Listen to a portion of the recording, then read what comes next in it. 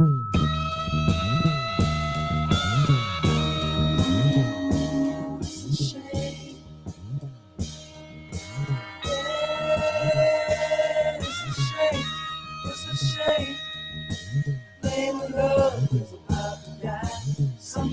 been by. Never love is about to die. Somebody been by. Never love is about to die. Somebody been by. Never love is about to die. Somebody been by. Love is dying today. Somebody been by. Blame on love is dying, I say. We're gonna bend the back. Come on along.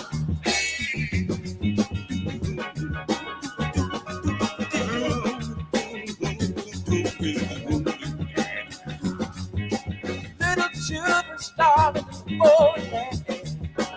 Talk about it, brother. Come on. Man afraid to take the broken hand. Woman in trouble calling, but nobody cares.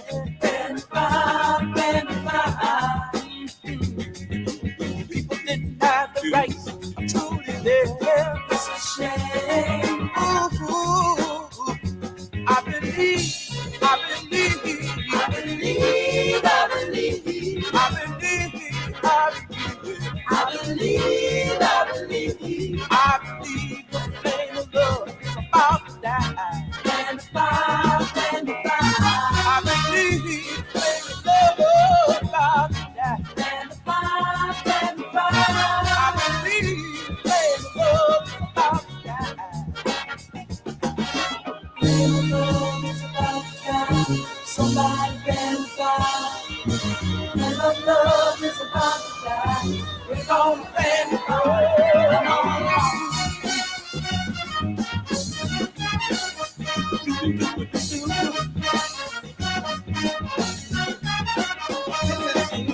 While I'm striking down things in a piece.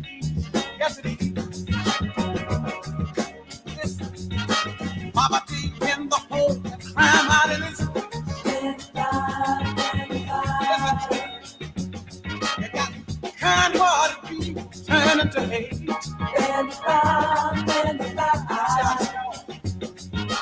Man's about to destroy the human race. Yes. Oh, wait. Listen. I believe, I believe, I believe, I believe, I believe, I believe, I believe. The flame of love is about to die. I believe about to die. I believe it's about to die. Shame, shame, yeah. It's a shame, it's a shame. Somebody been found, and the love is about to die. Somebody been found, come on, man. Somebody come on, dear.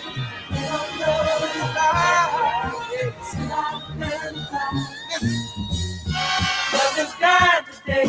Somebody fan the fire. Come on. Name of love is dying, I say. We're gonna fan the fire. Come on along.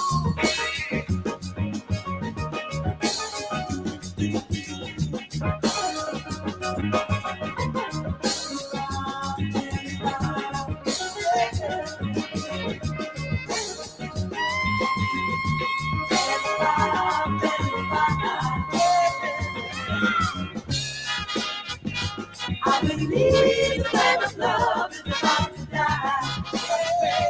I believe the flame of love is about to die.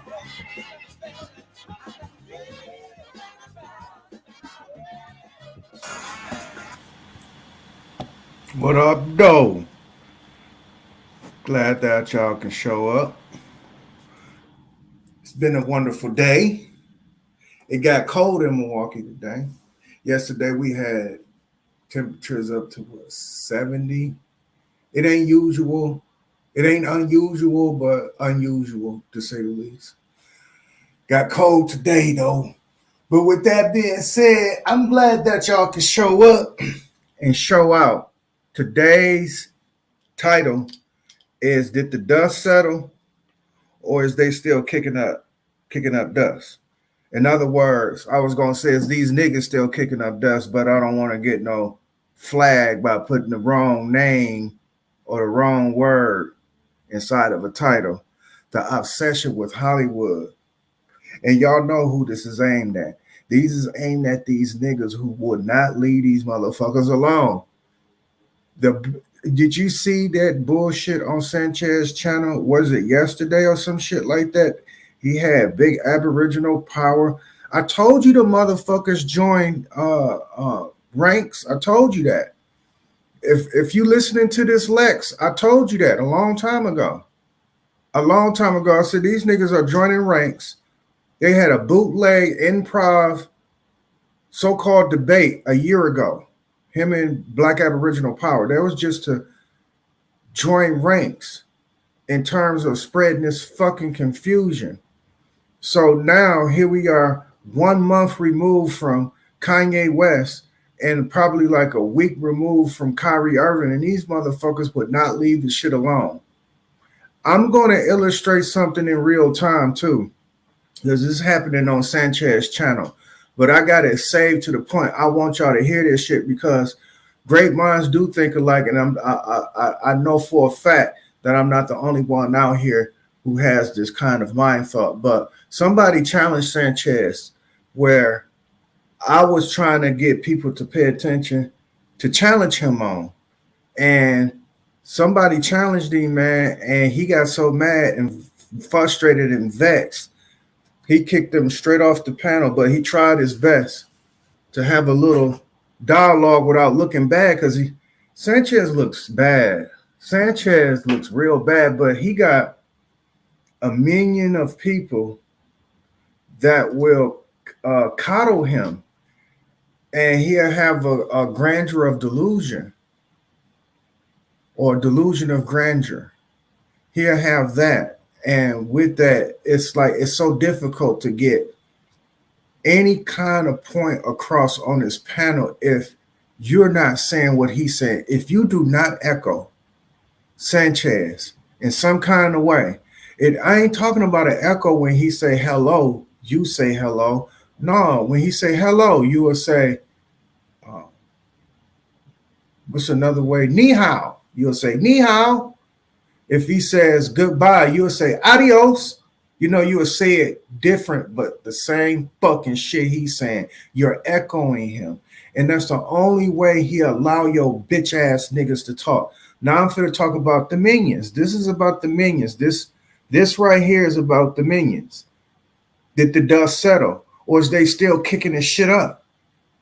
And here goes Sanchez with a fucking title called If the Blacks Say, nigga, you just had that title.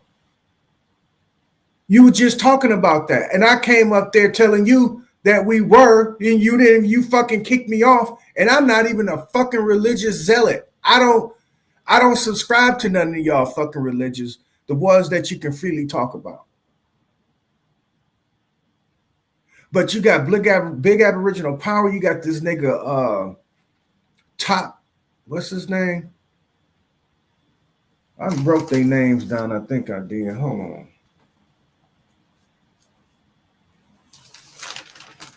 All right, they motherfucker. Chief Holiday, that's his name.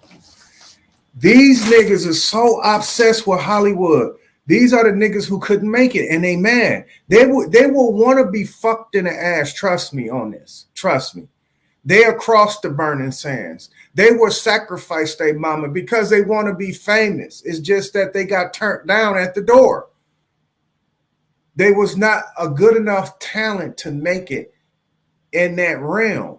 Rather, if they think that somebody is being sacrificed or not. Now, when we was talking about that, I was talking so fast on the show because it's like, thank God for the subconscious. This is what I say always. I say, thank God for the subconscious. Considering because that motherfucker catches everything. Nothing get past the subconscious mind. And with that being said, it only have to be said once, but to bring it forth to the forefront of your conscious mind, it would be difficult, if not at all. You know what I'm saying? It would not be at all that you will be able to recall some things that were said by me on Sanchez show, because I do try to fit so much in one goddamn saying, because the nigga do cut motherfuckers off. Like the dude said from before, dog, you cut me off every 5 seconds, and Sanchez talking about he being disingenuous. I said, ooh wee, this nigga here is. Now I'm starting to think that it's beyond him getting paid, and Lex Vortex, I will give him the benefit of the doubt to call the shit out, because I don't deal with demons or devils. I don't deal with that shit, but I know it when I see it. I just don't deal with it. And trust me, I'm finna turn my back on Sanchez because he is fitting that criteria as a demon or a devil. And I don't deal with the motherfuckers. I would rather pay my attention to the people, but y'all are starting to fucking upset me because y'all are aiding and abetting in him. Y'all fucking coddling him. The fuck is y'all problem? The nigga's an outright liar, and I'm going to prove it. But at the same time, considering what the title of the show is, because these dumbass niggas got an obsession with Hollywood, and they just keep kicking the shit up, keep kicking it up. Dog, you know how much shit is happening in Hollywood right now?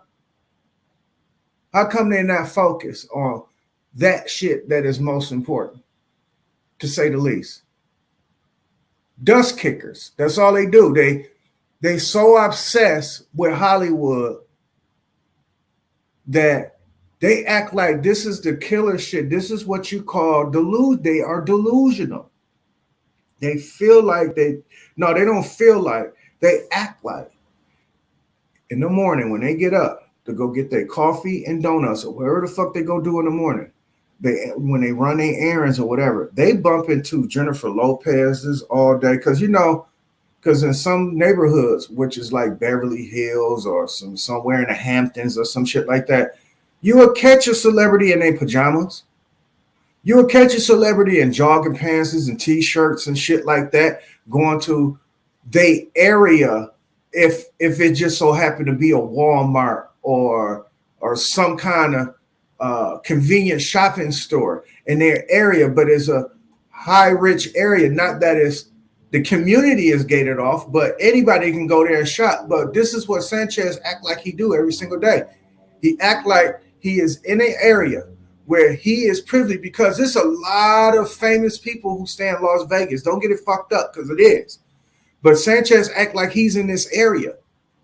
And when he get his coffee and donuts in the morning, he bump into these people every day to have everyday conversations with them, to double down and to solidify his claim to Hollywood that they are a bunch of devils, and they are part of the Baphomet or whatever the fuck he be saying. I'm tired of repeating this bitch ass nigga, so I'm gonna say it the way I'm gonna say it. And trust me, y'all will understand without me saying, you understand? But with that being said, because when you hear me say you understand me, trust me, it's not in the manner the way they said it, the way they say it. Trust me on that. And with that, I'm going to play this little part on Sanchez's show today where a dude challenged him on the Hebrew cosmology. Because look at his title. His title says, let me read it correctly. His title says, if blacks are the real Jews, who were first then? Why are the fake Jews teaching us? Join the call. I wouldn't dare go back up there. But what I do know is that I'm spreading like a motherfucking like a wild weed. And I'm talking about one of those good weeds. But I'm spreading because the dude kind of asked the question that I begged on my channel. I said, for anybody who go back up to Sanchez or whoever follows Sanchez, I begged them this question, asked the question.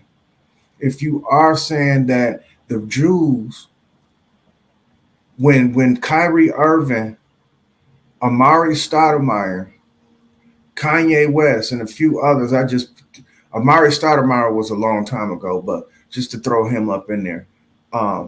Even Larry Johnson, nigga, you fool ass niggas, y'all don't keep up with y'all fucking the real people, but nonetheless, when they said that we are the real Jews, the agents of confusion came out full force, right?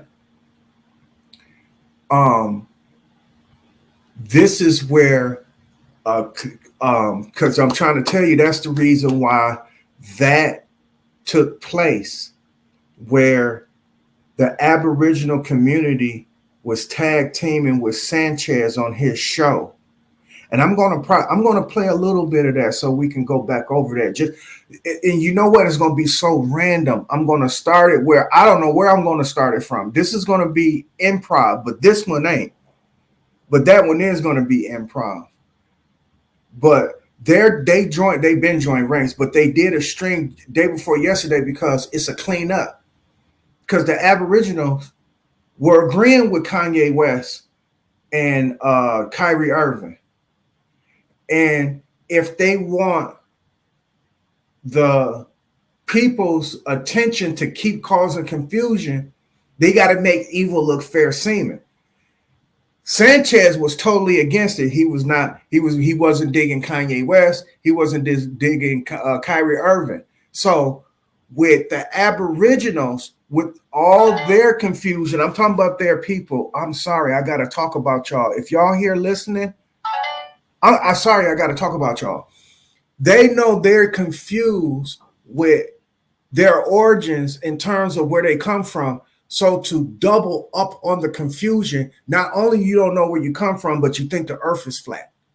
So now the doubling down on the confusion campaign it's like at an all-time high. It's been given a green light to go.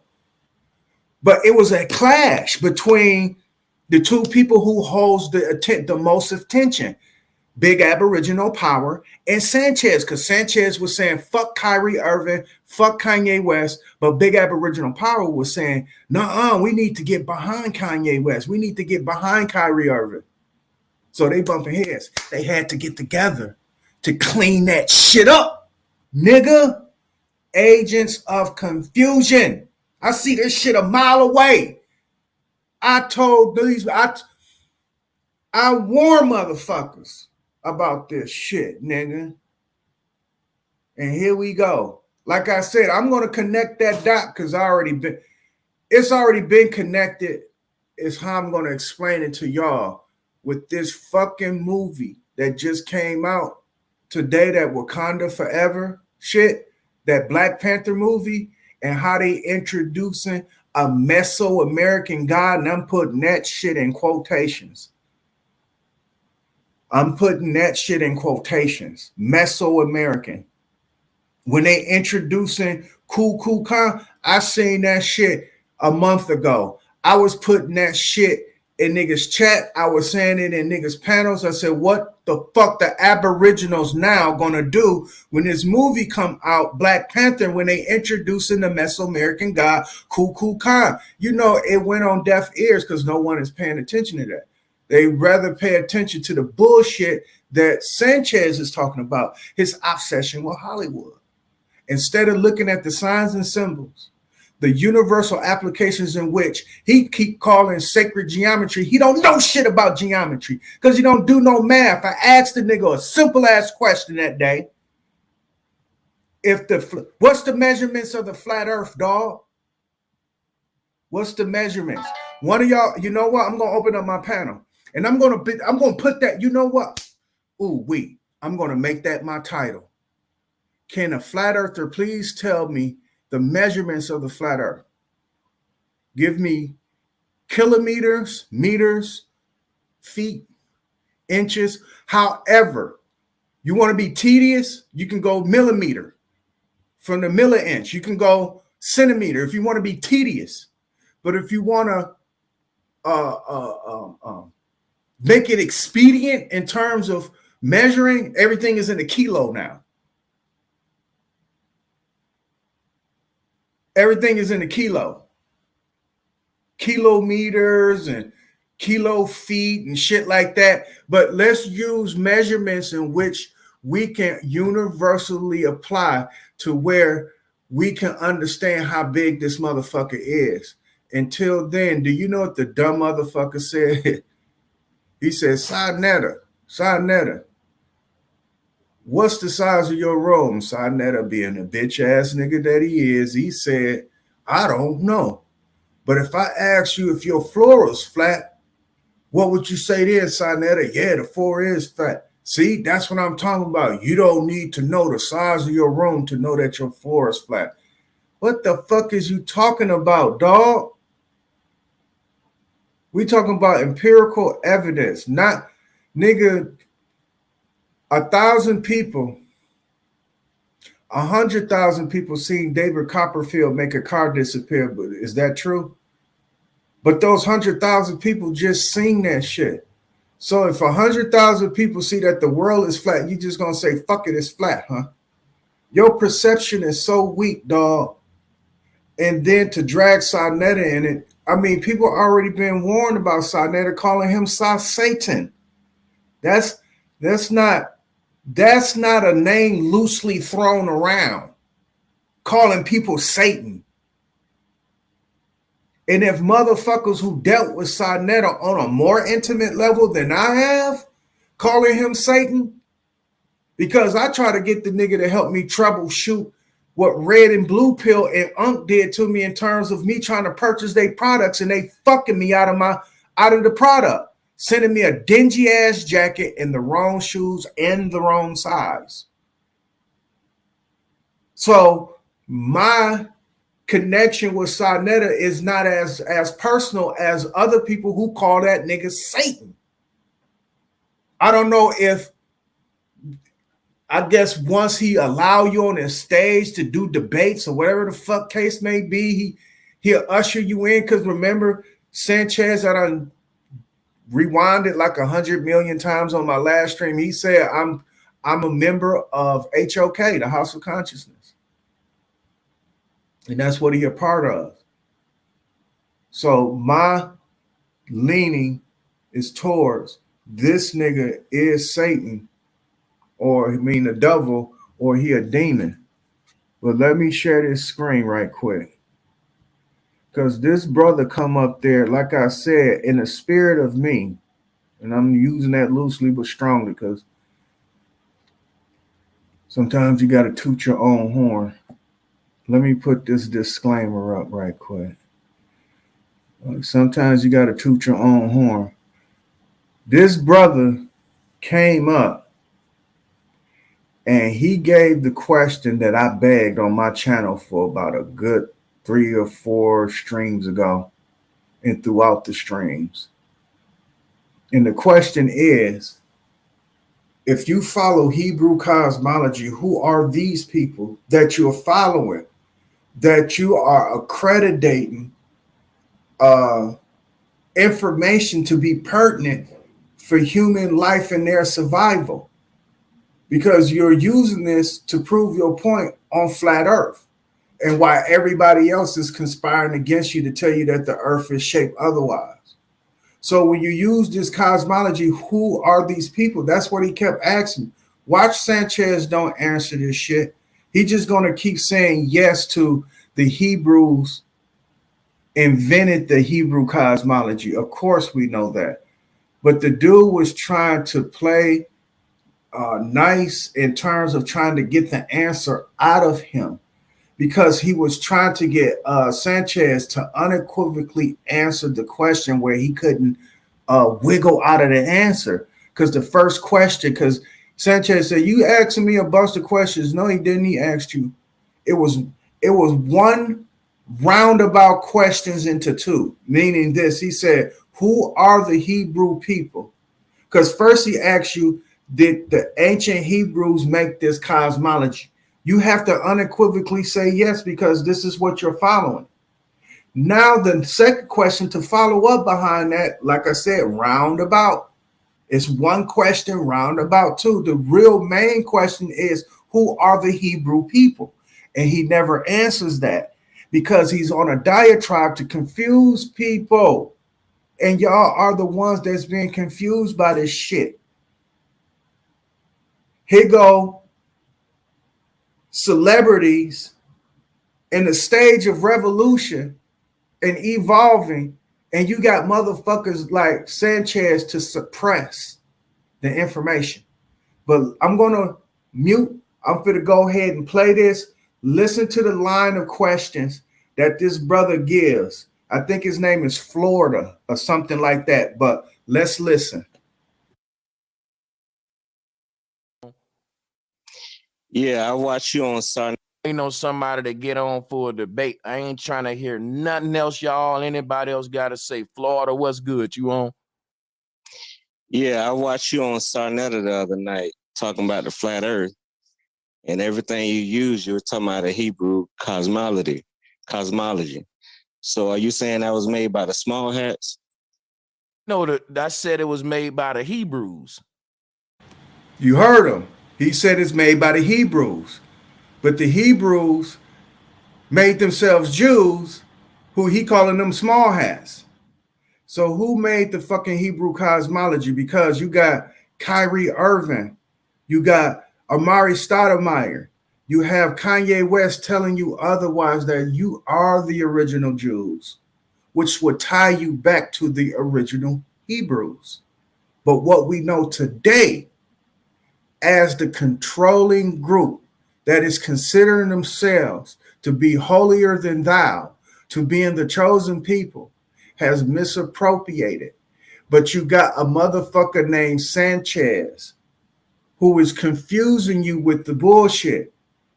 And not only that, you got a Sanchez, but you got a motherfucking black Aboriginal power or big Aboriginal power. You got a Chief Holiday. You have a Sister Bethy. You have all these the fucking Philly OGs of the world. You got all these motherfuckers who are confusing people about it. Because if you go according to black Aboriginal, big Aboriginal power, if you want to be on the side of, it's like it's almost like politics. Remember, it's like two birds, two wings of the same bird, right? In terms of that. To serve the same agenda, they'll give you two avenues in which you can serve the same agenda. In other words, big Aboriginal power is satisfying the constituents who say that Kyrie Irving and Kanye West is saying something good, which they are. But they have to confuse that. They have to fuck that up. So what they do on that side, they will agree with it. And then you got the contrarian, of course, called Sanchez, saying, nuh-uh, fuck that, blah, blah, blah, just to keep building on his mystique, to say the least. To keep building on his mystique, he'd just go the total opposite way. But big Aboriginal power, Chief Holiday, Sister Bethy, and all the other Aboriginals came to his show. They must have texted, because they just don't come up to a show. No, this show was planned and not improvised. And they text Sanchez and told Sanchez, dog, we need to get together because we're saying opposites of each other, but we need to reel it in and say that we are with each other. Because if my people keep thinking that you are really against Kanye West and Kyrie Irving, they're going to get mad at the flat earthers. They're going to get mad at you. So it's going to be easy for anybody to come in who gives some good logic, real logic in real sense. They can poison the mind. That's how they thinking, trust me. Or they can get the person to think otherwise. So what they did, they all got together on Sanchez channel because he commands more of the people. They all went on Sanchez channel, and plus that dude called himself DJ Cuddy or some shit like that. All of them went up there to double down on the bullshit because they obsessed with Hollywood. But let us listen to this brother in the line of questions that he gonna give. Now listen to the questions, y'all. Who is cosmology? So are you saying that was made by the small hats? No, I said it was made by the Hebrews. Who is that? Hebrews were people who belonged to Abraham, the first people who created the Abrahamic faith, the followers of Abraham, the faith of Abraham. Because this, matter of fact, let's go back to the screen share. I teach about this, man. Brahmanism predates Christianity. Brahmanism predates Christianity. You heard that, right? He said Brahmanism predates Christianity. The Hebrews are the people who followed Abraham. These were your first form. Hebrews are the people who follow Abraham. Whatever how in the fuck he's trying to pronounce Abraham, because of his country bunking ass dialect, he feel like he can twist words and make them sound like that shit don't belong. It don't. But Hebrews are the original people of the Abraham. Forms of Christians on the earth. And what we see here is that they believe in a flat earth. So if you want to go into Brahmanism, Abraham, that's... He asks you who the fucking people are, dog. He ain't asking you about no fucking cosmology. He know that you're using that. He wants to know who are these people. In other words, dog, you got to start giving geological description, like the land on which they were from. You're gonna have to start giving cultural facts. If you can tie in clothes or what they used to eat and all this and that, or you can give a person an idea who these people were. But was these people in Brazil? Was these people in Australia? Were these people in Canada? Were these people in Africa? Because anytime you say Africa, you trigger these niggas, you fucking agent ass, Bucky the Barn ass niggas. But if you say Africa, you will trigger them. But is this ancient Hebrew cosmology the way you explain it? And where the fuck is it? Because he's trying to figure that out, nigga. When he said, who are these people? They are the Abrahamic faith. Okay. Now you can't escape it. Okay. Now if he keep going down a fucking rabbit hole with your stupid ass and say, who is Abraham? And all that dumb shit, which he don't. You still look stupid, you dumbass nigga. Let us move. It's easy, man. I do that all the time. So just to be clear, this don't have nothing to do with the Bible. Yeah, this conception is based upon Bible scriptures. Who got that? Hold on. Can you show me what scriptures? Hold on a minute. Let me do something. Let the brother. Peace and love, Linda. Peace and love. Glad that you can show up. Talking to right now, give me a mic check. Mic check 1 2. Okay. Ooh. Let me do one thing. One more mic check from him.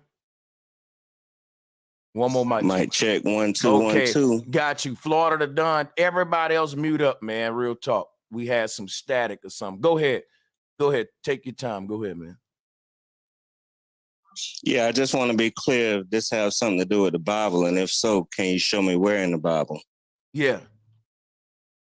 Easy. How long you been studying flat earth, by the way?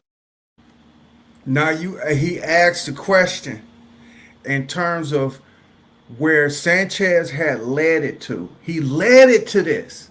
Sanchez led it to this. So he asked the question, okay, since you getting away from the original question of who these people are.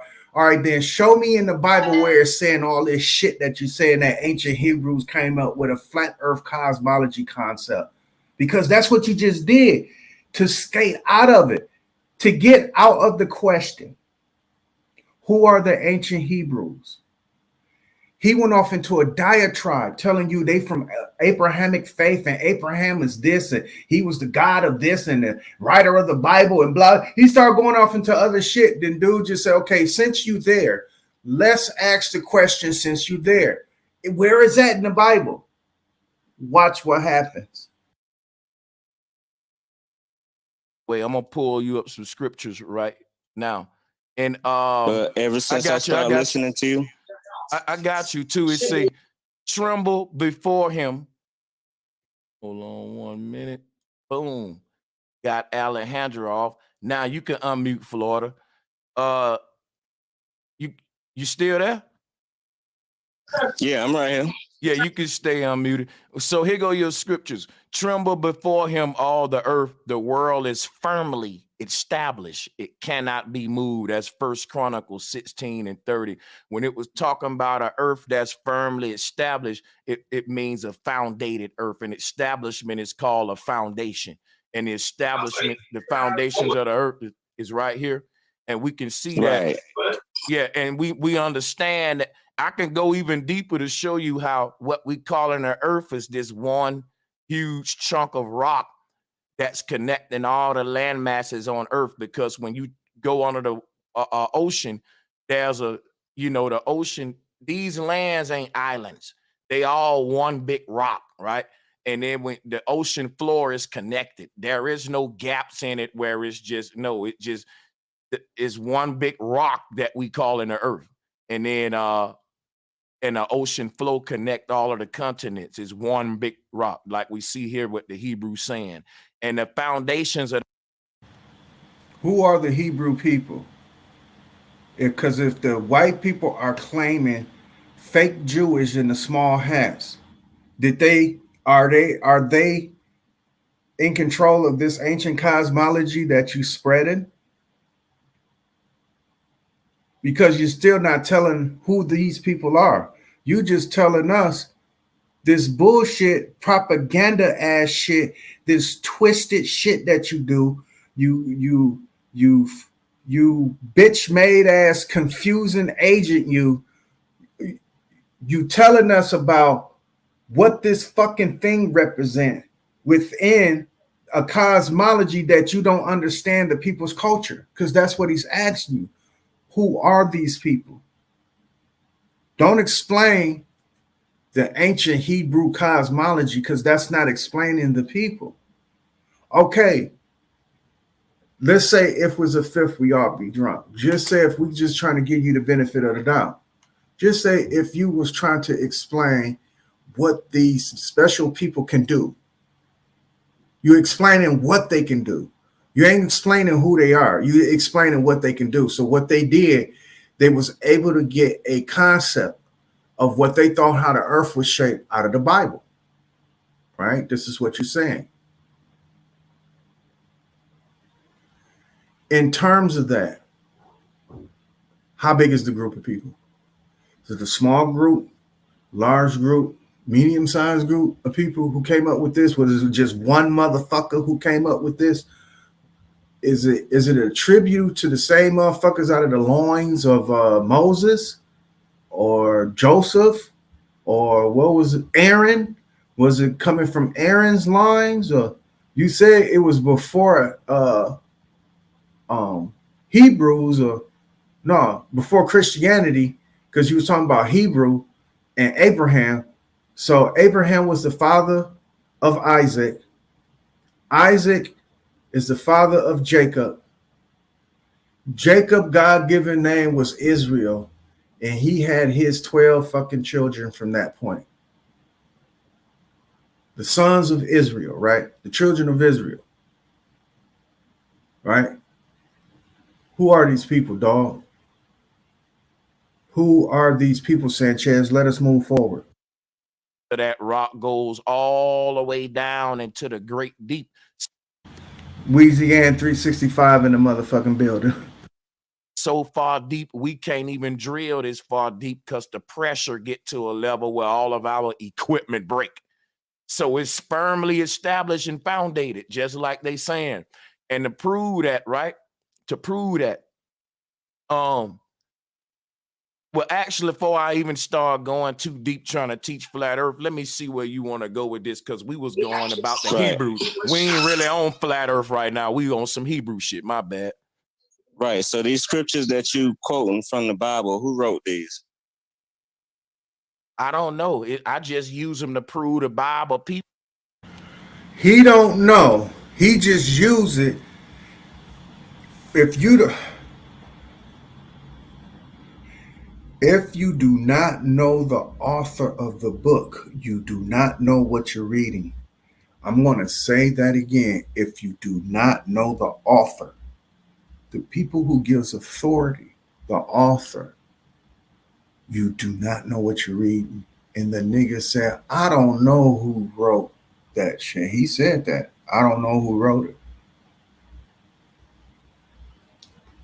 Give me your intellectual, educational assumption or guess about it.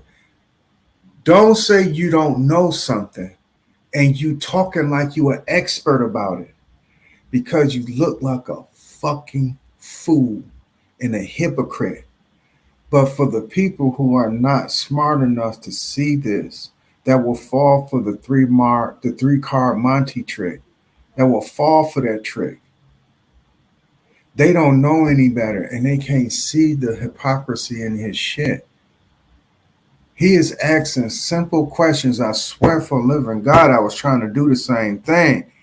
And because I can't, and I went on I went on a diatribe, like 3-4 streams straight, if I'm not mistaken.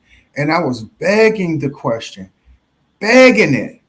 If somebody please go on Sanchez and ask him about this Hebrew cosmology, if that's the case, and you're trying to say Jews are not black people and this and that, where in the fuck is you getting your information from, dog? Where in the fuck is you sound like a hypocrite. You saying they synagogues of Satan and all this bullshit, and you don't know what the fuck you're talking about. People that whoever wrote the Bible, they knew the earth was flat. Right. So it's true. Whoever wrote the Bible knew that the earth was flat. You hear that shit? And the reason why he says that and he keeps on with that, because the people who subscribe to him are Christians. They're Christians. They are what they call crypto Christians. They act like they're not Christians. They run around this motherfucker acting like flat earth is a new religion, but in deep down, they are Christians. They are crypto Christians. Let us move forward. Truth. Would you give that truth to the small hat Jews? Why don't listen? If I say I don't know a question, why don't you teach me, my brother? Who wrote the Bible? You know? No, because you've been talking about the small hats and how the black Hebrews trying to be like the small hats. But when it comes to this cosmology, you say you don't know. So you got to go with the show. Put his ass in conundrum. Put his ass in a conundrum. He's just like how I be trying to say, how in the fuck you on an expert on one thing, but then again, you're dumb on another. You are expert on telling us that it's ancient Hebrew cosmology, telling that the earth is flat, but you can't tell it where it came from and who the people are. You telling us that the small hats are devils and shit and this and that, but you can't tell us where that shit stems from. Why they doing it? Why are they doing it? We know that they devils, but why are they devils? Why are they biting the tips off of foreskin on a baby's penis? Sanchez, I'm telling you, and Sanchez is sexually perverted. I'm gonna find that shit. That nigga is sexually perverted. And guess who was egging this fool ass on? Alkaline City. Alkaline City. That nigga was egging his ass right a fucking along. Them niggas are sexually perverted, dog. Sexually perverted. sexually perverted. Check this out, right? I'm going to play this. I'm going to explain this though. Alkaline City was trying to explain a so-called ritual that takes place during the inauguration, right? I guess it's supposed to be some shit. I don't know where he got it from. I never seen it. Need to prove it. But he said that in one instance, they are sacrificing themselves to the Egyptian way of Osiris and Isis and Horus and Set. This is what he said, that they go through a penis or phallic ritual where Isis had to put Osiris back together, right? And the only thing that was left was the penis. And they used this penis for power. He's taking this old story that is mistold because people couldn't read the Metanetta right. He's taking that story. It's just like taking a story from the Bible and misquoting it. And that's exactly what he's doing. So he said during this time, their eyes are rolled back. And when he said that, that's when Sanchez perverted ass jumps in and said, yeah, that's when they getting head. They getting head from the head god. He was trying to make in front of the Egyptian way of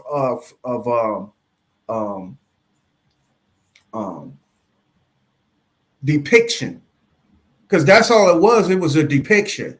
It was interpreted up to you because this is the saying, and it's not a saying, but it's just what it is.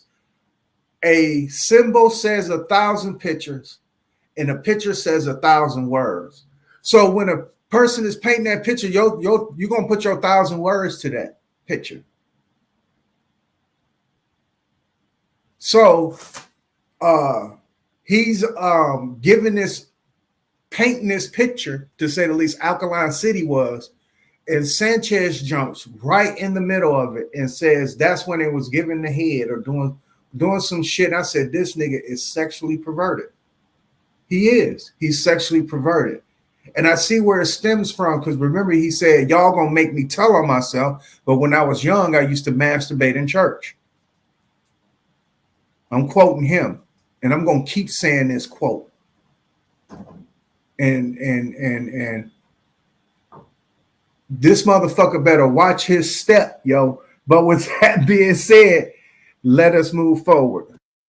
I know about the cosmology. I just don't know. Keep the same no, energy listen. Stop, brother.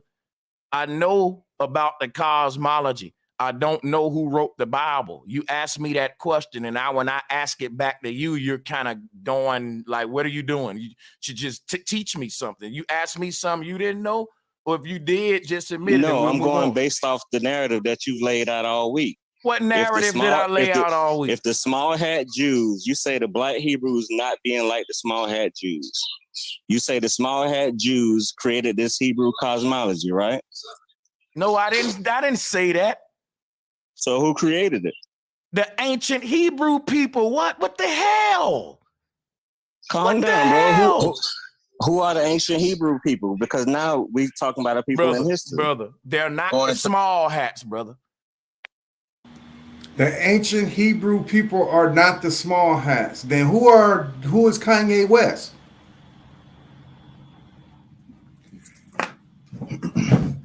Follow me, y'all, because we got it up here.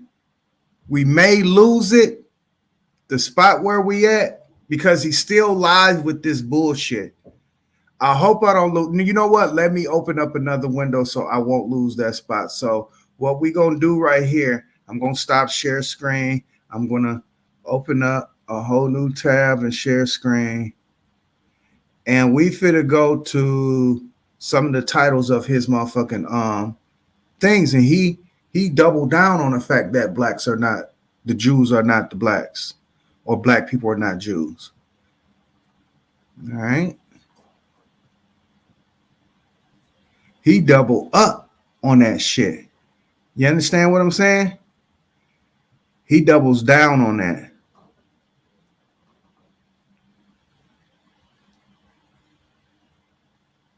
Hold on, where I'm at.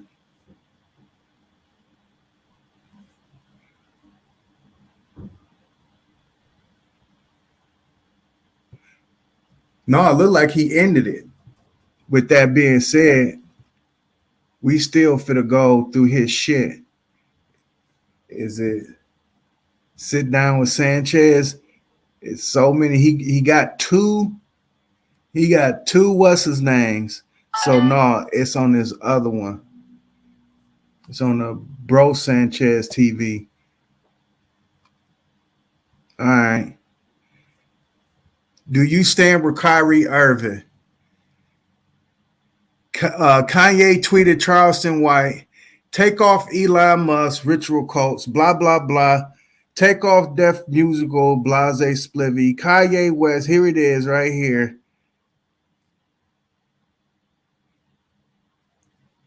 This is where the crux of it is at.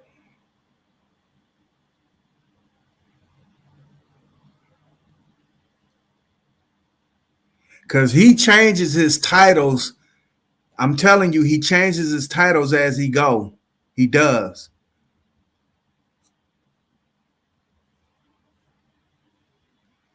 All right.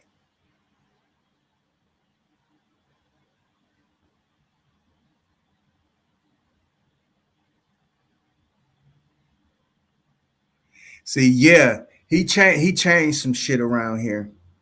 He changed it. Because I'm pretty sure in one of these two, because he got Ye proves blacks will be exterminated.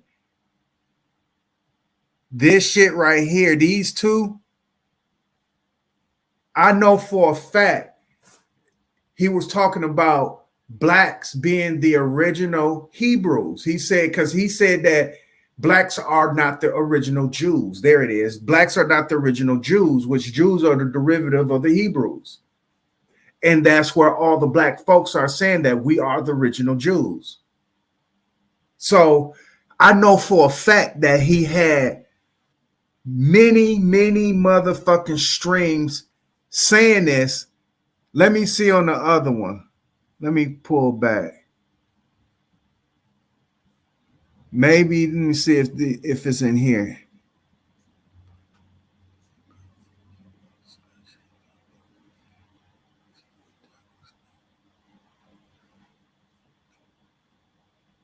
Nope, he don't even got it up in here in this one.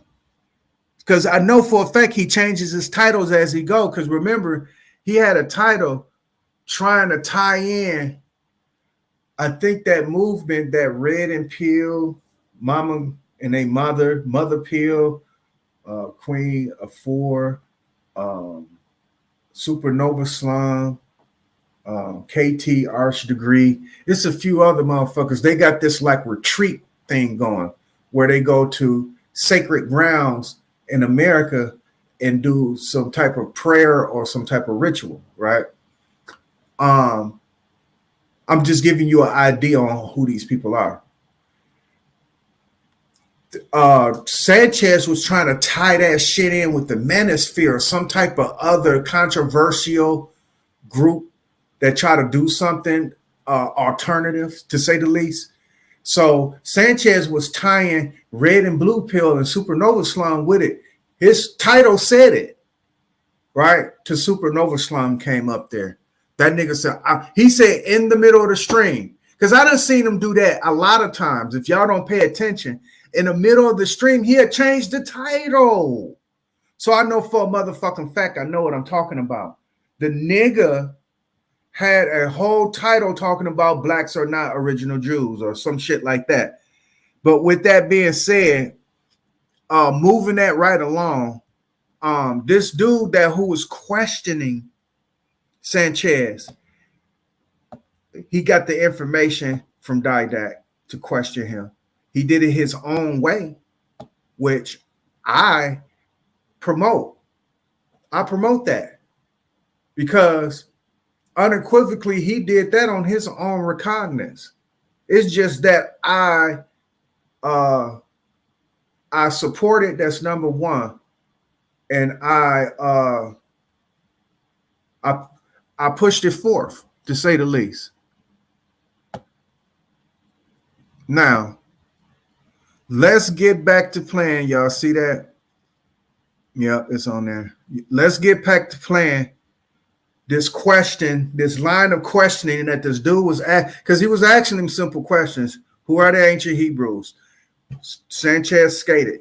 He said, okay, since you're talking about the Bible, where in the Bible does it say that this ancient Hebrew cosmology exists? Then Sanchez read off a verse talking about the earth shall not be moved and all this and that. And then he went off into another diatribe talking about one solid rock and all that bullshit. And then dude came back to the original crux of the question. He was like, okay, these Jews in a small hat. So you saying they created this? And Sanchez said, no, I'm not saying that. Hell no, I'm not saying. He's like, calm down, hold on. He was like, the ancient Hebrews created it. He was like, who are the ancient Hebrews? Let us move forward. Ain't that ancient cosmology, right? No, I didn't say that. So who created it? It just admitted. No, I'm going based off the narrative that you've laid out all week. What narrative did I lay out all week? If the small hat Jews, you say the black Hebrews not being like the small hat Jews. You say the small hat Jews created this Hebrew cosmology, right? No, I didn't say that. So who created it? The ancient Hebrew people. What the hell? Calm down, bro. Who are the ancient Hebrew people? Because now we're talking about the people in history. Brother, they're not the small hats, brother. Ain't that ancient about the small hats. Using the word ancient with these small hats shows you need to research a little. That's what you're thinking, bro. No, I'm asking you. You saying the small hats wrote this ancient I'm telling you everything you asking, though, but you sending me around. But here's the thing, what's going on. You're sending me down a bottomless pit of questions that he said he's sending him down a bottomless pit of questions. Sanchez, the gig is up, baby. You're done for. Didac has exposed you to the bitch you are. You like a doll coming out of Mattel. You look like a boy, but when you take your pants off, you got no organ down there, nigga. You're not a motherfucking male or female. That's the reason why you're so perverted in your mind. But let us push forward. That is I'm like, where are you taking me? It'll like put me in a car, and I'm like, where we going? No, and we've been in corners and shit. Like, well, walk with me for a second. No, you tell us what the ancient. Hold on, bro. Who is this? Who is this talking? He's supposed to be on mute. We're trying to walk with you, though, bro. Woke is the new sleep in the motherfucking building. Okay. Yes or no? The Hebrew cosmology that you use every day to prove the fact right here in front of us, right? Was that created by actual humans, or is that based on myth? Brother, this is a conception of the universe. Yes, it was. Because everything else is myth when it doesn't apply to whatever Sanchez think what it doesn't apply to. Now all of a sudden this is not mythology right here. This is not mythology, is what is real now. Now the people are real now. Because see, like I said, I just sparked the idea. People carry it on. They do it on their own recognizance. Whoever that was, because he kept calling them Florida, right? Whoever that was, they were, you know how in a rodeo, how you tie up the feet and shit so they can't run no more? That's exactly what he did to Sanchez, so he can't run. So now we are talking about a real people. So who are these? He get back to the boiling crux of the question. Who are the ancient Hebrews? Let us move forward.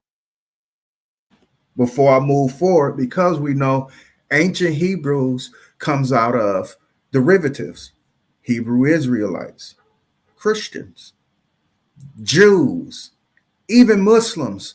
If you want to tie the Abrahamic faith as this one base of where all mysterious religions come from, or your mythos stories come from, out of this one Abrahamic thing, the derivative of what ties people close to the Hebrew faith is Jews. Christians, they far removed, but not that far removed. Muslims are far removed from it, to say the least, because they start with Ishmael. Even though Ishmael comes from Abraham, because Ishmael is Isaac's brother, considering the story of Ishmael get turned into the story of the Muslims. So considering that these people derive from Abraham, whatever the fuck how you trying to pronounce the shit, who are these people? Why are you so infatuated and obsessed with Hollywood when they say they are the original Jews? Like Sammy Davis Jr., but you was not even old enough, probably not even born, but not even old enough to have any controversial thought about Sammy Davis Jr. He was running around, one of the first entertainers, talking about he was a black Jew, a black original Jew. They respected that motherfucker so much they let that nigga into places that they would not let niggas into. You dumbass motherfucker. And I'm telling you, y'all, it's mentalities like Sanchez's that drives the entertainer out of the hood. Okay, let us finish this, and then we're gonna get to the reason why I know that they're obsessed with Hollywood. But let us finish this line of questioning.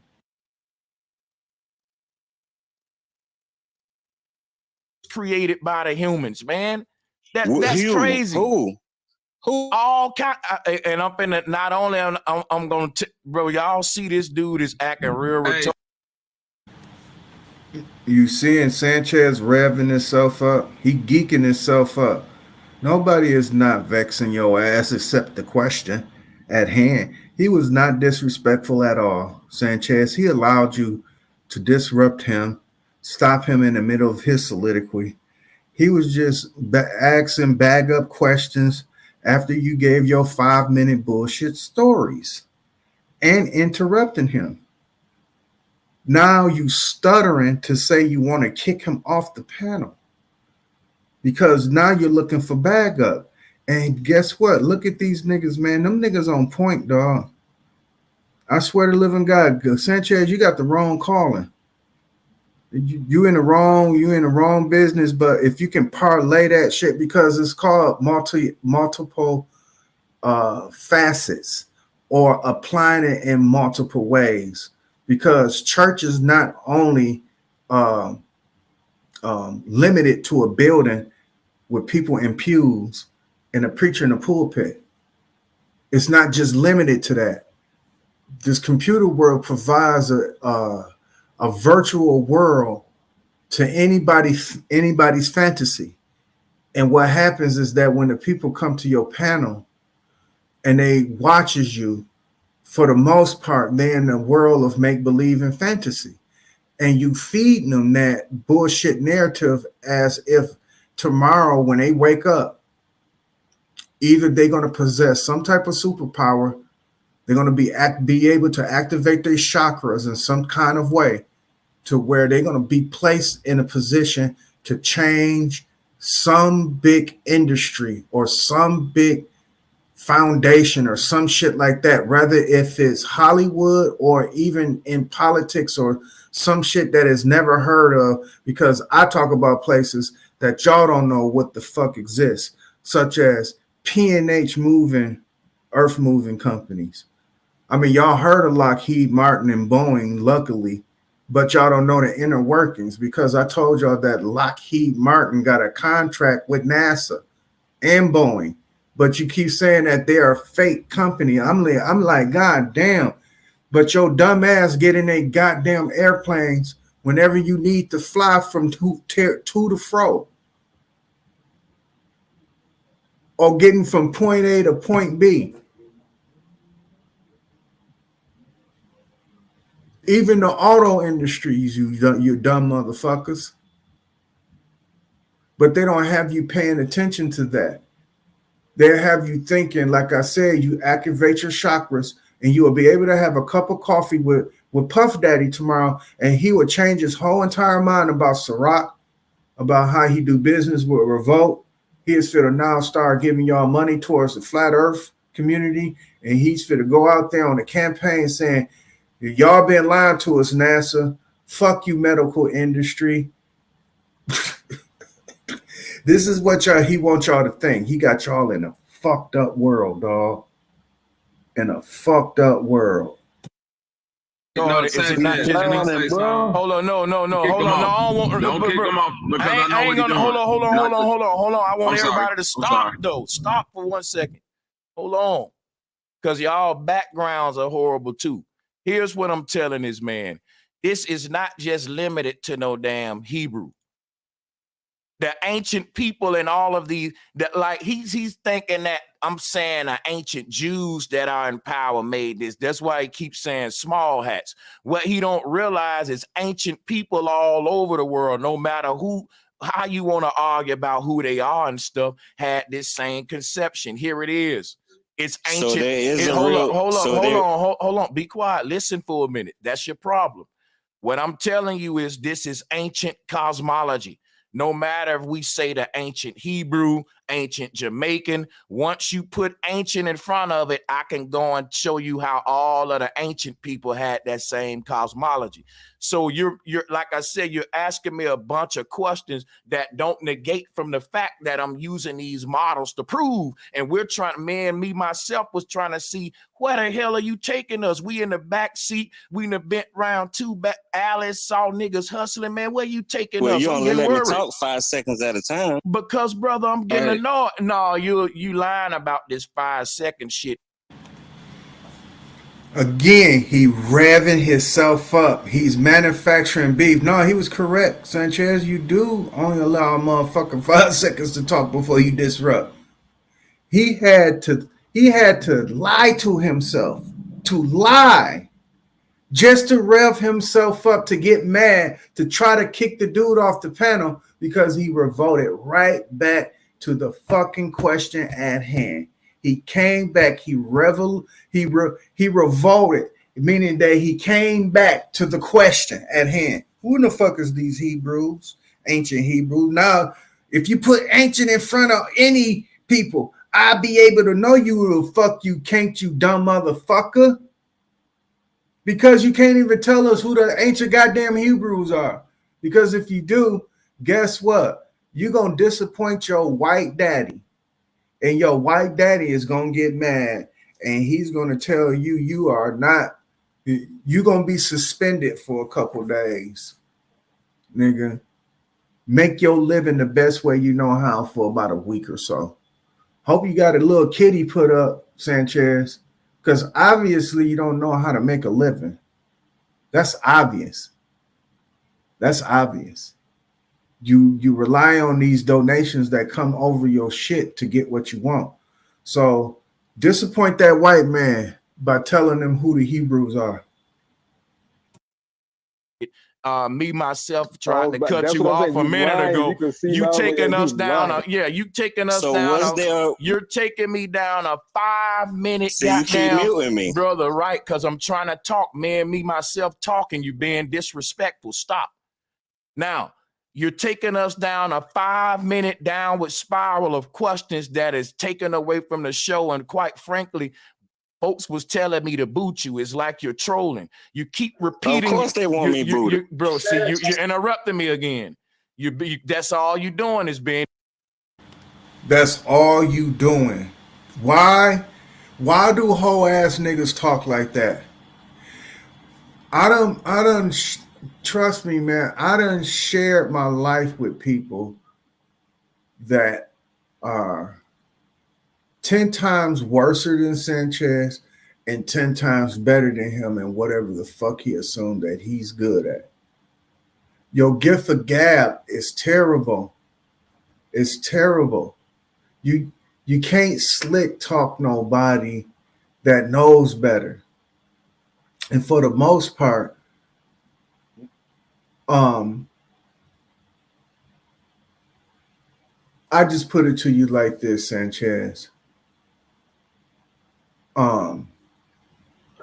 It's gonna come a time you ain't gonna know it because it's in. I can speak this. Excuse me, I'm belching. I can speak this unequivocally. Y'all gonna hear it. The 14 people who are watching, peace and love to HOTC in the motherfucking building. But I'm speaking this to the 14 people who are watching me. He's gonna let me up no matter what. And if you listening, Sanchez, I guarantee you're gonna let me up. But it's gonna come a time where you ain't gonna know what I'm gonna hit you with, dog. Because I'm gonna hit you with some shit that's gonna hurt you real bad. Hurt you real bad because I'm getting sick of your shit. You just ain't know when it's gonna come. But that hammer gonna come down. It's gonna come down, but you ain't gonna hear it at all. And I guaranteed you, he's gonna let me up. He's going to let me up because he don't have no other choice in his power to do so. It's in my power. My 8 versus 1, who you think win? Who do you think win? Who do you think win 8 versus 1? You understand me?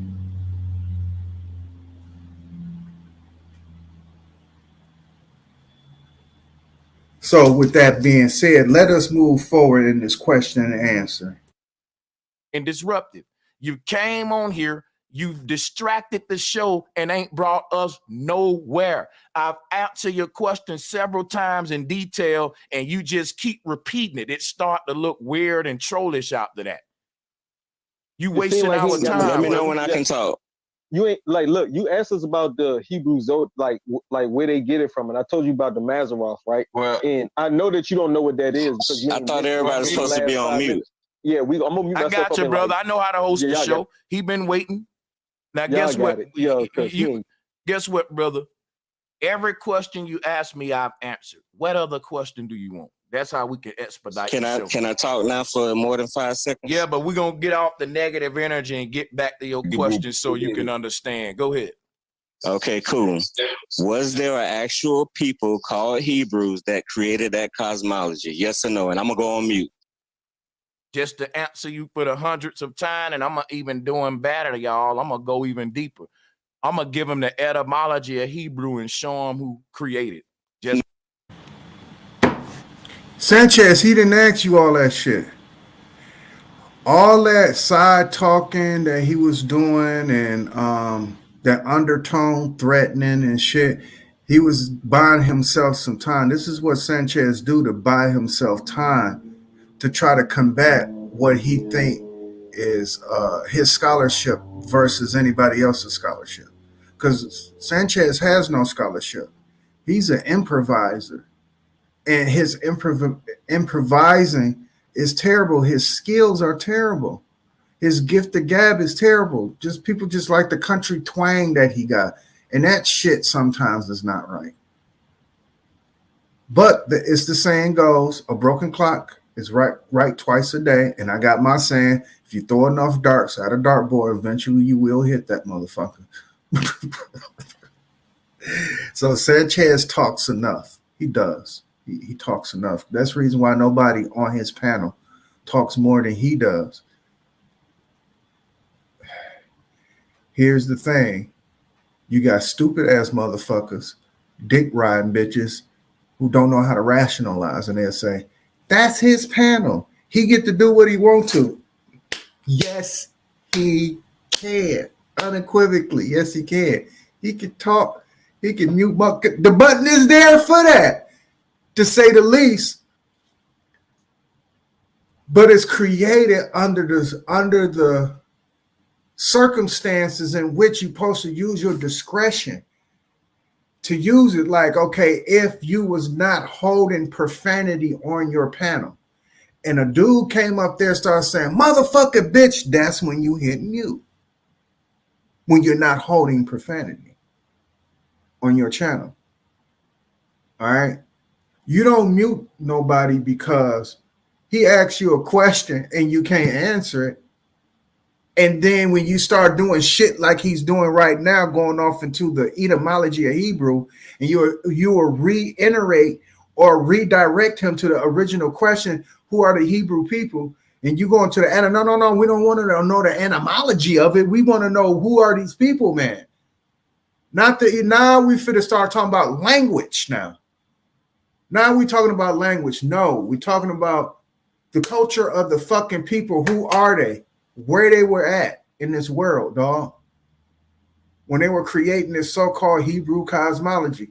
Somebody ripped the page right out of Didac's book, and I thank you, whoever it was. And the more I hear, the more he does sound like woke is the new sleep.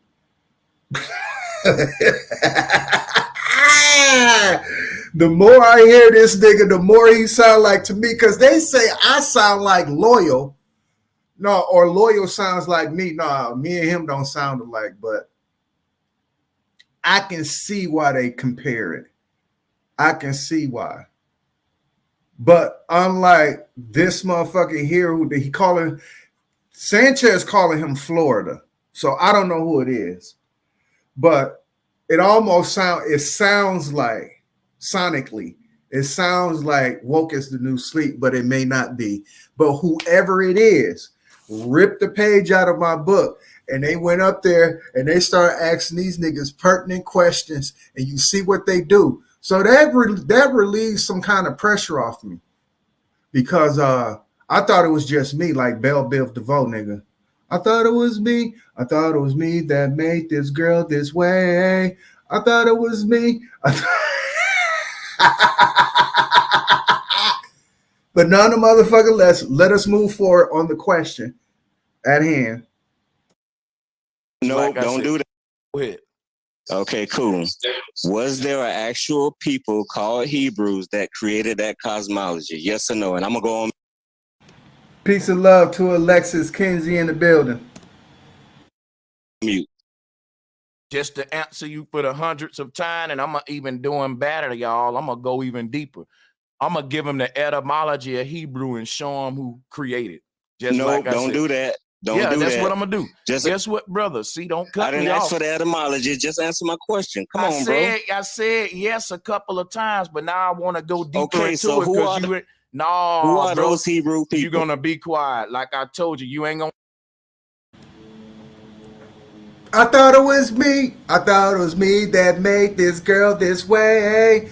I thought it was me. Come to find out she's like that every day. I thought it was me. Yeah, I thought it was Didac who made Sanchez vex. But somebody else came up in there. They did a very good job of asking this nigga straightforward questions. He got on Sanchez's ass, said, no. He tried to give him the Dikembe Mutombo.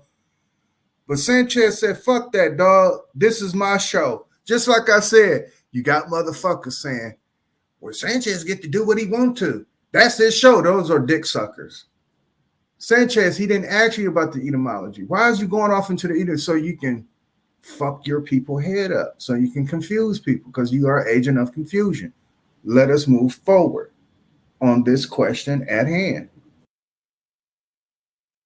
Don't send me on a downward spiral of questions when I try to answer one. Y'all see what he doing? Now, at this point, you're done. We're going to let you fall back. We're going to hear from some other people. You trolling. You don't want the truth. And guess what I'm going to do before I hear the flow? I'm disciplined enough to stay on mute. No, brother. And guess what I'm going to do? I'm going to go on teach you like I was been going to do. All right? So check this out, right? In the late 14th century, the word Hebrew started to reference a biblical Jew. Like niggas is saying, they saying anybody can be a Hebrew, and they making Hebrew and Jew synonymous. But I'm not gonna play that fucking rant because he's gonna go on for like a 10-minute rant. I just wanted to illustrate where somebody actually took a page out of my book and just asked him about Hebrew cosmology and the Jews. He refused to answer the question because the original question was this. Because he went on, like I said, he went on a whole fucking 2 weeks or 3 week diatribe on saying that black people are not the original Jews. Kanye West was saying blacks are the original Jew. Remember, Kanye West said that a month ago. That's the reason why you see the title of my shit talking about, is the motherfucking dust clear, or is these niggas still kicking this shit up? These niggas are still kicking the dust up. Y'all obsessed with Hollywood, but none the motherfucking less. He came in with the pertinent question to ask, since Kyrie Irving and Kanye West is saying that we are the original Jews, and this motherfucker saying, no, we ain't, and he's doubling down on it. So the brother came up and said, why do you teach Hebrew cosmology? He ripped the page right out of my book because I asked and begged the question. I can't never get it out because I can't see. Let me tell you something. This dude, Rob Notches, I guess he's a proclaimed, we're going to call him an extremist, a white extremist. I ain't going to even call him a white racist or a part of a hate group because I don't know who the fuck he is, but he's definitely extreme. He's definitely extreme. Why do Philly OG, Sister Bethy, and Sanchez, and I also seen them on Root Words, why do y'all have more tolerance for this white extremist than you do your own brother Didac? And your own brother Didac is just trying to tie back in where your African heritage, the best of you, that's in your DNA. No, it's not the quantity in your blood. The quantity that's in your blood is definitely Aboriginal American. But the quality in your blood, nigga, is African.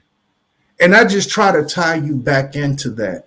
And I get hated and cut off quicker and more than Rob Notches, who is a proclaimed white extremist. Y'all got more tolerance to talk and dialogue with this motherfucker than Didactagon, the auto man? Agents, I'm telling you. That's the only thing I can conclude. That's the only conclusion I can come to. These motherfuckers are agents of confusion.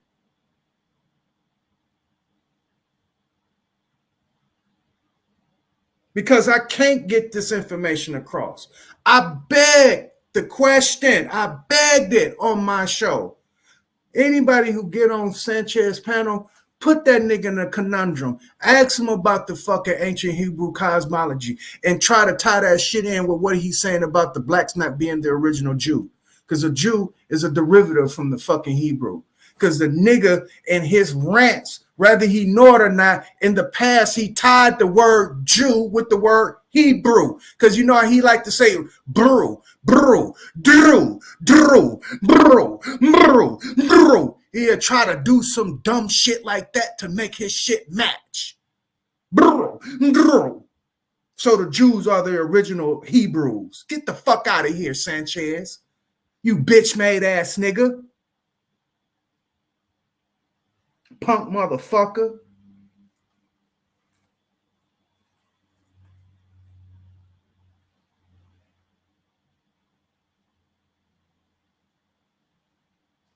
Now,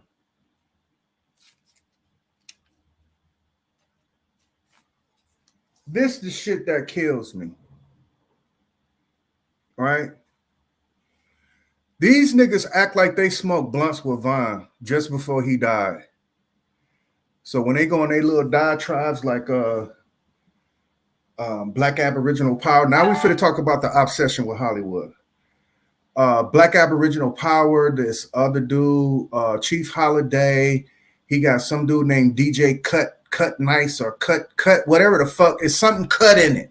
We're just gonna call him DJ Cuddy to be safe. All these Aboriginal motherfuckers. But they feel like they tied in with Hollywood some way, somehow. They vicariously living through whoever. Maybe one day Bootsy came through town and them niggas was able to smoke a blunt with him. I met LL Cool J. That don't mean I'm fucking Hollywood.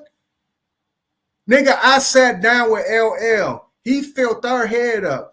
let my God be as busy as in heaven as he was in earth. But this was my best friend at the time. Yeah, when we was young, Fresh Fest came into town, you understand? LL Cool J, Fat Boys, Blase Spliffy Woo Woo. So I knew the back end of our hotels because I was a highly delinquent youth. So I used to be on the back ends and laundry rooms and shit and in the back areas where they fold the fucking linen and shit like that in our major hotels like the Hilton, the Hyatt Regency, shit like that. You know, because I was being delinquent, looking for the come up. You understand? Robbing industries and corporations, nigga, not breaking into people's houses and robbing my fellow motherfucker on the block. No, I take the shit downtown. You hoe ass niggas, but none of motherfucking less. Me knowing how this hotel worked in and out, LL Cool J and them was all standing the motherfucker. Dog, did you know that we spent all the way to the morning with these niggas? Vince, Slick Rick, De La Soul, Fat Boy, all these motherfuckers, we kicked it. I not one time thought that I was a fucking rapper and I'm finna go on tour with LL Cool J, but you couldn't tell my nigga Book that though. You could not. He thought we disappointing. But with that being said, you couldn't tell that nigga that. He thought we was going on tour, nigga. He thought we was going on tour, but we wasn't going nowhere. He realized as an adult, but it was a good dream. That was true. It was coming true because we did have a fantasy or vicariously live through these rappers, right? The LL Cool J with the swinging gold chain and all that shit. We vicariously lived through these people. So when we met them, we were starstruck. But I did calm down the moment I met him. The moment I met him, I was struck. After that, it was over with. Now we can have a conversation. It was just some off the wall shit, knowing that once they pack up, get on a tour bus and hit it, that's it. Rather if we probably made an impression. I bet you 10-1, LL probably, I don't know if he would probably remember it in his life. You know, because fast life, people tend to forget shit that just happened yesterday. So I know how the human being brain works. But if you do make a large impression on a person, they would never forget that shit. I don't give a fuck, it's 25 years later. They would never forget that. I'm raising my hand, everybody. And with that being said, I never forgot. I never forget the moment that we all met, the whole entire Fresh Fest. Everybody was there. This was back in 89. Back in 89, they came to Milwaukee, came to the Mecca. And after the show, I was like, I know how we can go see these motherfuckers. And I took my friend with me. And from my knowledge of going through back ways of getting in people's hotel rooms and shit like that, I got him in and we was in a back way because, you know, there are other utility elevators and shit. That's where we was at. We was in the utility areas. So we had back ways of getting in and they had bodyguards. No bullshit. Like Big Daddy Kane, that nigga had a bodyguard. He had a bodyguard outside the door. Yep. And we got on that floor and we seen the door open. This is some crazy shit. I'm telling y'all this. We seen the door open. We seen Big Daddy Kane and Slick Rick and that motherfucker. Right? And us being starstruck, we said their names. We said, I said Big Daddy Kane name loud. I said, they go Big Daddy Kane. I said that shit loud, the motherfucker. So he heard it. He came out and he had a talk with us. He had a talk with us. And then he went in his room and sent his bodyguard, nigga. He talked to us for 5 minutes, went back in his room, and his bodyguard said, y'all can't be on this flow no more. Nigga. Woo! But these niggas here, the reason why I told you that story is because it's not unique to meet celebrities every now and then blue moon. But you got these motherfuckers like Black Aboriginal Power who make it seem fair that they wake up every day talking to Kanye West. Like when they wake up in the morning, Chanel is right there, or Louis Vuitton is right down the block. Granted, downtown Chicago, they gentrified, moved y'all niggas up out of there, to say the least. The only access I would say to anybody who lives close to some shit like that is to say people who are granted to live in metropolitan area. But I'm talking about gated communities where these real motherfuckers stay at. And only time you get privileged to see these people if you stay in those same areas. These areas are wide open to the public, to say the least, not the gated communities. Like they Starbucks or they Chanel stores, Louis Vuitton, but you get chased out because ask Virgil, but let Virgil be as busy in heaven as he was on earth, but ask Virgil. In other words, you can Google the shit and find out that Virgil, who was the fucking head fashion director for the Off-White brand, that was the most selling of Louis Vuitton ever. He was in Beverly Hills and the police pulled that nigga over. So if you think you're privileged, nigga, if you think you're privileged, Black Aboriginal Power, if you think you're privileged, Sanchez, if you think you privileged, that Kid Cudi or DJ Cutmaster or whoever, if y'all think y'all that fucking privileged, we need to hear them saying stories. Until then, nigga, I would even give the benefit of the doubt.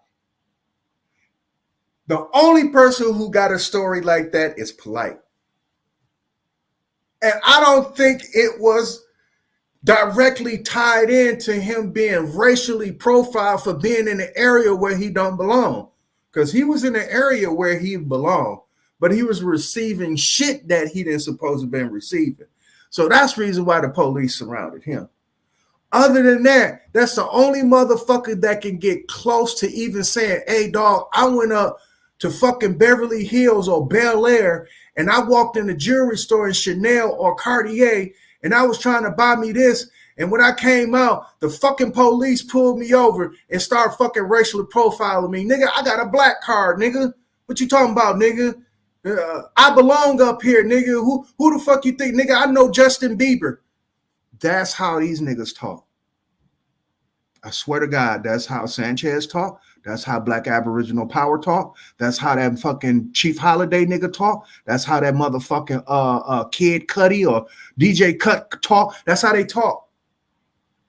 Like they been there and they have dinner every single day with Beyonce and they know what's going on in an industry and they can tell you tomorrow who's going to get sacrificed.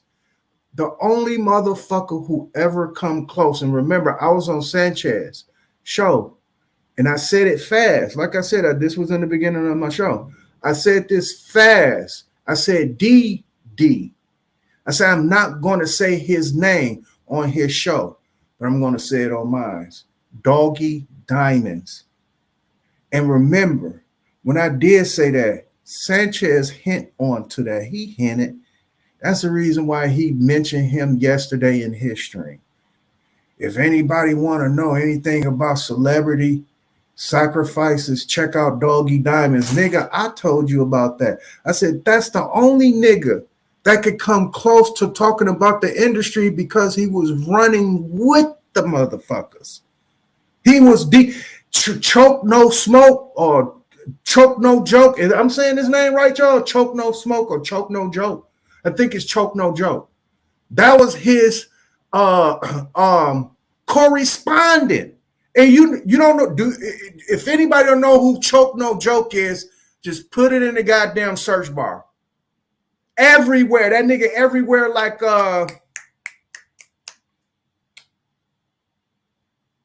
damn, what's the fuck that nigga name, man? He the most non-famous famous nigga.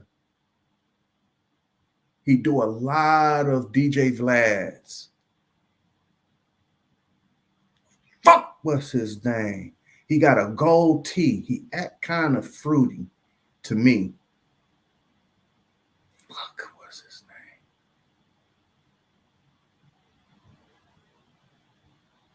He got a unique name too. Damn, I can't get his full. What's up, Big O? I can't get his fucking name out. I can't get his name out, man. Damn it. But that's besides the point. I watch his name gonna come out sooner or later. But with that being said, Big Aboriginal Power, Chief Holiday, all these motherfuckers act like they got a direct contact with these celebrities to come back to tell us that this is going on, this is who's being sacrificed, and blase splivy. Like I said, the only one who ever comes close that's on YouTube to tell these stories is Doggy Diamonds. And that's it. And Doggy Diamonds don't vouch for none of them niggas that's talking about what Hollywood is doing to a King Von or Triple X Testosterone. I'm probably saying his goddamn name wrong, but Pop Smoke. All these other celebrities that got popped under the duress of murdering, Nipsey Hussle and all these motherfuckers. Sanchez act like he got an interview. He had the interview with Cowboy on a day that Nipsey got murdered. He had the exclusive. Fuck Tom Brokaw, nigga, and what's that other anchor that's real famous? Fuck them niggas, nigga. The number one story is coming from Sanchez and Bat and all these Bat. Yeah, you a black African princess, all right, you dumbass nigga, but he need to change his name. But considering he calling himself Big Aboriginal Power, right? Considering it, him too. These niggas are delusional to think that they have inside stories on what celebrities do. Nigga.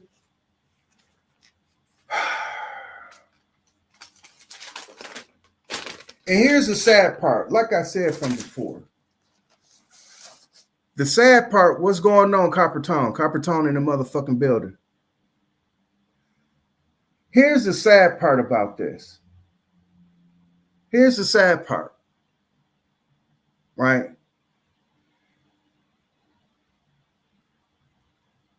The reason why one can vicariously live through them is because they do come up from the same rank and files. They do. They come from everybody's hood. And this is what happens. The mentality, like a Sanchez, who has this obsession for Hollywood, who hate it so much, that the moment that somebody make it, he automatically sacrifices his soul. He automatically is a demon. I mean, automatically. Not knowing that people will benefit without sacrificing themselves until the machine catches up. Or, because this is the ladder, and I'm speaking the latter here. They get in, sacrifice under the guise to make them think that they sacrificed their soul just to come up, but to get fucked over, and then get tired of it and say, fuck that, I'm finna expose you. Prince, Michael Jackson, Clarence Avant,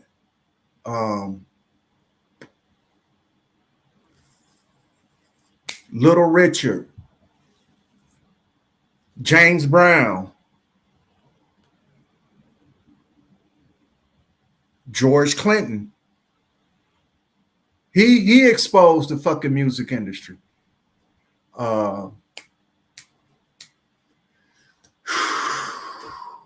It's a litany of people. It's a whole lot of motherfuckers who exposed the industry. So it's either one or the two.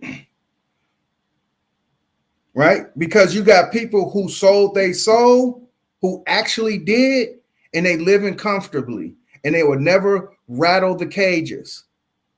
Jay-Z.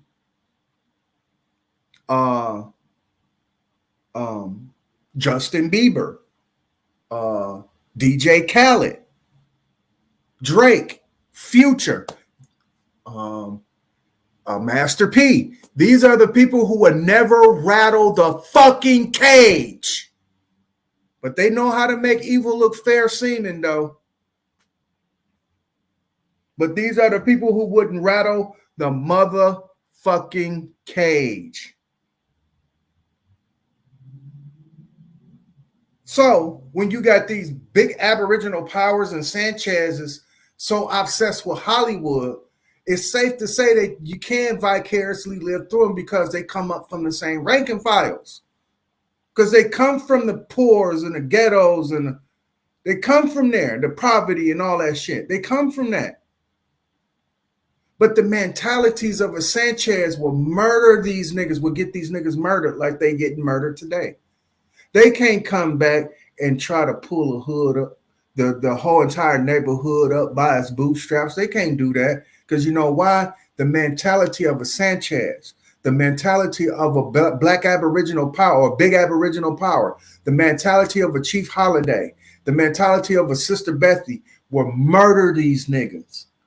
Or they will talk down in terms of where they think they at in life. Oh, nigga, you think you're uppity. They'll just talk down on a motherfucker. Dolph tried his best.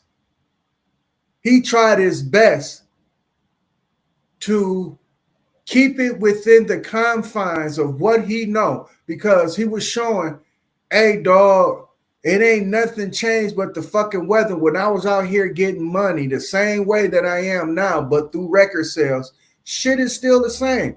Don't get it fucked up, y'all dumbass niggas. They still front the game. You stupid, dumb motherfuckers. That's the reason why they can vicariously talk about it. Why do you think they up for indictment? You dummies. Because they was fronting the shit. You dumbass fuckers.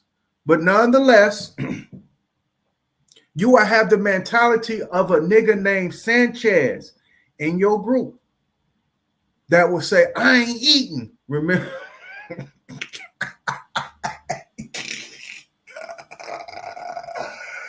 Oh, and what's that movie, State Property?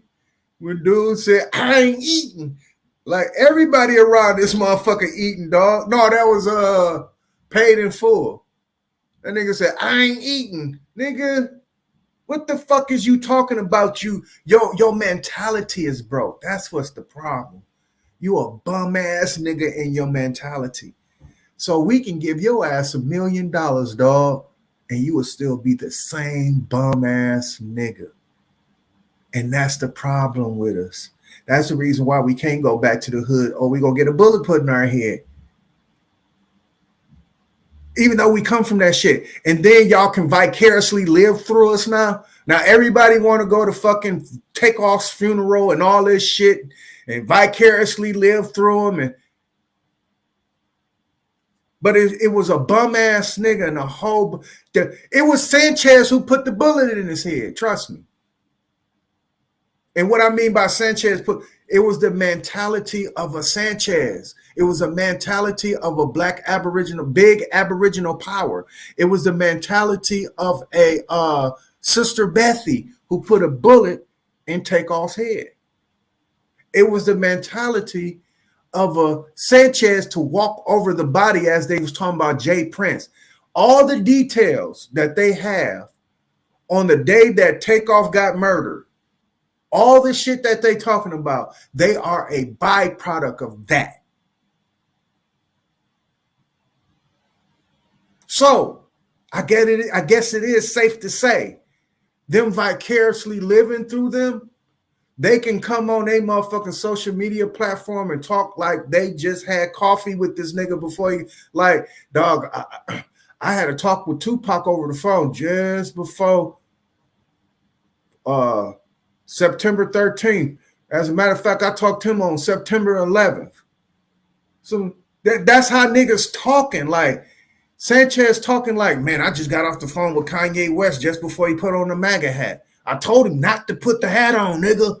Don't put the hat on. Don't put the MAGA. He gonna put the MAGA hat on anyway. So now I gotta go on my stream and make this whole goddamn 3-hour and 5-hour diatribe about Kanye West. I told that nigga not to put the hat on. I just had a talk with him 5 days ago when we were both up in Utah. Where, get the fuck out of here, Sanchez. Fuck out of here, big Aboriginal power. Fuck out of here. And check this out. I went on a nigga stream yesterday. Right? I asked the nigga was talking about Kyrie Irving again, right? He kept talking about Kyrie Irving. So I said, he said, he told me, don't be asking me the questions. I thought that's what we were supposed to have been doing. But I asked him the question, didn't Kyrie stand against the medical industry? Ain't that the number one pet peeve to his goddamn pet dog? Double entendre, y'all. Hey, I know how to rap too, y'all. Skibbity bop doo bop bop. Anyway,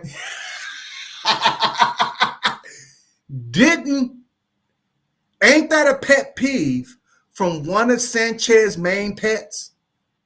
That fuck the medical industry. I don't like the medical industry. Everybody know who that is.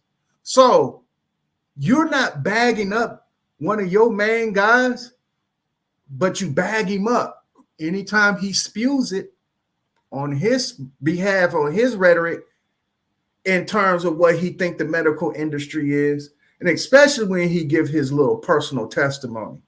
So you mean to tell me the mentality that Kyrie Irving got, the visceral feeling that Kyrie Irving got for the medical industry don't fit y'all agenda? So when I asked the question, did Kyrie Irving stand against the medical industry? Because the moment you would have said yes, you would have been in your conundrum, nigga. You would have been in your conundrum. He said, why is you asking me these questions? You asked the question. I said, listen, well, since you're not going to ask, I'm going to get straight to the point. Kyrie Irving was against the medical industry. And I said this because he was trying to compare and contrast the shit with the kids. I said that Kyrie Irving set an example for the youth. So when they are joining any kind of corporation or industry, they have something to stand on if they trying to tell them that they mandated to do anything.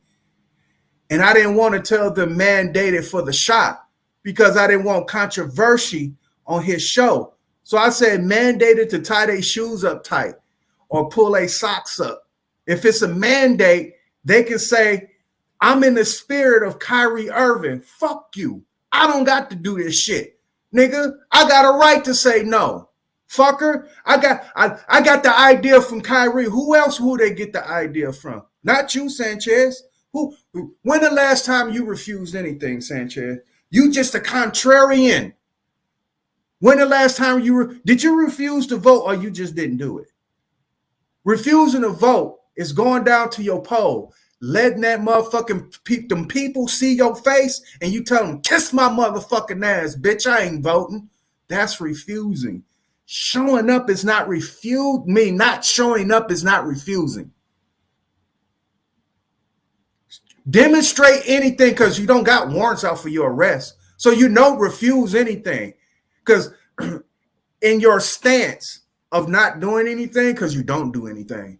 Just say if you had a warrant out for your arrest, then you will be refusing something because you're not turning yourself in. You're just not doing anything. If I'm trying to lessen the blow here for this man. Trust me, I am trying to lessen the blow for Sanchez. Because he ain't going to see it. I'm going to come up there. I'm going to hit that nigga so hard with shit that he ain't going to let me talk for 5. I'm waiting for I'm waiting for the foot to come down on the permanent ban. Because it's going to get to the point where I'm going to be permanently banned from his shit. His handlers are telling him this is good publicity because any publicity is publicity, whether bad or good. The key word in it is publicity. So his handlers are doing a good job in filibustering. And I'm glad that you put that word up in there in the chat room. But they are really good for filibustering, meaning that they just gonna crowd you with no information, but have the controversy on the panel in terms of the monotony that will be displayed if Sanchez is the only one that's talking. That's the reason why he even created beef among his own people, because he'll tell his own people, I want you to bring the smoke. Why in the fuck you want him to bring the smoke? This is supposed to be a build, not a breakdown in terms of what you think need to be broken down. Because nigga, y'all don't even know how to build nor break down. Y'all don't got no tools. But why would you ask your own people to bring smoke to a panel? That means this. His handlers are telling him it's banter. Banter is a seller. It is. Banter sells. People, please look that word up, banter. That shit sells. And in that, he created a space around it. So,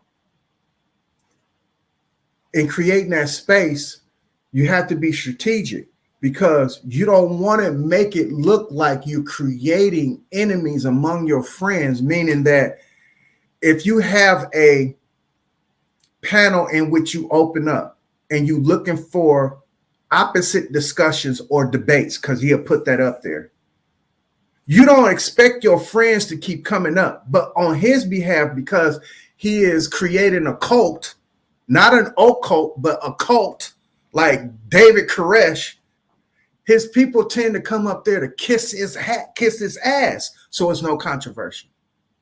But the moment he get it, especially from a motherfucker named Didact, the controversy ain't what he expect, because this person coming up there with intelligence and logic and understanding and wisdom and know-how and know better. Oh, I don't know how to react with this person, so let me get him off, get myself ready mentally to challenge this person. So what's your escape? What's your escape to get out of that once that person is online? Oh, you raising your voice. Oh, you out of control. You need your Ritalin. Blah, blah, blah. Don't talk out of turn. I'm trying to talk so he can mute. That's to prepare himself, because he is so used to people coming up there sucking his dick that he don't know how to react to real logic. So in doing that, his handlers go over the information. They say, okay, this is what you need to do. It's just like a football game, how you prepare weekly in a football game and you watch film. That's what they do. Trust me. They go back on that shit and they watched it themselves to see what he can do better, what he needs to get rid of. You understand me? So in all, they know the best response that everybody gets, the biggest response, is when Didact comes to that panel. Oh, Didact get that response. You got everybody blocking this guy. This is what his handlers are saying to him. His handlers are telling him, look at the chat. They going fucking crazy over this Didact cat. They fucking blocking him for what? He just saying some simple shit. This guy right here, he's good for the show. He's good for the show. So, getting back to it, he don't got no other choice but to let me up. But when he do, so it's going to be a hammer that's going to come down. He ain't going to know when. He ain't going to hear it, but it's going to come down on him. It's going to come down on him. it's going to come down on him. Now, this obsession for Hollywood, like I said, they hate them so much that they love them.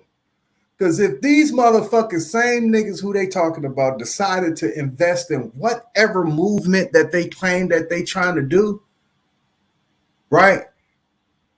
These motherfuckers will fold tent and go on a motherfucking stream the next day and say, hey, y'all, I was totally wrong about Kanye West. Hey, y'all, look, whatever I said about Kyrie Irving, man, blah, blah, blah, blah, blah, blah, blah. Leave these motherfuckers alone, but at the same time, do pay attention to them, because they are microcosmically trying to speak to us on a macro fucking stage. They stage is big, and they trying to speak to us. Right now, check this out. I heard Polite explaining Minority again. He was on his bullshit again. And he was trying to explain his shit on Kyrie. Like I said, if there's anybody that can probably speak on it, to say the least, that's floating in this community, is Polite. Because he had the opportunity to meet some celebrities and find himself in West Hollywood, where the prostitutes and the transvestites hang out at. He found himself hemmed up by the motherfucking U.S. Marshals or L.A. Police, LAPD, whoever the fuck he was hemmed up by. But it wasn't about him being in the wrong place. It was about him getting the wrong thing. He was getting the wrong package. He was not there shopping, unlike Virgil. And like I said, niggas like Sanchez, it is almost safe to say how they can vicariously live through. But like I said, the moment that these motherfuckers decide to say, hey, I'm finna invest in Flat Earth, Kanye West is his best friend. Because if you got disdain for Hollywood and you don't like them, I don't know. And yeah, I do know. Human beings are fickle. They pick and choose who they want. They pick and choose who they like. Because you can't tell him shit about King Los. He loved that nigga. And that nigga wrote Money Making Mitch with Puff Daddy. And we all know what Puff Daddy like to do. He like to seclude you. He'll like to lock you up in an area for a couple weeks with the studio there, because the studio makes it look fair seeming, but y'all would be secluded for 2 months working on an album. Ask King Los.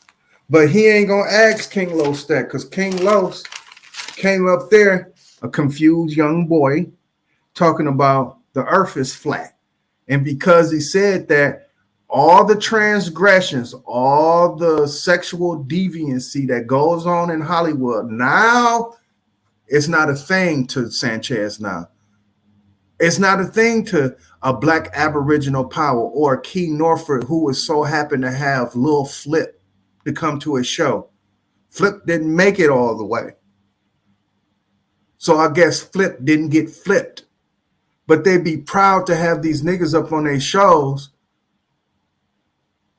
but excusing all the debauchery they probably had to participate in order for them to get up there.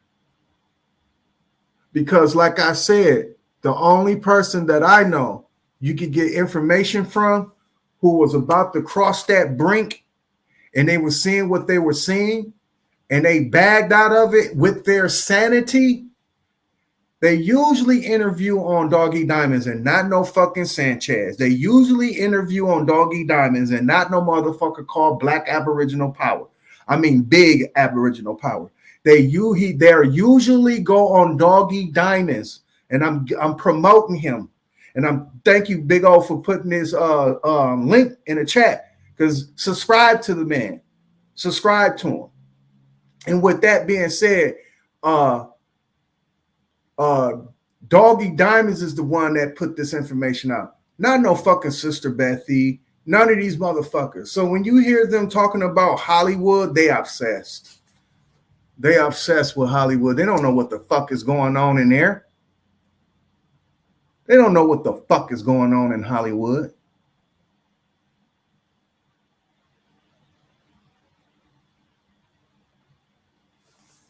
Stupid ass niggas.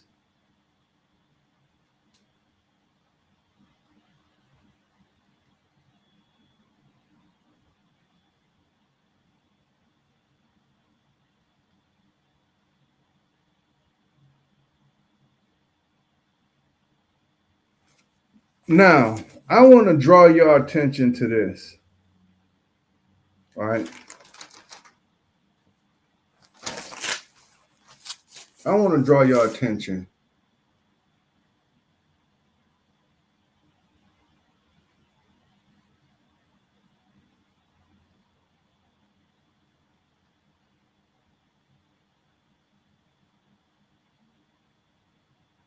Now,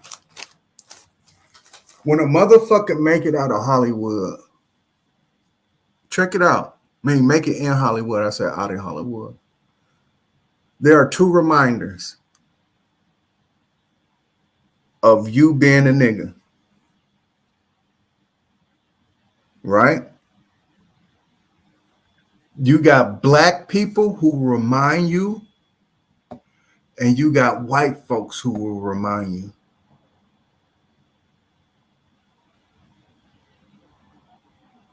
All right? Now,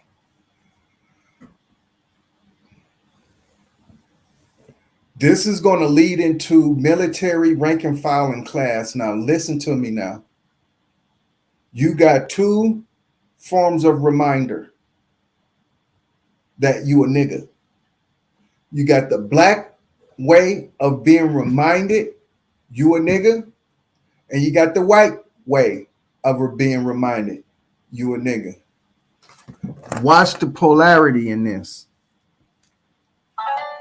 Listen. In Hollywood, which is high class, when white folks remind you you black, they don't kill you. When white folks remind you that you are black, they just harass you. They'll tell you to get the fuck away. Police will harass you for no reason. When you're in a high class, when you're in a Hollywood, when you're in a low class, white folks, they remind you of who you are in a nigga, they'll kill you. Let's go over that again with white people. When white reminds you that you a nigga, in Hollywood, they only harass you. They will harass the fuck out of you, put it to you like that. They will harass you. On the low class, they will kill you when they remind you that you're a nigga. Watch how this happens on the polar opposite side, polarity.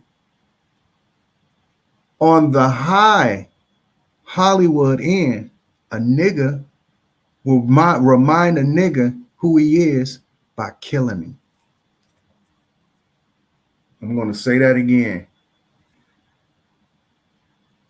Black people, when they remind high class niggas on who they are, they'll kill them. On the lower end, they'll harass them.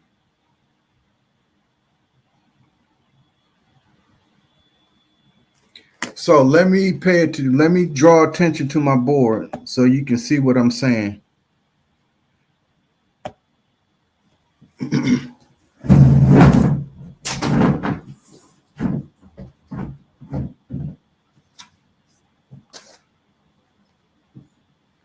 All right.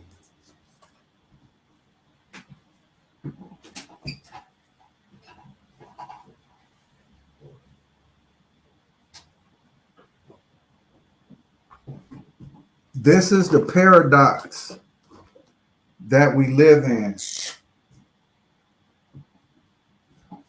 You have, we're going to go put reminder.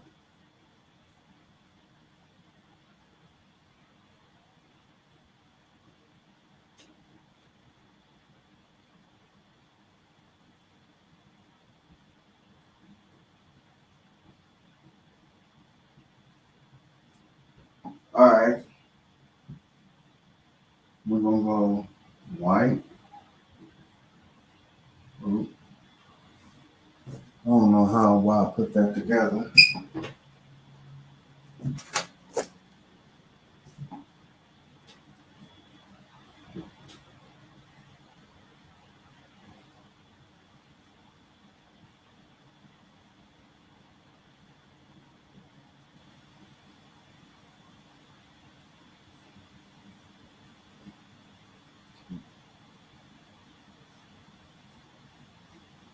Y'all can see that?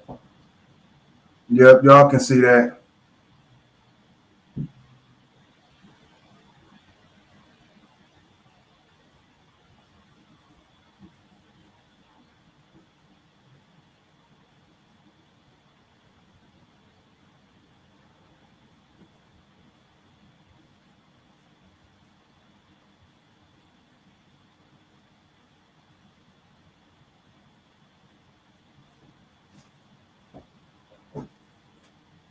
All right. Y'all see that? When white folks remind black people, when white folks remind niggas on who they are in the white class, they harass them.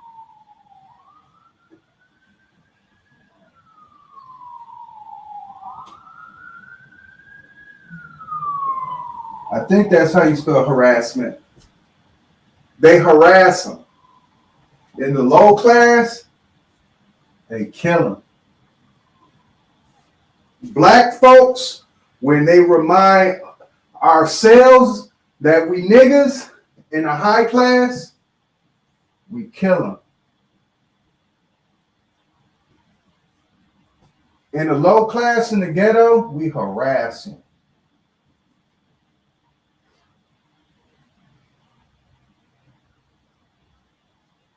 I think that's how you spell harassment. If I'm misspelling harassment, I'm sorry, but that's what harassment is. White folks rarely kill black folks in Hollywood. That's rarely, if not ever heard of. Versus black folks in Hollywood. We always kill. Marvin Gaye, his daddy killed him. Testosterone, his guy. Nipsey Hussle, his guy. Takeoff, ghetto ass niggas, his guy. So when black folks remind niggas that they niggas in the high class, they kill them. But in the low class, they'll harass your ass. They'll just harass you, rob you, probably hit you with a pistol. Like what would happen with the police when they harass a high class person, they'd probably snatch them out the car and do all kind of shit, frisk them all wrong and shit like that. But with a poor nigga, they're going to pop the living dog shit out of him. They're going to remind him that he's a nigga and they're going to pop him. They're going to kill him. Niggas is the opposite. We killing our famous people. And check it out. It's like, even though it was a high class, they still treat it like a nigga shit. Just like how they did with that fucking Oscars. All right. Everybody had their outtake on, again, this obsession with fucking Hollywood. I'm talking about some real life shit. Like I said, I was talking to a few people, and I know this for a motherfucking fact when I was talking to these few people. I thought this was only a saying in Milwaukee. I swear to God. The saying goes, niggas fuck this shit up for everybody. I thought it was just a Milwaukee thing. Come to find out, this shit is worldwide, or nationwide rather. It's nationwide that the saying goes that a nigga fuck shit up. So it is safe to say without hesitation, when those Oscars happen, rather if that shit was done purposely or accidentally, it still left the impression that niggas can't have shit. And that's the same shit that's going on with these niggas with the mentality of a Sanchez, because they will feel like that they did something to get something. And in terms of them doing something to get something, I'm talking about doing something that they think they compromise themselves or they compromise the people or whatever the fuck case may be in blase. Nigga, you ain't even privileged. That's number one, to know who is being compromised and who ain't. Because it's safe to say, and I'm not going to say it's fucked up, but it is safe to say that most people ain't going to want to know how that shit worked as long as it do. And whoever behind pulling the levers, right, pulling the strings to make Mr. Oz talk or the Wizard of Oz talk, that little man who's pulling the strings, you don't give a fuck on how that shit worked. And when Dorothy and the Tin Man and the Straw Man and the fucking Cowardly Lion and Toto, when they all showed you dumb motherfuckers, y'all ain't gonna give no fuck on how this shit work as long as it do. So Dorothy exposing who the fuck I am really don't make a difference, because y'all ain't gonna come up in here and pull these strings and see how the hydraulics work, motherfucker. So in technicality, if we decided the powers that be to give you a spook, motherfucker, bow your ass down to the spook, nigga. But you got dumb motherfuckers like a Sanchez who will make it look fair seeming as if you recognize the powers that be and you decide to go against it. Okay, Sanchez, are you with me? If I decide to go march down to just say if I wish to go to our military training ground, Philly OG, and I decide to go up in there and say, hey, you motherfuckers, y'all sending my people to the wrong people, and I got motherfuckers to bag me up, like Philly OG. Would you bag me up, Philly? Or you would do this. Or you would leave me in the motherfucking mist, nigga. That's what you would do. That's what the fuck you would do. That's exactly what the fuck you would do. But that's neither here or there. You understand what I'm saying? That's neither here or there.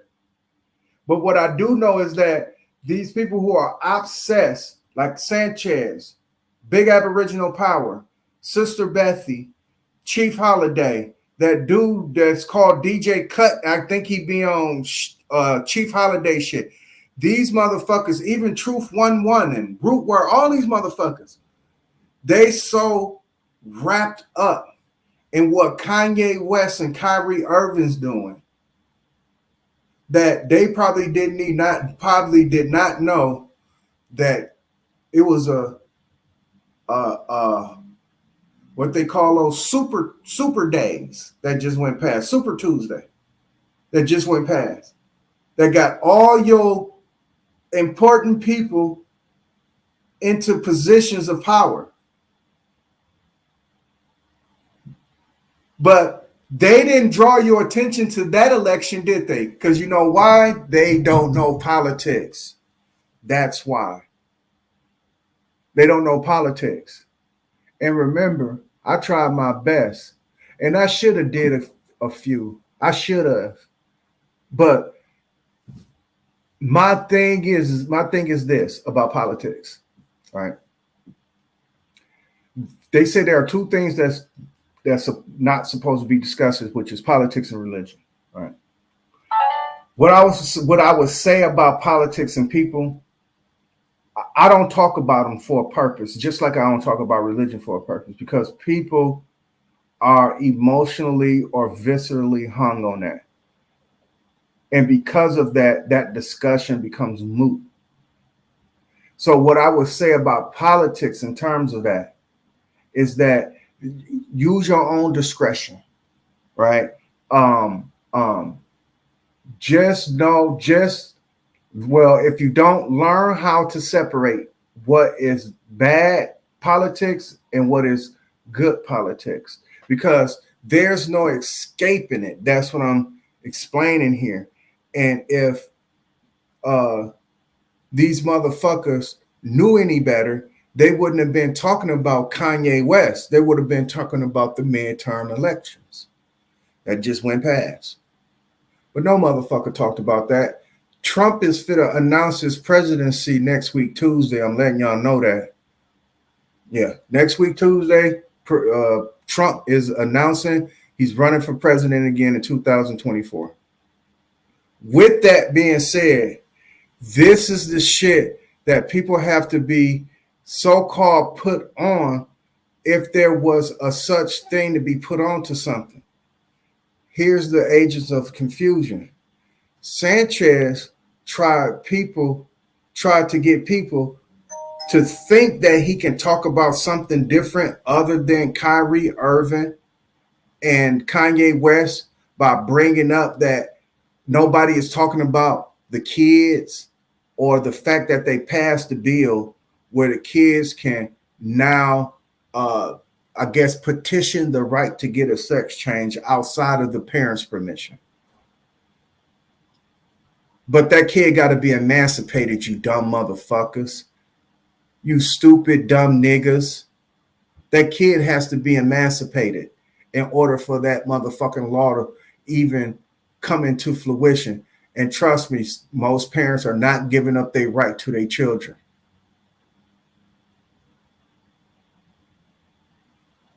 And with that being said, Sanchez tried to use this as a comparison in terms of what he was trying to talk about other than Kyrie Irving and Kanye West. But he ended up talking about Kyrie Irving and Kanye West anyway. He tried to make evil look fair seeming as if there was other shit to talk about. Yeah, there is other shit to talk about. The midterm elections. These are the people that's going to be in power. These are people in seats of power. Seats of power. They control committees that control your industries, that control you, you dumbass motherfucker. And you're not focused on that? You can tell us the focus on what's going on in Clark County. I think ain't that Clark County where he stay at in Las Vegas? Who in the fuck is your senator? What committee does he sit on? Sanchez? So we can have a focus. Can we focus on your goddamn senator? You stupid ass bitch. You got everybody everywhere else. Kanye West, Kyrie Irving. You talked about the shit for a whole month. And everybody missed it. Is Herschel Walker the senator? Do anybody know?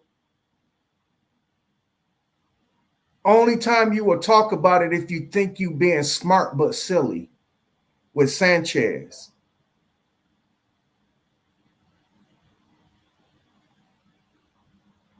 And then you got this Sister Bethy bitch that is really, I mean, these motherfuckers are charlatans, man. Charlatans. Charlatans. And that bitch got the worst case of pseudo Berber I have ever seen.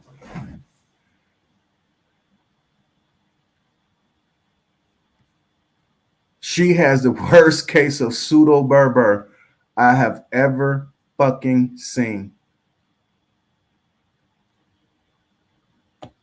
I'm going to get back to it. I'm finna look this word up. Oh, shit.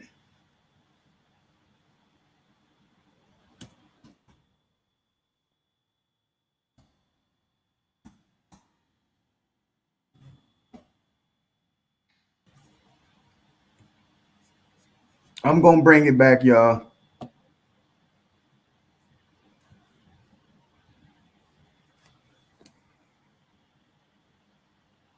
Y'all see that? Let me shrink this just a bit. I'm real big on there. Yeah, I'm big enough. This is what Sister Bethy and Root Word have. Really, really bad. They have this really, really, really bad. And they whole entire community display this, from Sanchez community to Big Aboriginal Power. Another person who got that bad is Chief Holiday, because he got anxiety. I think he just got a high level of anxiety, because he just find himself laughing for no reason at all. Pseudo-Berber effect is a condition that characterized by episodes of sudden, uncontrollable, inappropriate laughing or crying. Pseudo-Berber effect typically occurs in people with certain neurological conditions or injuries, which may affect the way their brain controls, what's the word? Emotions. So when they laughing and joking, those are all emotions. And when you hear them, they will be laughing at the most inappropriate shit in the world. They will say the most outlandish shit, and then they will force themselves to laugh. That's pseudo-Berber. So y'all thought I was making a word up. Hey, Weezy at 365, you still in the building. He know I was not making this word up, and I've been telling these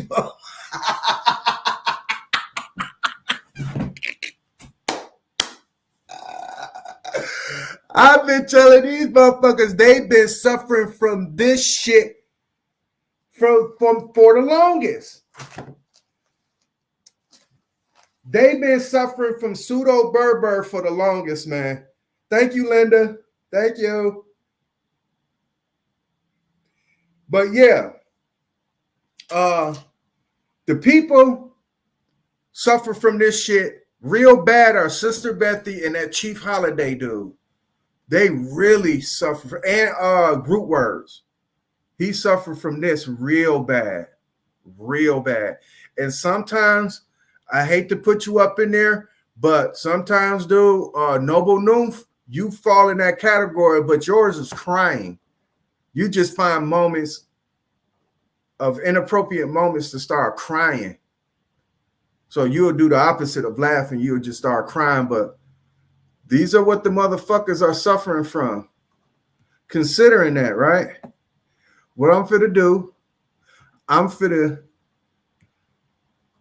take this little 5 minute and I'm finna play this shit for y'all. And hang in there with me, because we got a lot more to come. So with that being said, I'm finna mute myself. And I see y'all about give me like 5 minutes.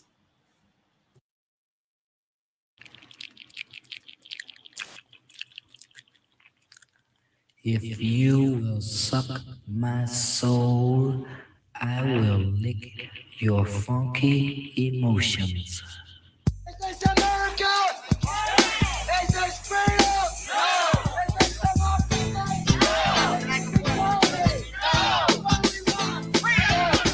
Taking this shit into the effect mode, expressing my feelings before I explode. About the suffering passed on to a black man by the money hungry, seeking white man, fucking up our streets with pollution. Then lock a nigga up for the solution. There they go again, picking on the little man. Fuck with the cartel or the white man. You think you can take me?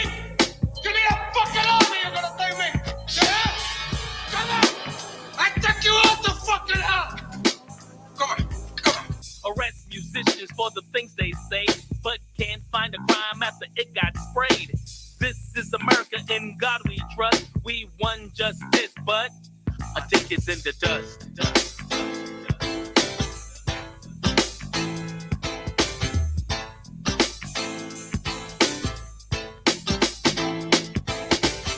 stereotype, so I fit the description. A nigga has a stigma for pushing or pimping. Police harass me, in public embarrass me. They use brutality without asking me. A man gets out his car and reach for his license. Cops pulls a gun and cold ice them. I'm a victim of society. I got societal ills.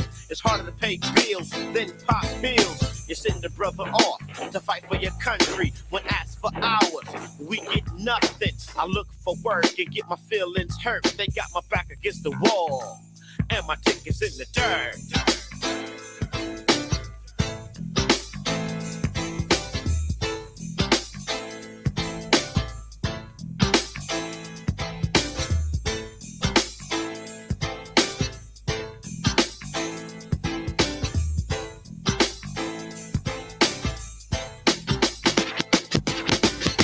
Let's talk about this man they call Nino Brown. The black man they call Nino Brown. You know, there's a lot of Nino Browns in every city in the United States of America. America has formed a Nino Brown in every city, basically because we have no way out. Is that what America really wants us to think? That we don't have a way out? Here's an example. You have never seen a black man come in to Miami with pounds and pounds of marijuana, pounds and pounds of cocaine. You have never seen a black man drop off a kilo load of cocaine out of a plane. You have never seen this, but yet and still it's in our community every day, and we're the ones going to jail for it. The system is designed to lead us astray, so we turn to drugs and guns for pay. It's a sign of the times. I got to get mine. All I live is a life of crime. I come up hard from the ran down ghetto. You talk your ass off, but tell me what a nigga know. All I see is a lot of neighborhood drama. Babies crying, I wonder where's the mama. She OD'd and got rushed to trauma. A dealer has to deal to make a fast buck. She was just a patient, what the fuck? His back's against the wall, and his dick's in the dust.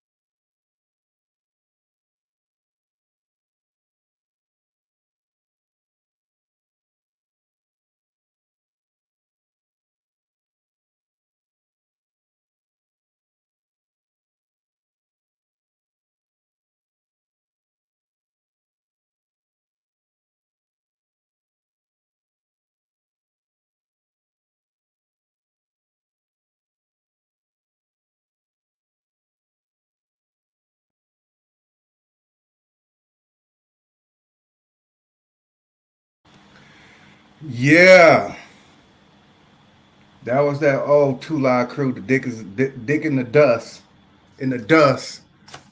I was thinking about that song when these motherfuckers was kicking up the dust.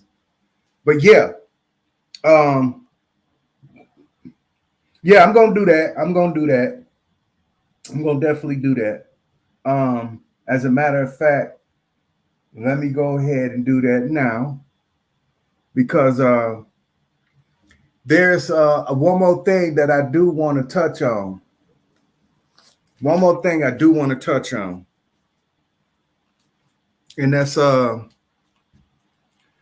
what people don't realize, and what people don't realize about America. America militarizes everything that they come across with that are that's tangible and shape people's lives. They militarize it all. And since we know Western civilization to be as such, right, we have to understand, is that applicable towards business? And when people are going around telling other people to go private or public, I remember having this argument with Root Word. I forgot who channel we was on. I think we was on Philly OG channel. And I think Sister Bethy was up there. But they wouldn't let me finish the point I was making because they know that if you find yourself trying to operate in the private, if it's militarized, you are the lowest of the low. You are the lowest of the low. In the military, in rank and file. So when you're doing that in the business world, not to say that you're not making no money, because person who feel like they making money, they don't feel like they rank and file is low, but trust me, among the rank and file, your company ain't shit, even though you're making money. It's like the saying goes, I don't know if anybody ever seen this episode of The Simpsons where Homer came in with the marking on his butt of that sickle. I think it was a sickle and a hammer or some shit like that. But it was the Stone Cutters. That was the name on The Simpsons. But the Stone Cutters organization had a rank and file, right? Even though Montgomery Burns or Monty Burns had all the money, that nigga had to listen to Lenny. And Lenny was an employee of Burns. He was an employee of Burns. And him being an employee of Burns, you would think that Burns is outranking this nigga. No, he's not. And you don't think that applies in business? A motherfucker be making all the money in the motherfucking world, baby. What up, though? Peace, bro. How you doing? What's going on? Man, enjoying the stream, bro. As always, you bringing the facts, man. Unequivocal facts, brother. Yeah, shit, man. Overheard. This dude do streams every single day now that I see, and for me, it's gonna be hard for me to catch up with him because I be doing other shit. But when I caught this one today and the one yesterday, yeah, I had to say something because this is control. I thought you was gonna do the one with you was doing the Sarnetta one. That was like really outrageous. That one was I think that was by far the most pseudo barber I've ever seen. ever. Yeah, that shit right there. It's that in itself. That shit, you know, it what they say sells itself or tells its own story, and that's exactly what the fuck that's going on. I seen this shit coming a long time ago, and I don't know if it's I don't think it's falling on deaf ears in terms of that, but I warned people about that. I went on Lex Vortex show. And I warned them. I said, hey, I think these flat earthers and these aboriginals are getting together. Because I said Sanchez and that Black Aboriginal Power, they had an improv faked ass debate. And it sounded fake. And when I heard it, I was like, no, this shit don't sound right. And then like 4 days later, that's when Philly OG said his channel is an Aboriginal Flat Earth channel. And he kept saying it. Kept saying it. That's the reason why OG numbers are up, because they forged, and the meeting ground is on Philly OG. When I seen Madon go up there and participate, I said, okay, this shit right here is getting carried away now. Yeah, what's really astonishing is the fact that I think last time when Sanchez was on Sarnetta, when he went against Brother Jabari. Mm-hmm. That was a test. He didn't pass. He failed it. You know what I mean? So now, which me you talked about, I think that with Sarnetta's numbers dropping low, they need something new, something fresh. Like you said, something that'll cause a big disturbance. But when you brought up the whole politics thing, and what's crazy is that, you'll sit here and listen to Philly OG and Sanchez and Aboriginal, all these other people, and when you bring up the aspect of politics and the laws and who's getting voted in and all this stuff and the local municipalities and stuff, and these individuals want to attend these things and see that this is where the most oppression, as they would say, come about, but they won't go against that. You understand what I'm saying? They'll go against, like you said, the Hollywood and the Kyrie Irvings and the Kanye West, people that they don't know, but they won't go against the real deal government, as they say that they, against the government. What's astonishing me is I'm surprised that somebody brought up or even hit Sanchez with who were the Hebrews. Now, if Sanchez say, the Hebrews weren't black people and all this, so if that's the case, so one must assume that they had to be of Caucasian ethnicity. So that means that, are you saying now that flat Earth Hebrew cosmology that you have up there, which we've done the research, that is Roman Greco ideology, and thus that ties into the whole aspect of what we were taught in grade school about when the armies of England and all that crap thought the Earth was flat. So it's like, what's really being pushed? And for me, from my perspective, it's a new form of mental slavery, brother, that Sanchez and his followers and his minions and his offspring are really pushing. You see what I'm saying? Because I've been around for a long time, and I hate to be the dead horse, but the whole Illuminati sacrifice thing, bro, that came out like in 2008 when they was hitting the whole Illuminati thing. But what I find astonishing is that the so-called Illuminati people, right? They don't bother country music singers. They don't bother rock and roll singers. They don't bother alternative. They only go off of, the rappers.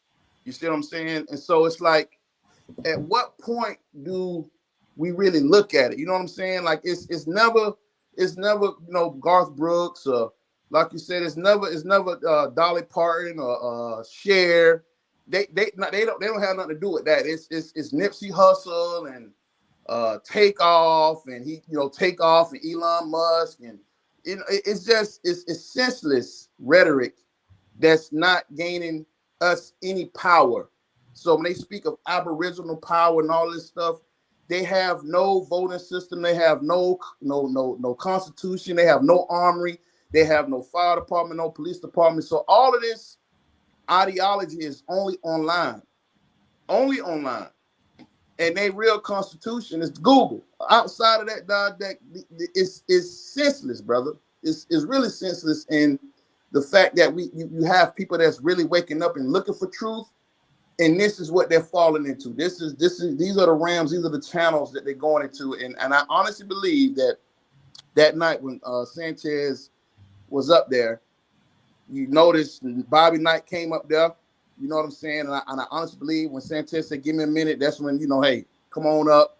And then you notice the ultimate handler was Nepal when she came up there and moved over everything and kind of made everybody, oh yeah, you know what, he might be right.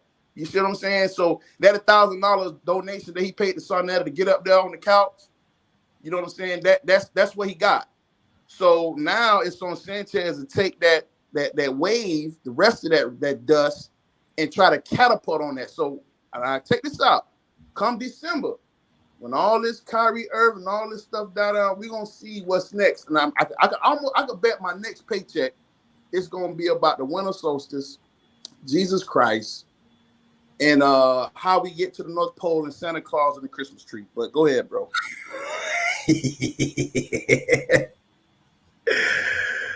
Oh shit. Yeah.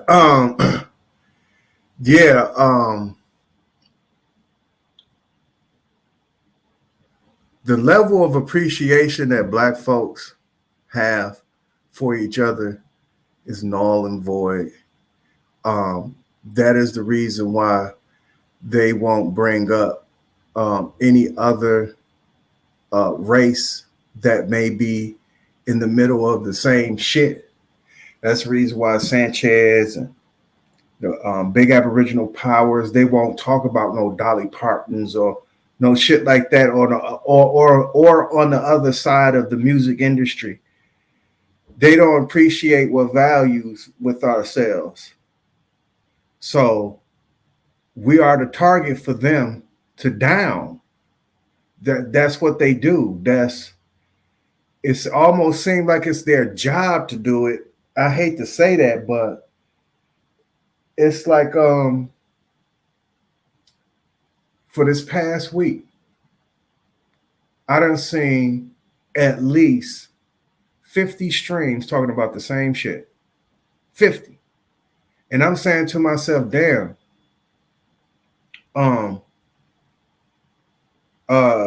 did Herschel Walker win? That's what I was saying to myself. I said, I know Mandela Barnes didn't win on my end in Wisconsin. He was running for a U.S. Senate against Rob Johnson. Tim Michaels did not win for our governor, who was running against Tony Evers. I'm trying to figure out, I can't pay close attention to mine and everybody else's to see who the fuck I got to wing out, who the fuck I got to approach. Because like you said, the level of they scared in terms of approaching these people. They can't touch Marilyn Manson as much as they can't touch Kanye West, but they can touch their fucking governor. They can touch that dude, but they scared of that motherfucker. For what reason though? For what reason? Right. Herschel Walker and the other dude, they I guess they advanced to the second round, but as far as I know right now, because I'm in Florida a red state. Georgia's now a red state also. So these are things that, like you said, that really matters. And for Philly OG to live in Georgia and talk about all the land and all this stuff, that's what I'm saying, bro. Like, things that really matter don't matter to them. But it matters when the cameras go off, though. You see what I'm saying? But when the cameras cut on, it's like they above the law, and I'm a sovereign citizen. I don't got to answer to this and this and this. But at the same time, they scared to say COVID-19 on their channel. So it's like, well, if you got all this power, then why you scared to say COVID? You know what I'm saying? Because, right. You know what I'm saying? So it's like, it's all bullshit, bro. At the end of the day, it's all bullshit. At the end of the day, but at the same time, we don't need to worry about none of that. I don't think we need to worry about this. But when you present them questions, then they'll recant and then get on you or beat you getting mad. So, oh, you a moon boy, you believe in the sky dad and all that. But it's like, well, I never said that. What are you talking about? But what it really is them. Sanchez is from Alabama, Bessemer, Alabama. He speaks highly of it, but he runs from that point. But if he was really in tune with the whole so-called earth, what he would have told the people on his stream been talking about is why the hell did the Mississippi River dry up? I haven't heard nobody talk about that. I've known about that for a week. Hey, Brandon. Let me stop you right there. Dude. I was just in Arkansas probably like a month ago. Right? Me and my brother, my nephew, which is my brother's son, and his guy, we all went down to Arkansas because my cousin had died. And we attended her funeral. And we was driving. I said, let me know when we cross the Mississippi River, because I haven't been down south in so long. You know what I mean? Excited like a little kid. Let's stop off at Boomland. We stopped off at Boomland, got my fireworks, like, the nostalgia kicking in, nigga. I said, let me know when we crossing the Mississippi River, dog, and we was crossing it, and it was dry. It was bone fucking dry, nigga. I said, no, this can't. I said, this got to be the Missouri River. It got to be. Come on. We went when we walked across the Missouri River Bridge. We seen all that water. I said, damn, the Mississippi is dried out, yo. Come on.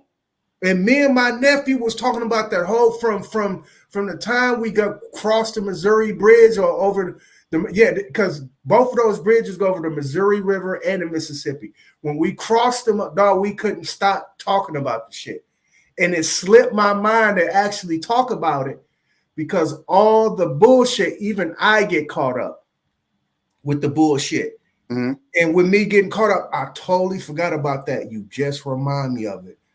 Dog, we just took a trip to Arkansas and I couldn't believe my eyes, dude. The Mississippi River is drying up. Bro, let me tell you something. See, that type of shit is the type of stuff that me and my people talk about, and I'm sharing it with you. What people understand is the Mississippi River is still being used for commerce, like heavily. So for me to say, well, hold on, wait a minute, why nobody's talking about this, and the fact that it's never happened before, what's really going down on the planet, and even so much so, that kind of would prove that the earth ain't flat, but we're not gonna get into that right now. You know what I'm saying? But the fact that it's dried up, and I coined this, the Mississippi River is gonna be the Grand Canyon of the East. And I guarantee you, bro, within our lifetime, and I said this on a video about maybe 6 years ago, you're gonna see water return to the Grand Canyon. Watch what I say now. You're gonna see in our lifetime, bro, you're gonna see water return to Grand Canyon, and the Mississippi River is gonna be desolate. It's gonna be just like that. And nobody not talking about it. That's what I'm saying. So why everybody worrying about Kyrie Irving and Kanye West? Well, hold on, wait a minute. You don't hear nothing else about the Russia and Ukraine. You don't hear nothing else about but there's so much going on that's dictating our lives. That there's severe drought in the freaking Midwest to the point now where all of the food that we getting is coming from Mexico and from China. But at the same time, we're at war with China. You see what I'm saying? So stuff that, like you said, the stuff that appreciates stuff that values, we don't appreciate ourselves. And for Sanchez to shoot another bullet and take off head and say, oh, that was a sacrifice, and not calling it what it is, just some nigga shit.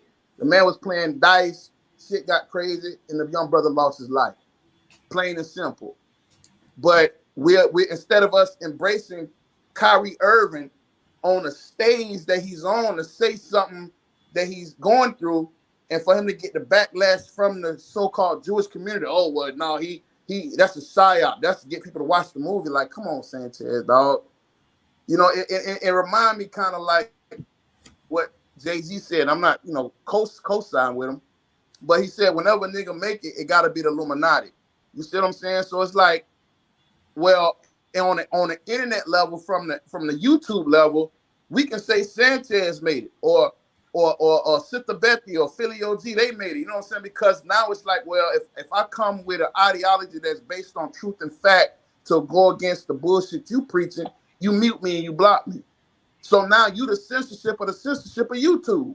But yeah, you won't even say Cove on your channel because you scared to get your channel took down. But yeah, you won't.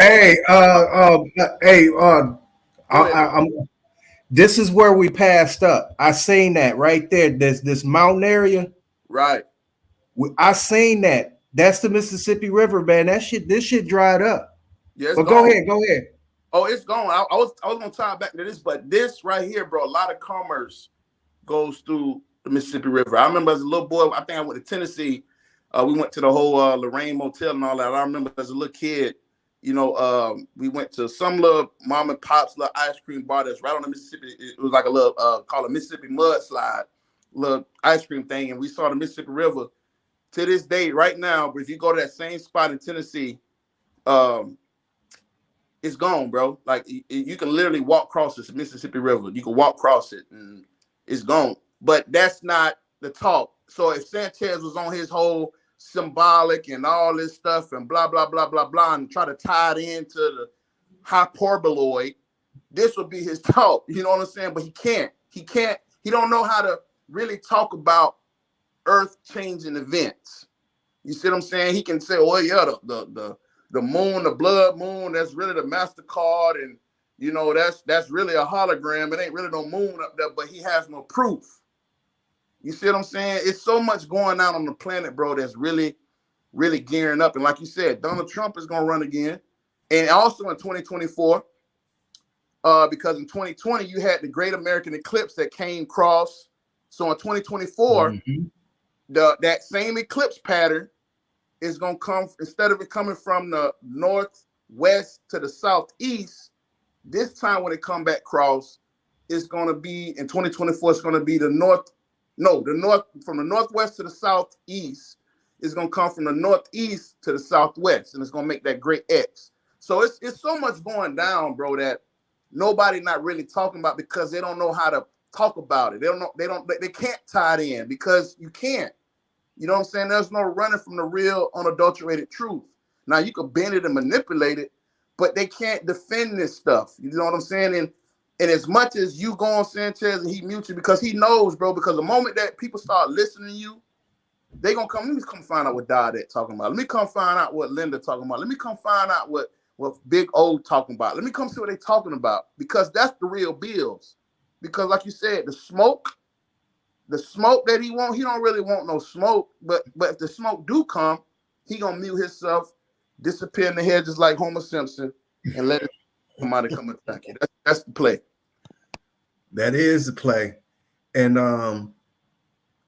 I've been dealing with it for years, to say the least. And it's like, okay, we are at a brink right now. And I understand how shit works. And in this case, when people are waking up, this is a process. It just don't happen overnight. And in that process, I used to get highly frustrated when I was young, as a youth, because I always had this calling. But I used to get highly frustrated. Now that I'm older in my quest, I know now what it takes to have a people who wake up to new information, and they still got to play with it. It's like Play-Doh. You know what I mean? You got to allow that person to play with it to see what they're going to actually come up with. And this was one of my problems, and I'm probably still got it a little bit, but it's aimed towards the right way. When I do leave the silly putty in people's hands and I come back and that shit is still a lump of coal or a lump, I'm going to fucking let you have it and let you know that you not, what the fuck are you thinking? Where's your artistic expression? Blah, blah, blah. Right? That's my problem. I will come down on you. But I done figured it out, and I'm easy now in terms of approaching it with soft eyes. So if I give the person a lump of clay and I come back, it's still a lump of clay, I'm going to work with you. I'm going to say, okay, what stopped you from molding that lump of clay into what you think you want in life? What stopped you from doing that? So that's where my approach is now, because for the years that I have been participating, I'm putting that in quotation marks, the years that I have been conversing with Sanchez in his panel and the people in his chat room, I would say that I'm necessary. I'm necessary. Even with him being knowledgeable of me being necessary, he can't stop the shit. And with that, I think that is only, many gonna be called, few gonna be chosen. And it's gonna be a difference in terms of what people assume, what kind of information to give on the internet, and the kind of information they're going to be receiving on the internet. And even if they bump into motherfuckers like a Sanchez and a Sonetta and shit like that, they'll know how to distinguish between what is good and what is bad coming out of them. Because like I said, a broken clock is right twice a day. Because some of the shit, he would talk long enough, he would say some right shit. But in its context, it's ass backward and asinine because you describing it in a way that people can't touch it. It's not tangible. And what the fuck you talking about? That's the reason why I try to expose the fact that this nigga sits in a room with 2 computer monitors, a poster in the back with a white woman riding a goddamn missile. That is nothing inducive to production. Let's see like you said, like you should have a helmet hanging, or your motherfucking gentleman suit, your something, Army Regalia. Hang a fucking M16 in the background. He's legal. He is legal as a motherfucker to own a gun. Do something that says to us, okay, he look like he's kind of productive. He said he was security. Maybe he's still doing security because we see a pistol on his side. Make our imagination run wild sometimes. But no, every single day is that fucking synthesizer, that pyramid, that goddamn owl. Every once in a while, he would change the hat because I told him, I said, I guarantee that shit got dust on it. And that nigga looked like he dusted the shit off. He put a new hat up there, and he had a poster in the background with an egg carton soundproof foam. That's what they call it, is an egg carton. But that soundproof foam, he got that shit. And dude, that shit don't look like it's nothing productive in that room. Nothing. Let me ask you a question, bro. And this is how you can continue to poke holes in his story. First off, how old you think Sanchez is? Late 30s, probably 38, 39. Okay. So he was security, and he was in the military, right? And police, don't forget about that, because now, check this out. I remember when he told the story of how he lost his fingers. He told us he was cutting grass when he was young and all that, right? Now I'm doing pseudo barber, but go ahead. So, go ahead. Question.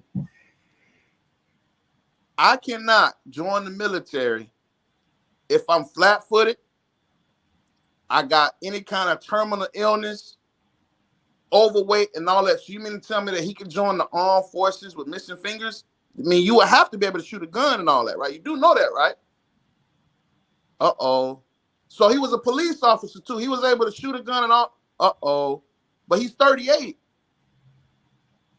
Uh-oh. Now, another question is, why did he leave his great state, you know, with the country twang that get a little bit stronger and stronger and stronger every year, but to leave Las Vegas, to go to Las Vegas? Why? Uh-oh. His significant other, and I'm not talking about her with respect, but she's of Asian descent. He has no say or can bring her on to what's going on with the Asia Pacific and the North Koreans and the Philippines and all that stuff. Uh-oh. What's really going on, bro? You see what I'm saying? So it's so many holes in it, but people are so scared to call him on his bullshit that they don't want to lose favor to get on his panel because, again, we're post-Cove, and you got people that's looking. See, I'm gonna say this too, bro. After 2019, it's almost as if Diodec, and I'm not trying to sound pseudo, but it's the only way I can give it the best analogy or allegory to it. It's almost like we went into some type of fucking Twilight Zone period, where like it just got really, really, really weird. So the fact that it got really, really, really weird, and everybody sat in their house for 2 years, people started using the internet, people started doing filters and all this stuff. So it's easy to put filters on and come up with this persona that's now been doubled down even harder. So anything that you say can be believable because nobody can touch you. Nobody can touch you. And even so much so, you got to understand the way he talks. Because see, I always think, I'm constantly thinking, bro. The reason why you can't touch his information because he knows what to say and what not to say, which makes it intentional. So he brings the Hebrew cosmology to tie in the people that's religious. He brings in the flat earth people. He brings in the hip hop people. Because again, now if he's somebody say, oh, we can't be in the world and all this, and the third, but every other day he got a different NFL cap on. So that means that he's human. That he watches NFL. He makes hip hop, R&B beats and all that stuff. So if he's not in the industry, what you making beats for? You see what I'm saying? So he knows how to say it, when to say it, and know not what to say the same way that your pastor, Reverend Sweaty Cornbread, would do in order to keep you coming back every Sunday to hear the same sermon. with just a little bit of different pitch and a different hymn that's being sung. And you might have, you know, that what you call in the South, we got Family and Friends Day, when you got new people that come up. Oh, we got a special invited guest. Come on up, KKK white man. You cool with us? Tell us the truth about it. You know, you cool, Didact, you mute up. Oh, we got Big Dreads. Come on, Big Dreads. Even though Dread, you chicken out and I bitched you. You can come on up, and you got, Madame, you come on up too, because you can help with the Hebrew, because I got the Hebrew card. So it's so many holes in it, bro. It's just the people that he surrounded himself by. It gives them power. It gives them what's the word I'm looking for, bro? It empowers them because they have nothing else. Because everything that he's ever spoken out of his mouth has cut all that away. So now they have nothing else but Sanchez. They have nothing else but Sanchez.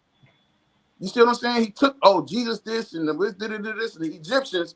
But yet on Sarnetta, he was bringing the Egyptians and the Pharaoh and Atun up to high self-esteem. But if you go back 3 or 4, 5 months ago, he was saying the whole Pharaoh shit was gay. And in fact, all that stuff. Come on, bro. Just like he did today, he went on a 20-minute diatribe about that, because Alkaline City was up there. He was trying to explain so-called rituals taking place in Washington, D.C. got something to do with Egyptian mythology, with the Osiris and Isis story. So they was going off into that. And Sanchez, being sexually perverted as he is, he started saying shit about them getting head and all that shit. And I'm like, he got a nerve to actually talk about somebody being sexually deviant when he said we was proving melanin. Brandon, let me remind you, we were talking about melanin. This man said, don't let me tell on myself. When I was young, I had a masturbation problem in church. When he said that, I said, okay, he's a deviant. Because out of all places you can name, I know for a fact your head is racing. I know your mind is racing. So you, out of all places, that's the place that popped in your head. That's like when, remembering Ghostbusters, when that lady said, choose your destroyer, and they told them to clear their mind.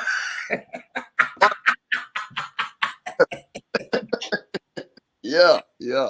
And the motherfucking Pillsbury Doughboy popped up. Hey, who the fuck told you to think of church, of masturbating, Sanchez? So when he brought that up, I knew he was a sexual deviant. So when they was bringing that shit up today, Alkaline City was talking about Egyptian shit. And I said, here we go again. It's phallic worship. That's what Alkaline City was yelling. And then Sanchez was like, yeah, they getting head. And I'm saying to myself, all that phallic worship in the background in Sanchez shit. Are you fucking kidding me? Sanchez, Alkaline City, these brothers never left the continent, Didact. They never done any archaeological study. Now, my thing is this. How can you, given that you have actual archaeological proof, you can go back 100 years, you can come on Discovery Channel, you can go on A&E History Channel, you could actually see these pyramids, you can actually see these tombs, you can see them. You know what I'm saying? Not saying that he can't leave the continent, but here's my point. You can see this stuff, but you choose to give over to some LGBTQ personification on the Egyptians that's over in the African continent that you can see. You can put your own perception on it, but yet you mean to tell me that you will stick glue and super glue to yourself a Google GIF image that might be maybe 5 or 6 years old about the Hebrew cosmology on the website? So let me get this straight. You mean to tell me that you stick and drive home a Google image that you don't have no proof of, but yet you cast down science of extreme portions, mathematical science, pyramids and all that, and it's gay? Really, bro? And check it out. We all know right? That a symbol says 1,000 pictures and a picture says 1,000 words. And this nigga is picking out of 1,000 pictures that says 1,000 words. He said that it stood for sucking dick.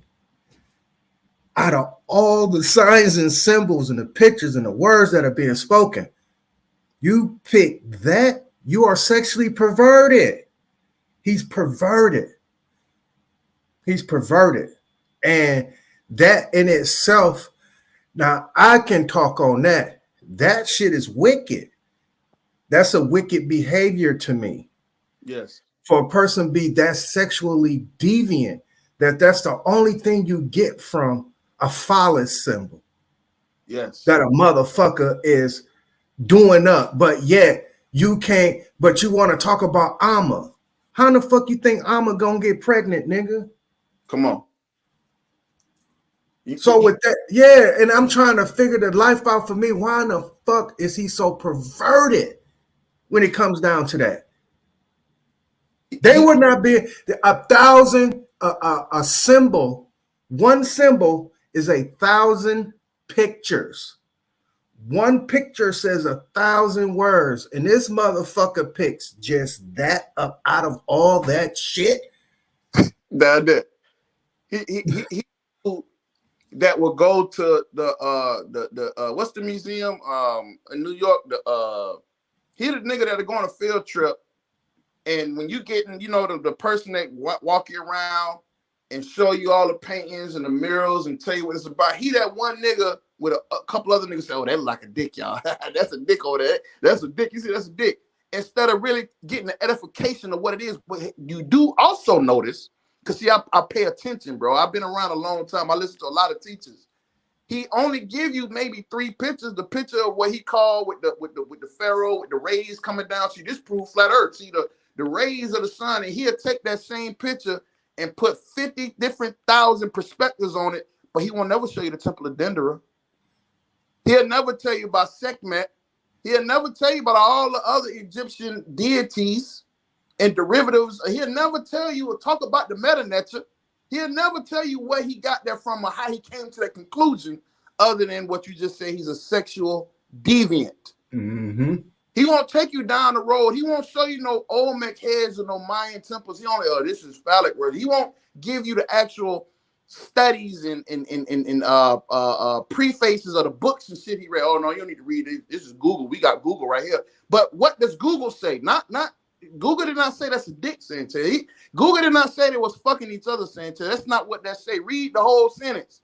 He just like I said, he just like a dude in church that'll read one scripture and say, yep, see, God said you got to give all your money. No, that ain't what it said. What it said was, in that time, that the people need to bring the first of their first fruits because they was robbing the people of that land. It didn't say nothing about from here on out, everybody need to do tithes and offering, give donations every single fucking month.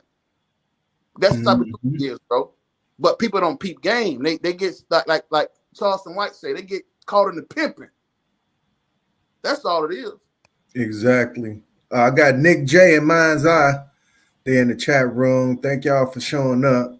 But yeah, Sanchez, man, and this shit with the Aboriginal movement, it's like, okay, I understand y'all quest, but do y'all have to confuse the people and trying to find who y'all are? Why would y'all confuse everybody else in y'all fucking confusion? It's like, it's simple. It's real simple, right? Do your genealogy, do your DNA, do your research on the people who still exist in terms of what you think they're not practicing. Because let me share my screen, because I get tired of these motherfuckers, Brandon. I get real tired of them because it's just like why they just won't look and not how come they can't identify with these people right here? Am I sharing the screen? No, I'm not. Let me share my screen right quick. I know where you're going with this. Go ahead, bro. Kill their ass. Why is it that these people right here seems to escape them? Right? What's his name? PNF. PNF, this light skin. When I seen PNF look like he's just as light as these chicks that's going to your right.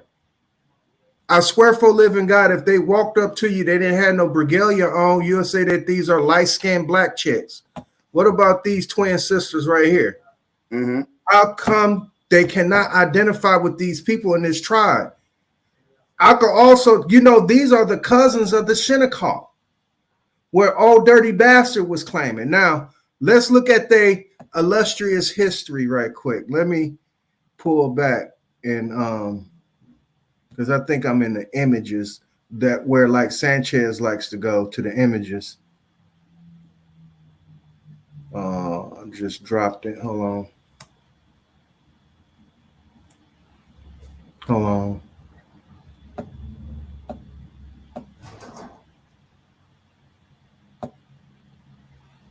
All right.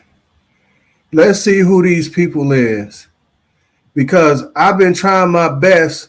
We ain't even go to go to their website, which I went to Sister Bethy's website.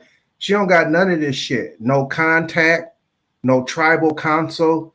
She don't got no museum, nor she got a culture. She ain't even on Wikipedia. Is one of the federal recognized tribes of the Wampatong people. I can't say their name, but excuse me in my French. All right, let's see how long these motherfuckers been around, though. Right? They said they're indigenous people that have been living in Cape Cod for the last 12,000 years. Don't these aboriginals be claiming that they're original from here? But why the fuck are these people eluding you? Come on, bro. How are these people eluding you who have been here for 10,000 years, and none of y'all is claiming these people right here? And they just black as y'all are. Okay, just say if y'all claiming that y'all from Mississippi, off the Delta, that's who you are, right? As an Indian. Let's look at them. Let's look at Dyersburg, Tennessee. On the Delta, that's what you would call a Choctaw. Exactly. I don't claim it, but I know my great grandma was. But I'm as African as you want to be, bro. I claim that motherland, but the Choctaw are down in the Delta.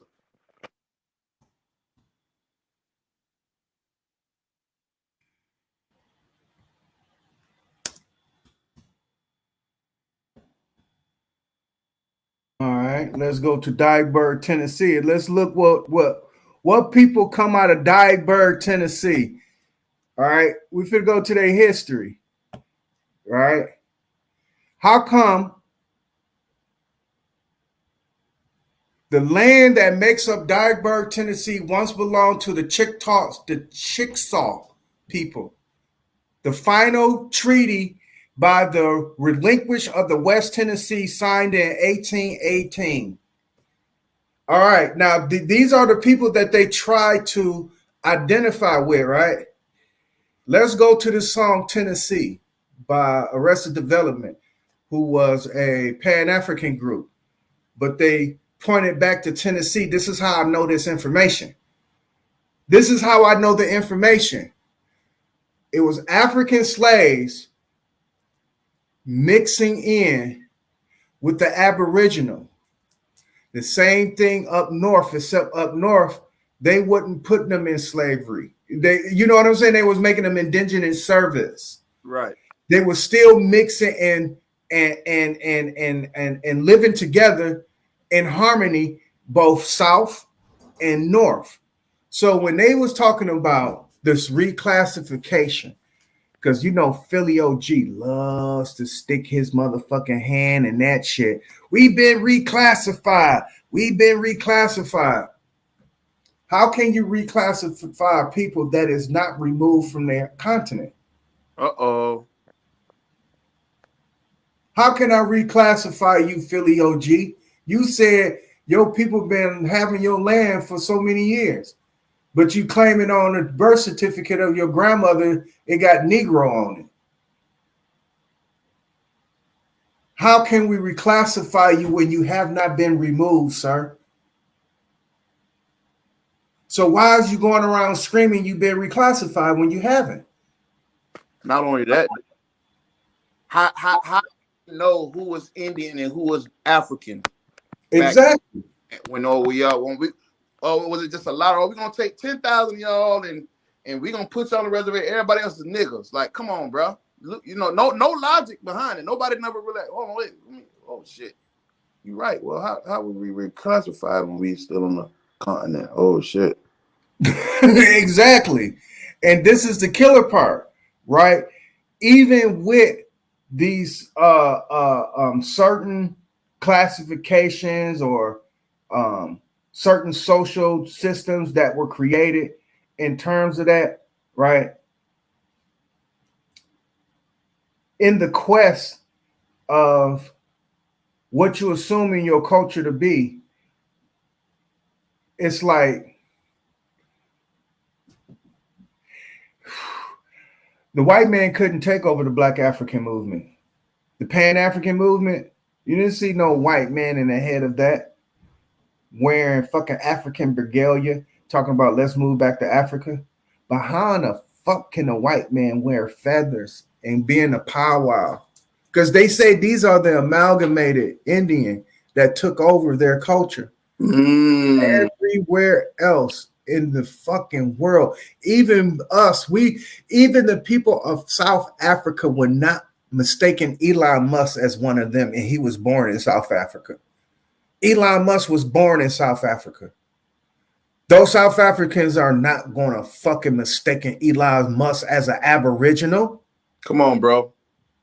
And you don't see him running around this motherfucker saying ooga booga with a drum or no shit like that, to say the least. How in the fuck did the white man take over your goddamn deer skin drum and your powwow? How did the white man take over your sweat lodges and your ways of gathering spring water and making liquor, bending copper, the real metal copper, because you know those are copper barrels that they distill their fucking liquor in. How did the fucking white man strip you of that? Or is it that you was never doing that? Because there are Aboriginals who still practice that today. The Dakotas, the Appalachian Indians, they still practice this same shit today. Yet here you go with the black nigga. I'm just using that loosely. But the black nigga is saying, that's our culture. No, it ain't. Because if it is, you'll be doing it. Right. You are not displaced from it. You still on the continent where you can my brother go deer hunting every year. What's stopping your native ass for doing the same thing and using a bow and arrow? I think that's what they used to do. They'd take a knife or some type of sharp stone. They'll start shaving branches. You understand? They'll kill a turkey, take his feathers, do something to them, froth them. They'll froth the feathers or some shit like that. And they'll put it at the end of the stick, and they'll put a motherfucking tip at the fucking front of the goddamn stick. And now you got a bow or arrow. I'm sorry, you got an arrow. Now they finna go look for some elastic string. It's nothing stopping these motherfuckers. But if you watch that, like you was talking about the channels, A&E, Discovery, they got that one dude, what do he call himself? The Bear Man or some shit like that. But yeah, they got them, they got the Moonshiners, they got everybody else doing y'all shit except for y'all. What the fuck? Cause bullshit, dog. That cause one, they scared of Africa. They spit in the face of Marcus Garvey. They scared of Africa. And the biggest bullshit I heard, Africans don't like us. That's bullshit, bro. My dad is married to an Ethiopian woman. I got plans to go to Africa. Africans love and want us to come to Africa. So the misnomer about Africans hate us and all this shit, that's bullshit, bro. Like, think about it, man. Here's something that people don't understand. Why the fuck is every other race of people rushing to Africa to get all the resources but us in America? Well, we have vast resources and people, a whole continent that'll make Atlanta look like a small ass blip on the map to the whole continent of rich blackness of all shades, all tongues. Sanchez said the most dumbest shit. Ain't nothing over there in Africa than a mud hut and nappy head. Are you out your fucking mind, you dumb mosquito drinking motherfucker? Bro, there's a place in Rwanda called Kigali. I got a cousin that live over there. Kigali makes Beverly Hills look like a fucking Project Hood. There's places all over that continent where there's no European. It's a country full of black folks like Zimbabwe. See, the fucked up part about it is for the longest they've been showing us, look, the impoverished people over there rich. There's a reason why, because in those countries that people don't know about, where you see those little kids are starving, those are all your diamond mines and gold mines and tritium mines and all these other precious metals that they use to make the computer chip that now you have two fucking screens, Sanchez. That's where that comes from, you dumb fuck. Your keyboard and synthesizer, all them computer chips and motherboards, all of those elements that make that shit come out of the Congo, where all the blue black people live at, not just diamonds. The reason why there was a shortage of computer chips and why we had all this fucked up situation where we couldn't get PlayStation and all that shit, because a lot of the Congos, the people over there got sick with COVID and was dying because they couldn't mine it, because no crackers was finna, excuse my French, was finna go deep in them jungles and get all those precious minerals out of the fucking ground to make the Western world thrive. But y'all dumb niggas thinking ain't nothing but mosquitoes over there. You dumb fucks. Y'all don't know shit but what a dumb motherfucker that sit on his computer tell you and never left the fucking continent. Like Bobby said, come off the dumb shit. Yeah. I couldn't say it no better, man. I couldn't have said it no better. If there was a time, now is the time. And dealing with these agents of confusion, to say the least, they making a job much more harder than what it has to be. It's already a hard job. You know what I mean? Now it's even more of an obstacle to try to convey this message in terms of what we need to do and to prepare ourselves. Because if you listen to Sanchez, he will have you missing out, because it ain't no telling who you may meet in a day. Because you're going around with this resentment and thinking everything is a fucking conspiracy. You don't know who you will meet. Because a person who's working for NASA can be your best friend and can tell you all the secrets and shit that they going on in there, where you don't have to make up a fake ass document or misrepresent a document that NASA put out saying that, oh, the only way we can land our planes if we use the technology, saying that the area got to be flat. And they took that shit and said that the earth is flat. I don't know how in the fuck they did that, but that's some slick ass shit. But to say I read the document. Huh? And I implore you to read it. And that's how you know niggas don't read and won't read, because on that document, Diadeck, the first 100-something pages before that last, the screenshot he used, that's the very last page. But it's nothing but a whole bunch of mathematical equations, Diadeck, that talk about trigonometry. Right, that I do know. I Right. mean, it's the same technology they have to use to land in a airplane on an aircraft carrier. Because I don't understand Sanchez. I guess he was never in the Navy. He said he was Air Force. I doubt it. If he was in the lowest. I think he was a clerk or some shit. But with that, what I was about to, let me say this, and I'm gonna finish. To land an airplane on an aircraft carrier, you know you have to account for all that technology that NASA was talking about, because that's a flat surface that they landing on. But the water is swelling and moving and going up and down and all kind of shit. So the logic is to land on a flat surface. It's the same goes for civil land or the land. You know what I'm saying? You know, landing on the land in terms of that. But you can't land an airplane on a mountain. You can't land a helicopter on a mountain. Obviously, we seen one crash on the side of the motherfucker. You know what I mean? But according to Sanchez, he will assume that technology mean for a flat earth. No, nigga gotta level that shit out, Sanchez. You didn't know that? That's why the aircraft carrier acts the way it acts when it buoys out. You wouldn't even know that motherfucker is tipping.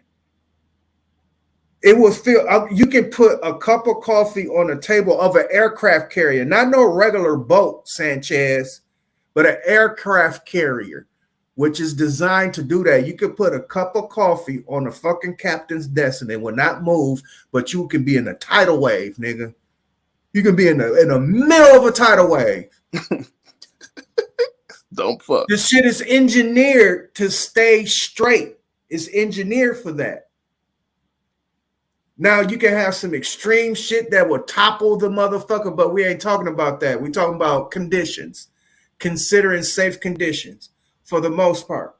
If they out in the middle of the ocean, dog, they are how many fucking feet elevated from Florida?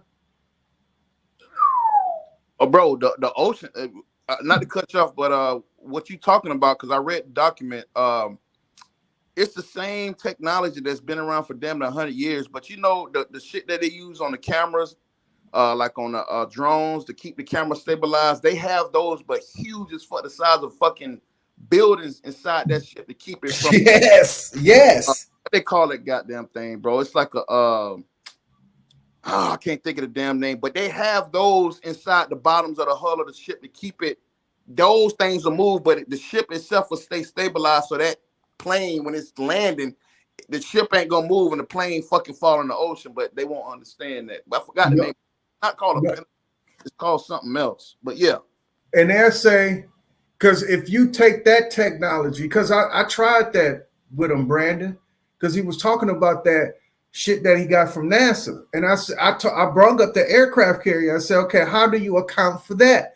Because I said the sea is swelling like miles and miles in the air.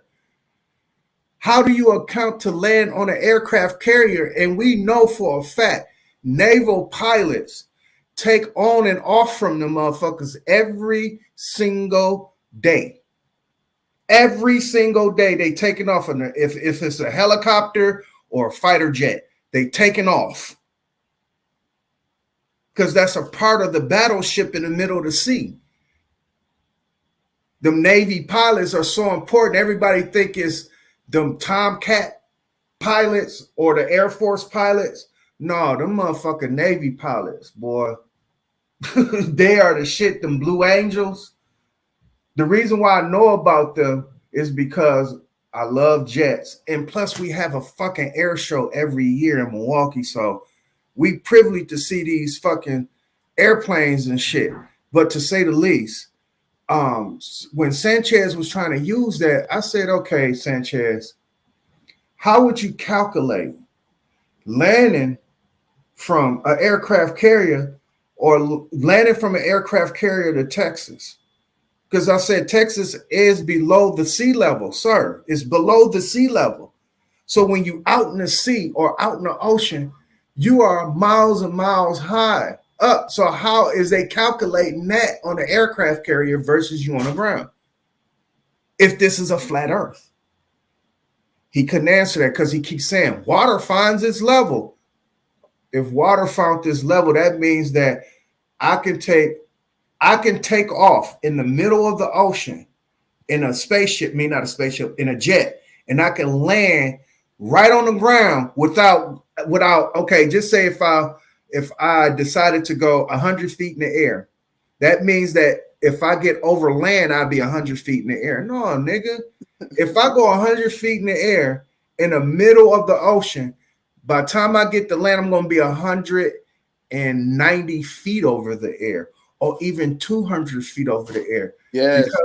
Because the sea level is higher in Florida. I mean, the sea level is higher versus where Florida is at versus where, because it's studying. Oh, go ahead. Go ahead. Yeah, I'm gonna help you out. So I used to live in South Florida before I moved to North Florida. I believe South Florida, certain parts in South Florida, bro, are 20 to 30 feet below sea level. So if we're on a flat earth, that means that's 20 to 30 feet of water that should come inland. So what's stopping it? Uh-oh. But like you just said, so if I'm 100 feet in some places, like you said, let's just say if I'm 100 feet above the ocean, and let's say I'm in South Florida, it's 30 feet below sea level, but yet I come up to, let's say, Georgia or Stone Mountain, where Stone Mountain, because when you go from Florida up to Georgia, you start going up the hills and then you get up into the mountains. Mm-hmm. So as you flying up, you gotta go up more, because if not, you're gonna crash into a fucking mountain. Exactly. That's what the point I was making. That was the point I was making. Look like Coppertone in the building. What's up, man? Y'all had it, man. I ain't even want to come up here, but what? Well, you up here now? Bro was saying, like, okay, like South Florida is lower in sea level, so all that's supposed to be water. If like they survey, they benchmark. Matter of fact, we own a parkway, so the fucking benchmark what you set up to fucking shoot at, that's basically 5 feet above sea level. So Tampa Bay, where Bayshore at, Bayshore Boulevard sits sea level with the Gulf of Mexico. So basically, we don't see it, but the roadway, Florida is a little mountain. The elevation from South Florida to Central Florida. South Florida, if it was sea level to Central Florida, that's all water. Facts. Let's get it. Yep, and that illustration alone kills their philosophy on water finding this level. If they trying to use that as their, they just start saying that after I brought out the water table. I mean, the water table is the water aquifer is the groundwater. The water table is what you hit first when you start digging so far. Then you gonna start hitting groundwater. That's the water table. They ain't start saying that until, you know what I'm saying? Mm-hmm. But yeah, that's Sanchez at his greatest. Because I know for a fact he's sitting back and he watching. I know you watching, Sanchez, or at least your minions are, and they get back and they tell you information. Because I found that motherfucker saying a whole lot of shit that he wasn't saying. A whole lot of shit. But yeah, that shit with Sarnetta that other day, that shit. See, Sarnetta ought to be ashamed of himself. Because when Sanchez tried to get out of the question, he should have told Sanchez right then and there, no, Sanchez, you can't escape. That was a good question. Instead, he aided and abetted him and let him get out. I asked the question. The biggest thing remember what just so happened the other stream when Sanchez said something about Khalid Muhammad, and then that was the stream when Sarnetta came up. Man, Sarnetta or them Red Pills twins was around Khalid when he transitioned. You know what I'm saying? And just so happened, Sarnetta come up. He the godfather. You know what I'm saying? Of the conscious shit. Oh, that I do know. Now, I don't know if y'all been paying attention, because like a year ago or a year and a half ago, Sanchez was dissing the House of Consciousness. He was telling people that the House of Consciousness ain't nothing but a coons and all that shit. He was going off on them, talking about Sarnetta wasn't no good for the community and this and that and blase spliffy. Now all of a sudden he HOK again. Yeah, he said it. He said, yeah, I'm HOK all the way fully, Sarnetta. Yeah, he said it. Yeah, so Sarnetta was gonna aid and abetting. Because I asked a simple question that goes out to all the flat earthers. I'm asking the question. Maybe y'all can answer it better than he can. My link is out there. I need an answer. How big in measurements? I need tangible measurements where I can go out and get a laser ruler and measure this motherfucker. I need y'all to tell me how big in measurement the flat earth is. Because if you got Arcadian maps, if you got all these flat earth maps, that means you got measurements. Because how in the fuck can you have a map without measurements? How do you know the size of an island if you don't got measurements? This is sacred geometry, ladies and gentlemen. Remember, he said he's a master of that, but you can't tell me the fucking measurements of your sacred geometry. Obviously, I can see an octagon. Obviously, I can see a hexagon or a cricket motherfucking line or a round or whatever the fuck. Obviously, I can see all those angles, but I need the calculations. How long are these angles? What are the inches? What are the feet? What's the area of this place? What's the length? What's the width? So you flat earthers, I need you to answer that question. How big in measurement is the flat earth? From that point, now we can tell you how far the sun is from the earth or the clouds are from the earth. Because stop going by calculations that he said that I got from NASA. That's what he said. He said, you know how Didac knows that the sun is 93 million miles away? Because of NASA. And you know his dumb ass crowd ate that shit up and said, yeah, I bet you Didac do know that. Dog, it was Egyptians telling me that if the sun was 93 million miles away, but long before NASA. What the fuck? The Dogons had the calculation before. Hold on, man. Bro, not to cut you off. I remember, I'm going to tell you, Sanchez said maybe 3 years ago, and I wish I could find a stream. This is no cap. Sanchez, out his mouth, said that the sun was 6,000 feet above the earth. 6,000 feet. Now, for a lot of y'all that don't know, Mount Everest is way above 6,000 feet. So that means at some point, the sun will have to bump into Mount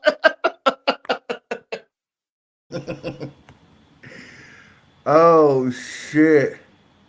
Planes fly what 35 to 40,000 feet now. So that means that the airplane flies over the sun. So now this is when this dumb nigga showed that little footage of he said a plane flying above the sun, but anybody with logic will tell you that's when the sun was rising from the horizon. It was from the horizon line, and the clouds was above it. And because the light was shining, oh yeah, the plane flying above the sun.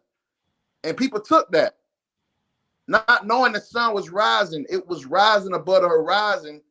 And so the perspective, what Sanchez was giving, yeah, see the plane above the sun, y'all. Huh? So how come nobody ever ran into the sun, Sanchez? If the plane above it, now that means that the plane could run into it, make a slight turn and run into the sun. Well, how big is the sun? So then you ask, okay, well, how big in circumference is the sun? Now check this out. I'm gonna fuck all y'all head up.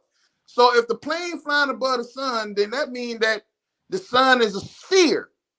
But hold on, wait a minute, Sanchez. You said that the sun is a disc. So there's a flat disc that's hovering above, right below the clouds, but at the same time the plane is above it, but it's a flat disc. Oh shit. Yeah, that's the shit that he can cause confusion with the people who is trying to understand their existence. And in people trying to understand their existence, the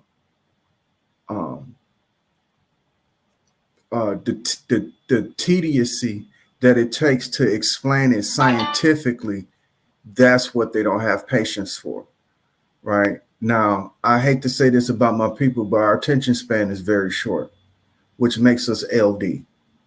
And in that learning disability, right, there's certain things that have to take place. Now, most of us are field learners, but most of these motherfuckers don't want to go out in the field. And you got a motherfucker that's a prime example. Sanchez, get you a camera crew or get you a camera that you can hook up to a portable computer. You know, you got, is those laptops or desktops you got? Well, anyway, get you a laptop where you can make your studio portable. Take your ass at least to a convention and show us other people sharing the idea in the same room with you, not in the same chat room. It's at least what I see from his so-called followers, right? Sir Drop will try to have a conversation with the youth, which I appreciated. I can't even say about Philly OG, but at least he goes outside of his home. That's what I'm trying to say. Versus Sanchez don't give nobody the incentive to field learn where most niggas would thrive at. Because academically, obviously, peeling open a book is they're allergic to that shit. You hear Philly OG, burn books, burn the Bible, burn all books. So that's the mentality of them. But they still trying to follow Sanchez. So Sanchez, get off your ass, get out of that goddamn studio and do some field research. Get your shit portableized, nigga. Like how I got mine is portable. Get it portable so you can go to other places and stream, nigga. So we know that you outside of what you think you're talking about. Other than that, the nigga is a farce. He's a charlatan. He's pulling the wool over people's eyes, and that makes him an agent of fucking confusion, rather if he know it or not. And with that, that's the shit that the people have to be warned about when they coming into his panel, man, because from what I've seen throughout the years, it's new people who come. I done seen him go through a few people, to say the least, and seeing other people come in. It's almost like a McDonald's job, how you got a high turnout rate. You know, seeing motherfuckers come in, get fired and leave and all kind of shit. And other motherfuckers who stay through the bullshit. So I don't see motherfuckers come and go out of his shit. So it's still people who are brand new to his channel coming into some knowledge. And if they keep running into this motherfucker here without a buffer, they lost. I'm the buffer now. So shit, I'm here to help.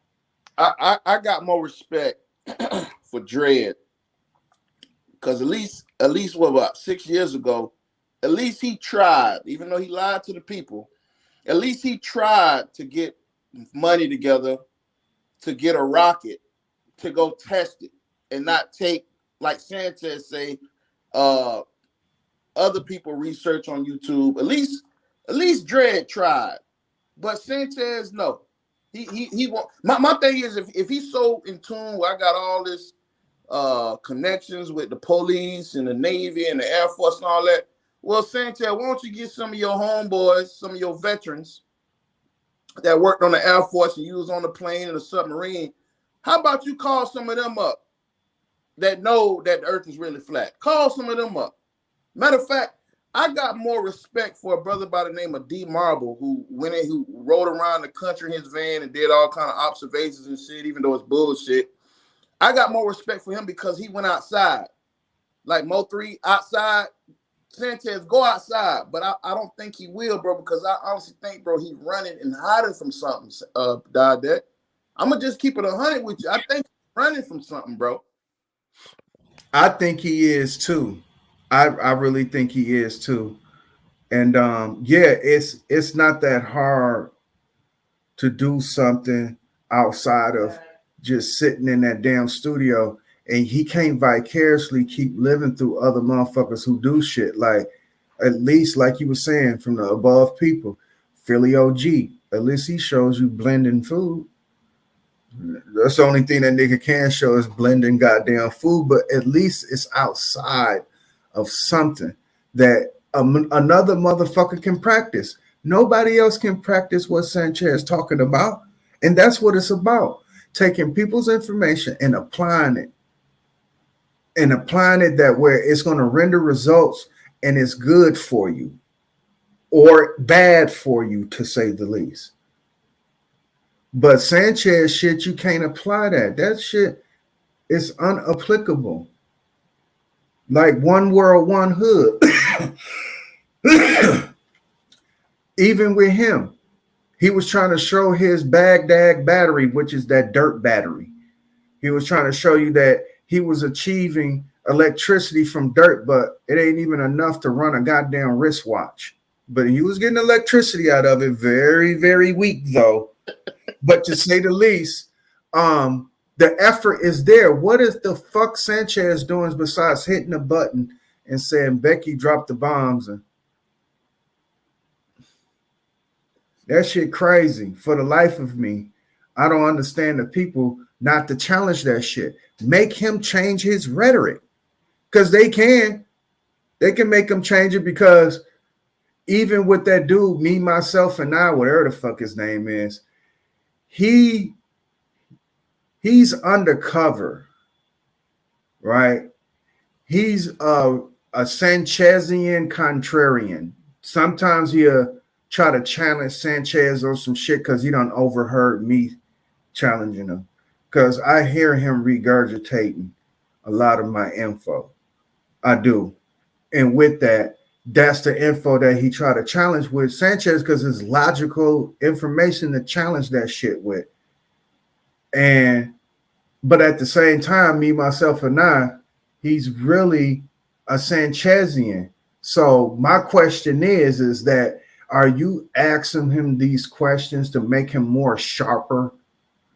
So when he see a motherfucker like me or Brandon come up there, now he know how to combat the shit?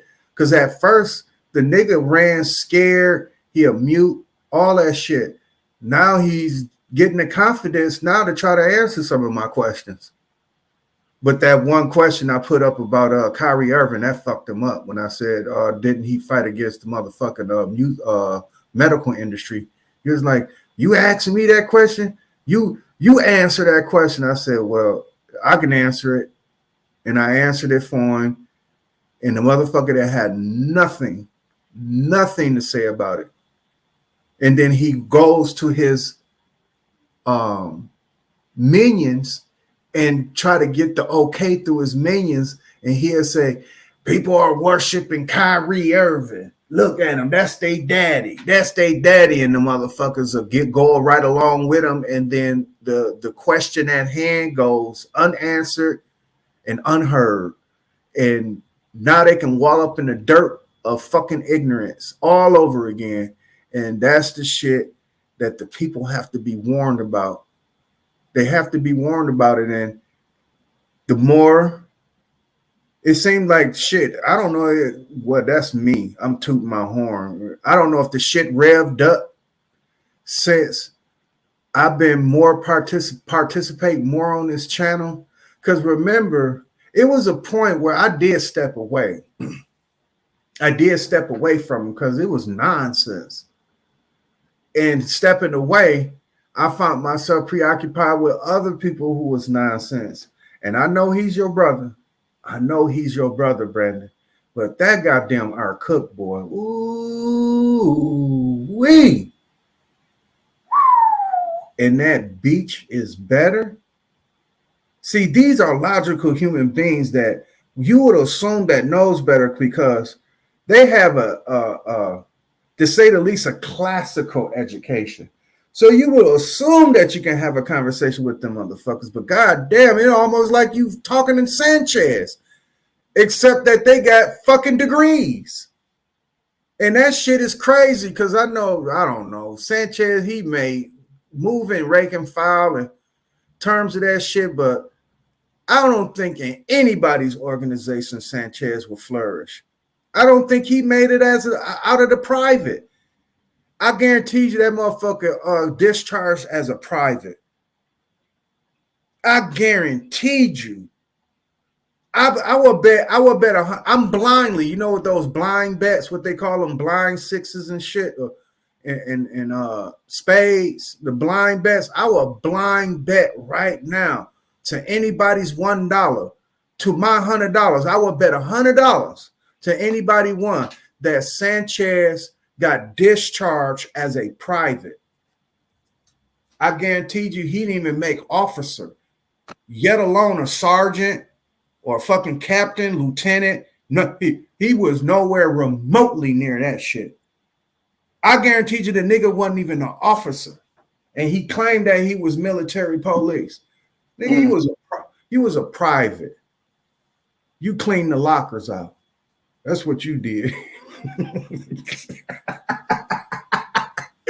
But I'm telling you that I bet any motherfucking money with this dude, man.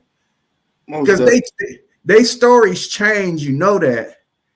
They stories be changing. Like you was putting up, like, okay, he said he lost his fingers in an incident of cutting grass. I thought he lost the motherfuckers in the military. No, he said somebody he put his hand in the cutting grass or some shit like that. In the cutting grass in a lawnmower, some shit like that. So my thing is, if that's the case, you can't go to the military dismembered unless the rules have changed. You can't go into the military disabled. That's no, they don't do that, bro. No, I know for a fact they don't do that. So it's because the military needs its subordinate working class. They need those people.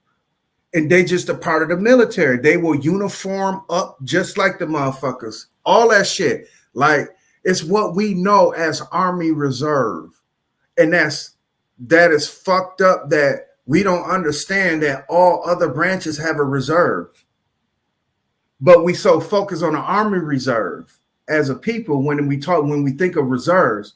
I guaranteed you that nigga was a reserve. I guaranteed you, man. The nigga was a private discharge out of reserve services. Nigga, y'all don't do nothing. They don't do nothing. They just a rank and file subordinate. That's it. Just like how Philly OG told on himself. He was like, we was putting up telephone poles. When he said that, I said, oh, he was a general laborer. This nigga make it act like, dog, nobody that's in battle. I'm going to let y'all know this. Army sometimes go to battle because in them establishing after what the Marines did, they still probably got to fight. You know what I'm saying? They probably still got to fight ahead of them. So the Army might do a little fighting. You understand what I'm saying? Those people who actually up front, the infantries or the special, those Rangers and shit like that, those people who do the fighting, Philly OG made it seem like he was one of them. But he was talking about putting up a telephone pole. It was not one Ranger, nigga. What they call those troopers, paratroopers, none of them motherfuckers put up goddamn telephone poles. What the fuck is Philly OG talking? I'm a soldier. No, you a laborer for soldiers. That's who you are. I tell you this, when in you putting up your telephone pole, you was protected by the Rangers or you were protected by the paratroopers. You were being protected by them because there ain't no telling that what's going to come around that corner and given the fact that in the army, they're going to have every man to protect themselves in terms of that. So you might have had a little sidearm on you, like a 45, you understand, a 1911, you know, a fucking soldier's, what they call those, issued, a government issued pistol. So they gave you a GI pistol. Where the fuck is your GI pistol at anyway, Philly OG? And Sanchez, don't you supposed to have a GI pistol? Everybody get a government issue. But with that being said, their stories change all the fucking time. And when I hear Philly OG shit, his shit just changes as he goes. And I'm saying to myself, is any of that shit they saying is true? Are these sob stories that they've been told to say online to get the people's vulnerability or to, you know, to tug on the hearts of people? Because these are heartfelt stories that people can feel sorry about. Like Sanchez, when he tells his stories about his so-called childhood bringing up, he wants you to feel sorry for him because his church mistreated him. And I'm saying to myself, how far removed are you from this, Sanchez? Considering my guesstimation is that you in your late 30s. So you really haven't lived a life the way you explain it, and it's all full. You sound like you was a gangbanger and you sold dope. You ran with street crews up to when? Because when you say that you joined the army, that sounds like you did that young, coming straight out of high school. I understand kids gangbanging at the age of 15, 16 years old, but that's really not it. That's not it. That's not it. The way you explain it, it just don't make no sense how your childhood mixes with your adulthood and where you at now in life in Las Vegas. The shit just don't sound right. And you've been on this internet for a while and you made your way in the motherfucking community as a flat earther. You didn't know what you were talking about when you said that you was talking about Egypt. No, I think in those exceptions, Brandon, I don't know if you watched the beginning of the inception of the conscious community when they converted over to YouTube. Because at first, the conscious community was done on tapes. The only way you can see these motherfuckers, if you went to Harlem, bought that shit from his shop. Oh, yeah. When they start converting over to YouTube, that's where the ego shit started, because they knew then that any and everybody can control it. Because at first it was just Sonetta controlling. Now that they know that Baba TV, Rich, you know what I'm saying? They know, because I know him as the Underground Railroad television at first. Then he switched over to Black Magic 363. Then you had Black and Noble. You had all these motherfucking platforms. And even I seen in the exception in the beginning, like I said, I keep my ear to the ground. Solar Mind, who got the Solar Vision Debate League, he used to run with Oh God. They used to have a critique show on the conscious community after every debate. So but yeah, when the YouTube world was blowing up, here goes Sanchez, because Sanchez was right around the same introduction as Nature Boy and Young Pharaoh, except that he wasn't talking the same shit as Young Pharaoh and Nature Boy, because they were more like Nuwabians and shit like that. Sanchez is with the red, black, and green, the Pan-African. Exactly. Pharaoh came under the tutelage of Sarah Sunseti, because I know Sarah Sunseti. I remember when Pharaoh didn't even have a page. He had the little short dreads, was walking around with Seti and all that. Yeah, I remember all that shit. Right. So when Sanchez couldn't get the ball rolling on the red, black, and green because that was a saturated market in terms of that. And I'm putting that in quotation. It was saturated. Everybody was talking red, black, and green, black power. So Sanchez couldn't reach the masses. Not only his delivery was fucked up, but the country twang, all that shit was all working against him until he switched his whole shit around. And I'm saying to myself, to belong to the house of consciousness, at that time, what did you have to do? Because at what I was thinking on the surface level, I'm being naive. I was very naive on the surface level. I'm thinking that this is the bubbling of the revolution that shall not be televised. And I'm putting that in quotation. So when I'm thinking that this is the revolution that shall not be televised, I wanted to participate in it. Because I'm never ever going to underestimate the computer, period, or the power of telecommunication. And with that, I was indulging and trying to patronize in the shit. And through that, I was watching people's growths, people's despise. I was watching all that shit happening, and I was in the background watching. And that and shit like this, in these cases, it is best from you looking from the outside in. In this case, because how I am in tune with myself and with my people, and I know what the struggle is, it felt like I was part of that. So it was safe for me to look from the outside in, because I was going to dive in head first and not knowing that this is a goddamn supper club, that you got to be a part of a fucking club. And be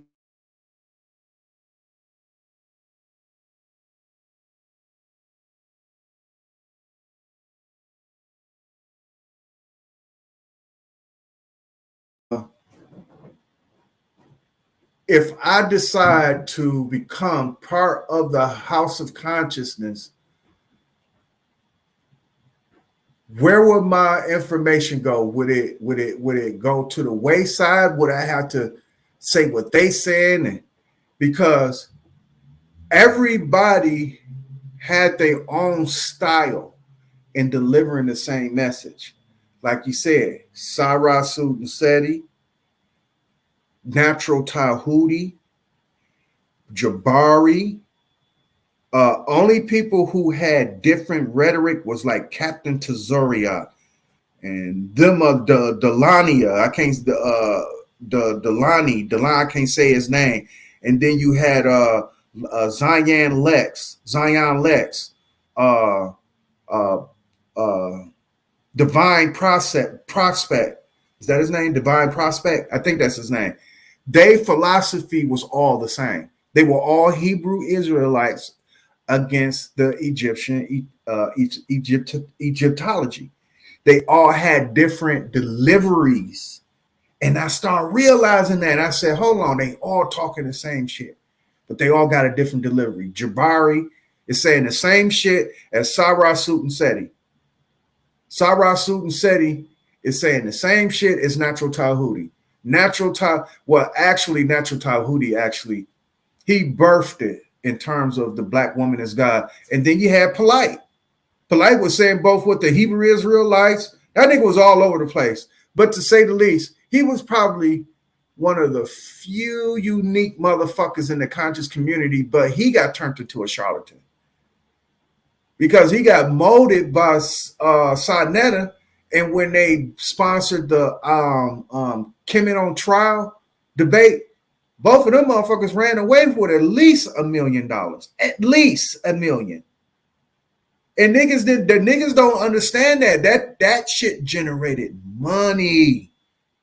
And everybody got green-eyed monsters on that shit. That's why Sue Tech hit it. He went to Atlanta on them niggas. Niggas getting greedy is a motherfucker. But yeah. Yeah. And with Sanchez, and I'm thinking Sanchez totally separated him. I don't know if anybody knows this, but Sanchez severed himself from the House of Consciousness. He was talking about him like a dog caught inside Netter devils and all kind of shit was going off about this dude. And now all of a sudden he's House of Consciousness. And you know what? And he talked real bad about HOTC and Sir Drop. He made Sir drop his ranks. Now all of a sudden Sir Drop is back saying HOTC, which it's like, even when his vicariously trying to explain, I'm using the word vicarious wrong. He was round and about trying to explain his origins and HOTC to explain why whoever Huey and you, Brandon, are associating with HOTC, he don't see him. He don't respect it. And he's original HOTC. And I'm saying to myself, in this middle of this soliloquy, is that Sanchez can be a hypocrite with y'all, because not only that he can put down House of Consciousness and go right back and saying that he's House of Consciousness, but he can make you drop your rank and file, Sir Drop. And now you turning around, you making face, you on Love Zay's channel. I think it was on Love Zay. He was on his channel trying to save face and tell everybody that he's original HOTC and whatever the fuck you heard was some bullshit. Because it's still floating around. It's still around. It's still around. And I thought the shit was dead, to say the least. And even after the 1 week after I guess the honorary membership, to say the least, I'm thinking that the shit is dead. But obviously he's still holding on to it. But what I do know is that Sanchez is claiming shit that he say he don't want to be a part of because they Satan. He said that Sa Neter is practicing Satanism because he's a Egyptologist. Right, brother. He called him a chocolate man. Do you remember that diatribe he went on when he was calling Egyptologists chocolate covered Christians?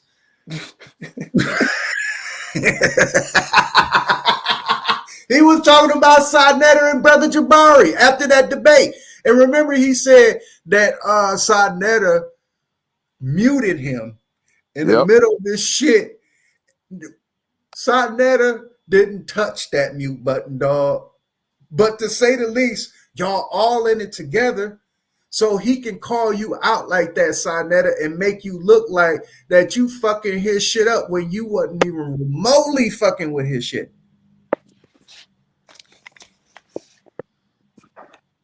Yep. So what the fuck that debate was really about? But after that debate, that nigga went on a whole diatribe calling them chocolate covered Christians.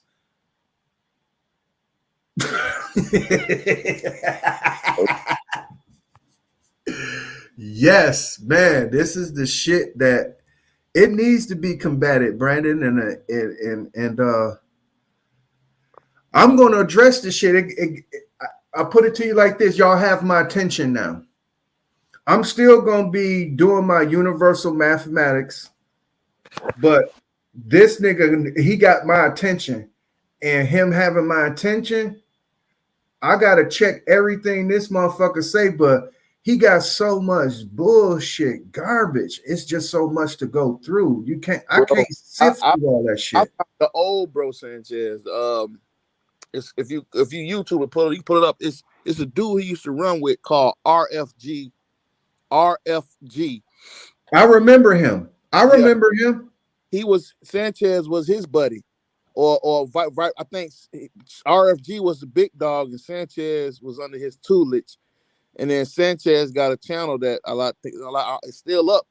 Because I just looked at this called the Bro Sanchez Outlook, and I remember RFG too, and I think him and RFG had a falling out, and I think he kind of exposed Sanchez, I don't think he still do YouTube videos, but if you do the Bro Sanchez Outlook or type in RFG and Bro Sanchez, them old videos will come up.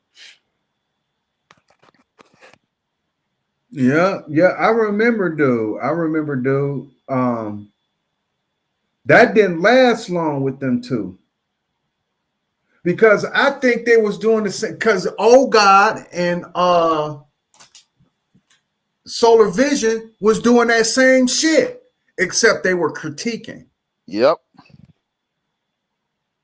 So yeah, I remember them too. But when Sanchez was finding himself trying to be with the bigger conscious movement, he found himself overwhelmed. That's what it was. He was overwhelmed. He didn't have as much knowledge that he thought he had, because some motherfuckers will think they in a circle of dumb people and said, did you know that Martin Luther King was really about the revolution? So that little information makes them feel like that they got a lot, until you go into a room where you the dumbest motherfucker in the room and not the smartest person. And then you get context on the reason why Martin Luther King was a revolutionary, not because he is. You go in a room, now a person can give you context that will intimidate you. And he got intimidated intellectually.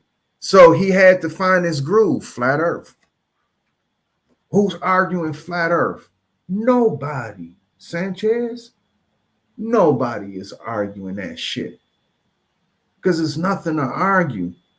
That is some shit that most people are landlocked and their eyes are only observing. That means that David Copperfield made Las Vegas disappear, according to them, because it's what your eyes can see, right? Let me see what your hands. What's that song by fucking Busta Rhymes? But with that being said, they only believe what their eyes can see, because when he asked Sarnetta, is your floor flat? And Sarnetta said, yeah, for what I can see. Okay, y'all want to play this motherfucking game far as you can see. All right. Far as you can see, that means that David Copperfield is running around this motherfucker making whole goddamn cities disappear. Fuck the smoke and mirrors. Fuck the curtain. Fuck the sleight of hand. None of that shit means nothing to the person who observing a flat surface. Because that's what he's telling you. Don't worry about what's around the corner. Don't worry about the size of your room. As long as your floor flat, you straight. That's the shit that kills me. And now he done found the niche. And now here goes Sarnetta. What is it like? To say the least, with the debates, right? I would give the benefit of the debate. What was that, like 2 years ago? Here we are 2-3 years later removed from it, and now Sarnetta wants to entertain his flat earth shit in terms of taking it serious. Because Nepal, like you said, she's a witch. Nepal had an interview with Sanchez before he went on Sarnetta. I don't know if anybody's seen that one, but I've seen that one. And I was like, what the fuck she allowed him to come up there and spew that bullshit geometry and cosmology on her channel? He wasn't really like, he made sure he put and fit his flat earth in there. But we really wasn't on flat earth. It was about his God concept, right? So now that her numbers went up, Sarnetta said, it's my turn, just like you said, dude. He was obligated on both ends. He was obligated on both ends, nigga. First, you got to do my wife's show. Then you come do my show. And then you back with the House of Consciousness. Now we can promote you better than what you was promoting with yourself. Because that's all of that costs $1,000. Right. Exactly. Donations. I thought it was trash.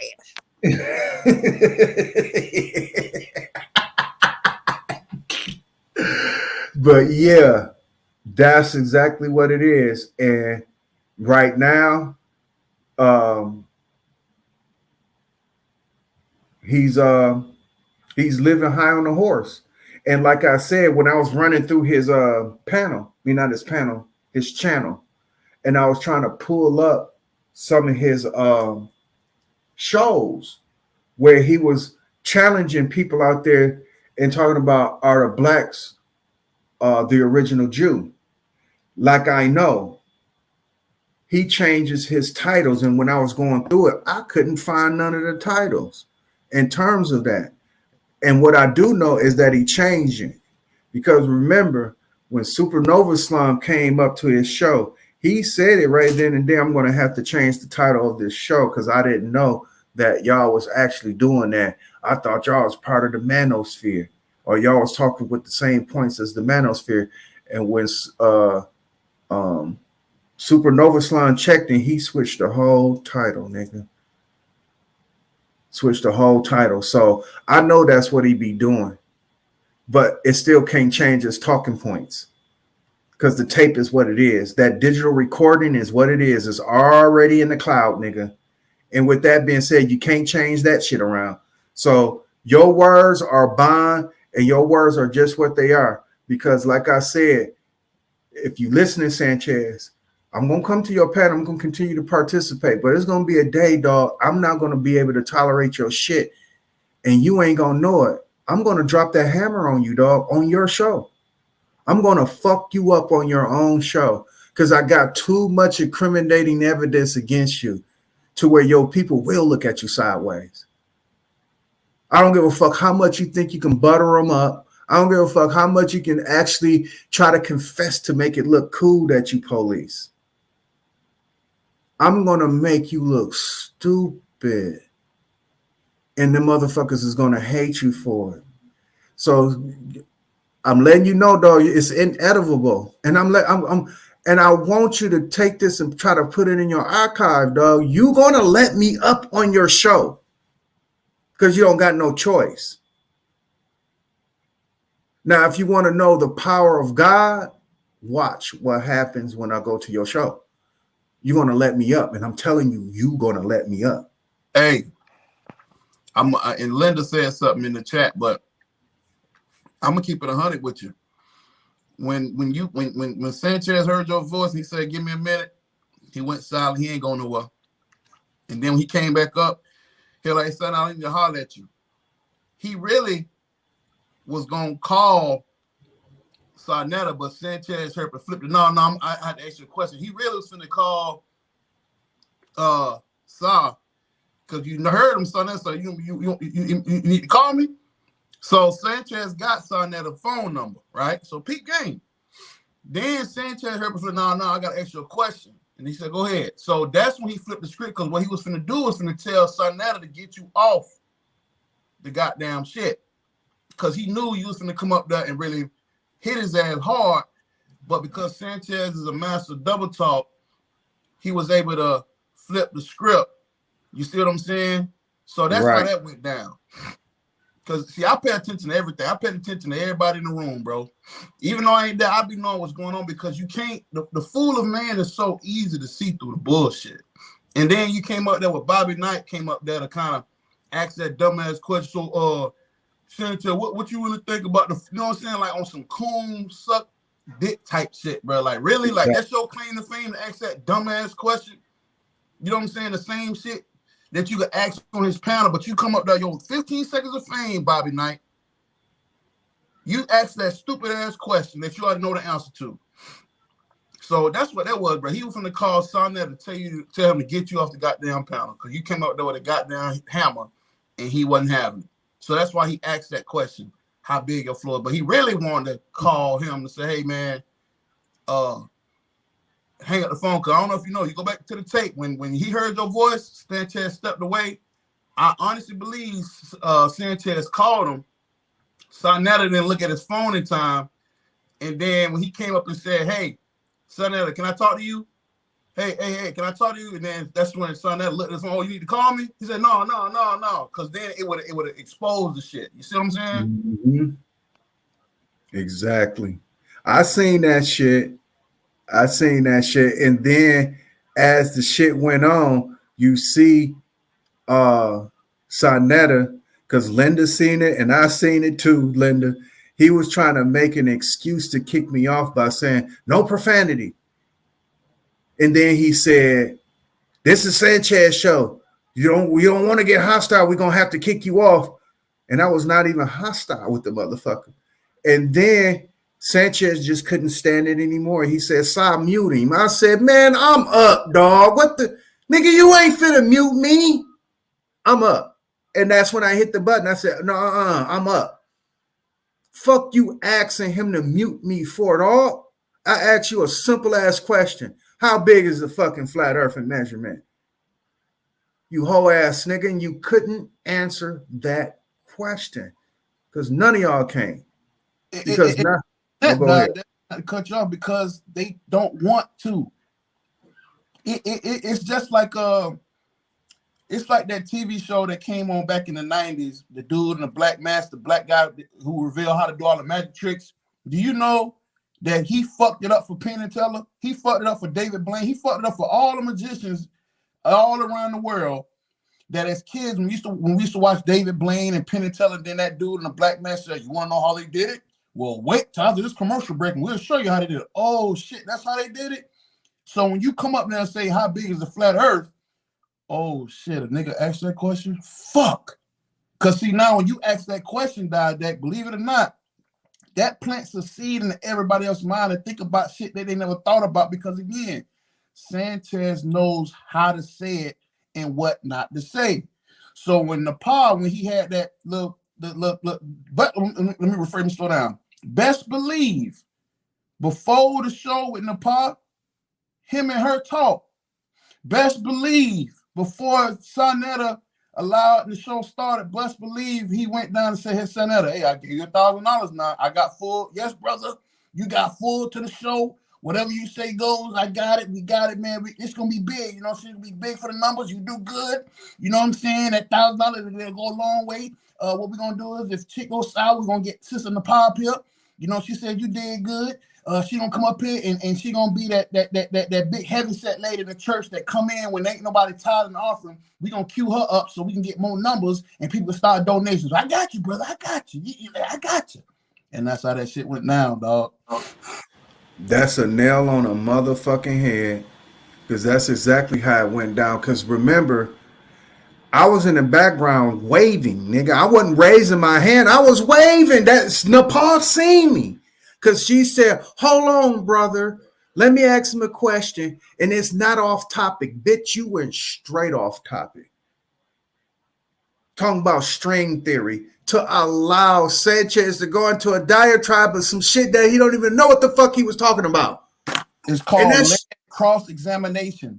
Because if you notice, she said, "Is that what you mean when you mean string theory?" "Yeah, that's exactly what I mean." She was leading him. You get it? Exactly. Didn't know what the fuck they were. Both of them didn't know what they was talking about. Because she tried to get it to a concept of motherfucking go string theory on their Google search, and then they'll find out softly or surface level on what string theory is, and they can try to tie it in with the bullshit that Sanchez is talking about. That shit you can't tie it in. And she got mad because he veered off, and some dude came back and said she really was asking about string theory. Because he veered all the way off. When he was done, everybody was trying to get in. And I heard one dude say she wanted to know about string theory. And that's when he called on Bobby Knife. And I was like, man, I was in the background waving, dog. Like, dude, he was like, "Oh, yeah. He up. Bobby, you're going to have to wait. Go ahead." And didn't even say my motherfucking name and see my name on the goddamn avatar. Because if you can see Bobby Knife, or what do he call himself? Dark Bobby or some shit new name that he had for us. Dark God or some shit. Yeah. Yeah. If you can see his fucking name, you can see mine. Why the fuck you didn't say my name, nigga? It ain't that hard to pronounce. If so, if it's hard pronounced, let's say it together. This didactagon, nigga, like a dodectagon, a 12-sided angle. Nigga, I'm the angle in which I educate people. So, and with that, I am the didactagon. And I had to say my name, Didact Mercury, better known as Didactagon, the Automan. And I went straight in for my question. And them motherfuckers got highly frustrated and mad. See, I think that, I don't think, I think that Sonetta remembers me. He remembers me because, like I said, he did. He laughed when you said when you had a run. He started laughing. He know who you is, but see, again, he won't say that because again, this is catering to Sanchez. Because the moment that he say he know of you or know you, then that takes all the limelight off Sanchez, and then now he can't play friend with Sanchez or be his cohort. You get it? Mm-hmm. Yeah. So shit. Then that it was yesterday. That shit right there was alarming to me. That big ass meeting that they had on Sanchez show with the Aboriginals, and Sanchez just kept sucking the dick of that DJ Cut dude. Talking about, man, I love your sound effects. I'm finna drop a bomb for your sound effects because that dude DJ Cut, whatever the fuck his name is, that nigga use every bell and whistle that is on that motherfucking program board. What dogs barking, birds chirping. He got all cliche sayings and shit like sitting in the park waiting on you. He got all that bullshit buttons that nigga worse than Dingo and the Baby. If you ever watch Chief Holiday shit and that DJ Cut dude up there and he talked like Wolfman Jack. You remember Wolfman Jack? Like, yeah, 98.3 on the old. That's how that nigga sound. I swear to God, that's how that nigga sound. AB, you know that horn that be on. Man, he hit all that shit, and here goes Sanchez. Man, I love your sound effects. I'm finna drop a bomb, and Sanchez drop a bomb, and he'll drop a bomb. I said, what kind of show am I watching? But I gotta watch it. I have to keep my ear to the ground, even when the other half of me cut that motherfucker off. The other half said, you have to listen to this shit. So I'm putting myself through torture, people, to listen to this shit so I can give y'all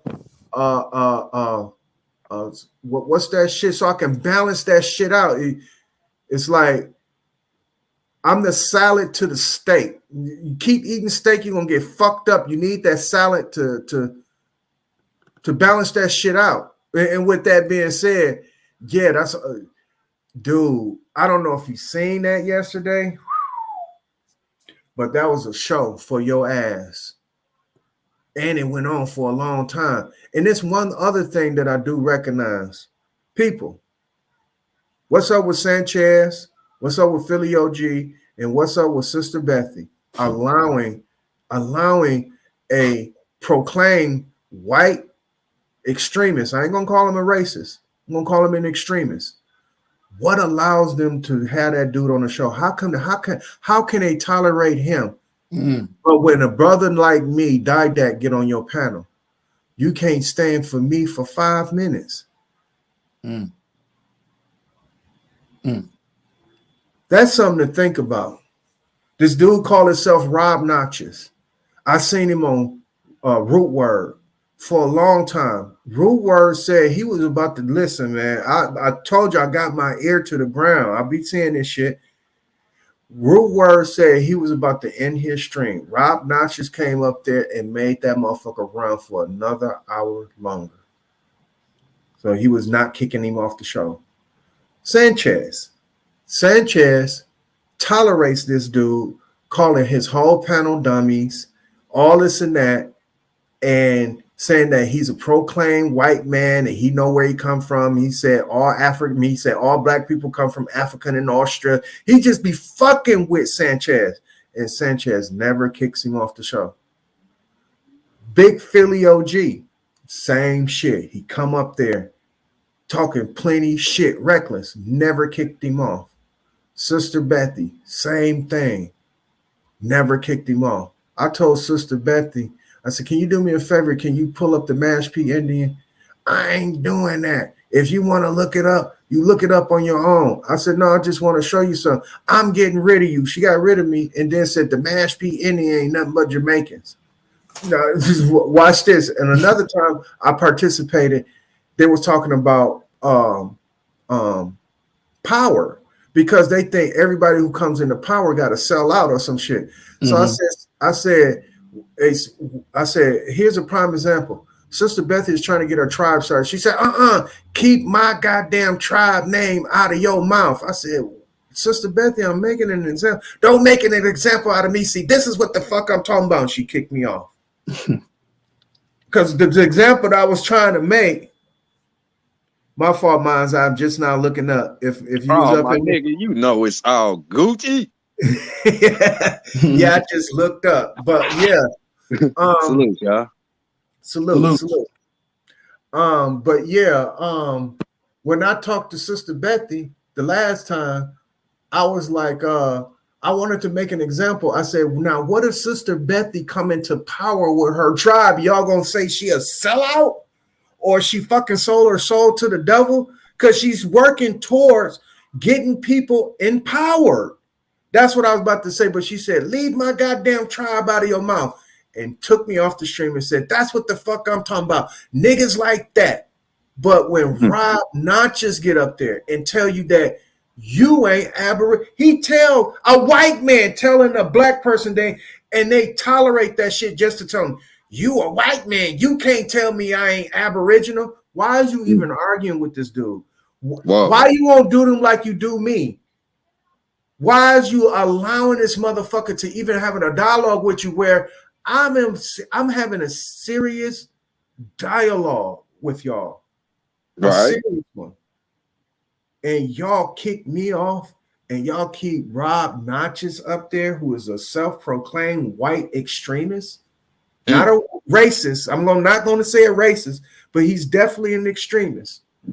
I don't know what the fuck wrong with these niggas. Nigga kicked me off the motherfucking panel. Oh man, you hear me twisting my whole shits up and tried to, like where the motherfucker got all disrespectful.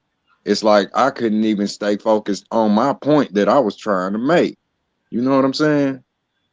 Motherfucker gonna force me off a topic where I'm literally responding to something that you said. So if I'm off topic, then your ass is off topic. You know what I'm saying? But it's like where that's why I stopped coming around, because I see where I'm not welcomed. I just get up out of there. You know what I mean? Because it's like you will starve to death sitting around, like say where a bum got a cup and ain't nobody feeding him, It's real crazy if you ain't say puckered up and kissing ass or some shit like that, then you can't stay over there. Oh shit, I done seen them run you off a few times, Mines. I seen you on Zay Love. They was trying to fucking cut you off.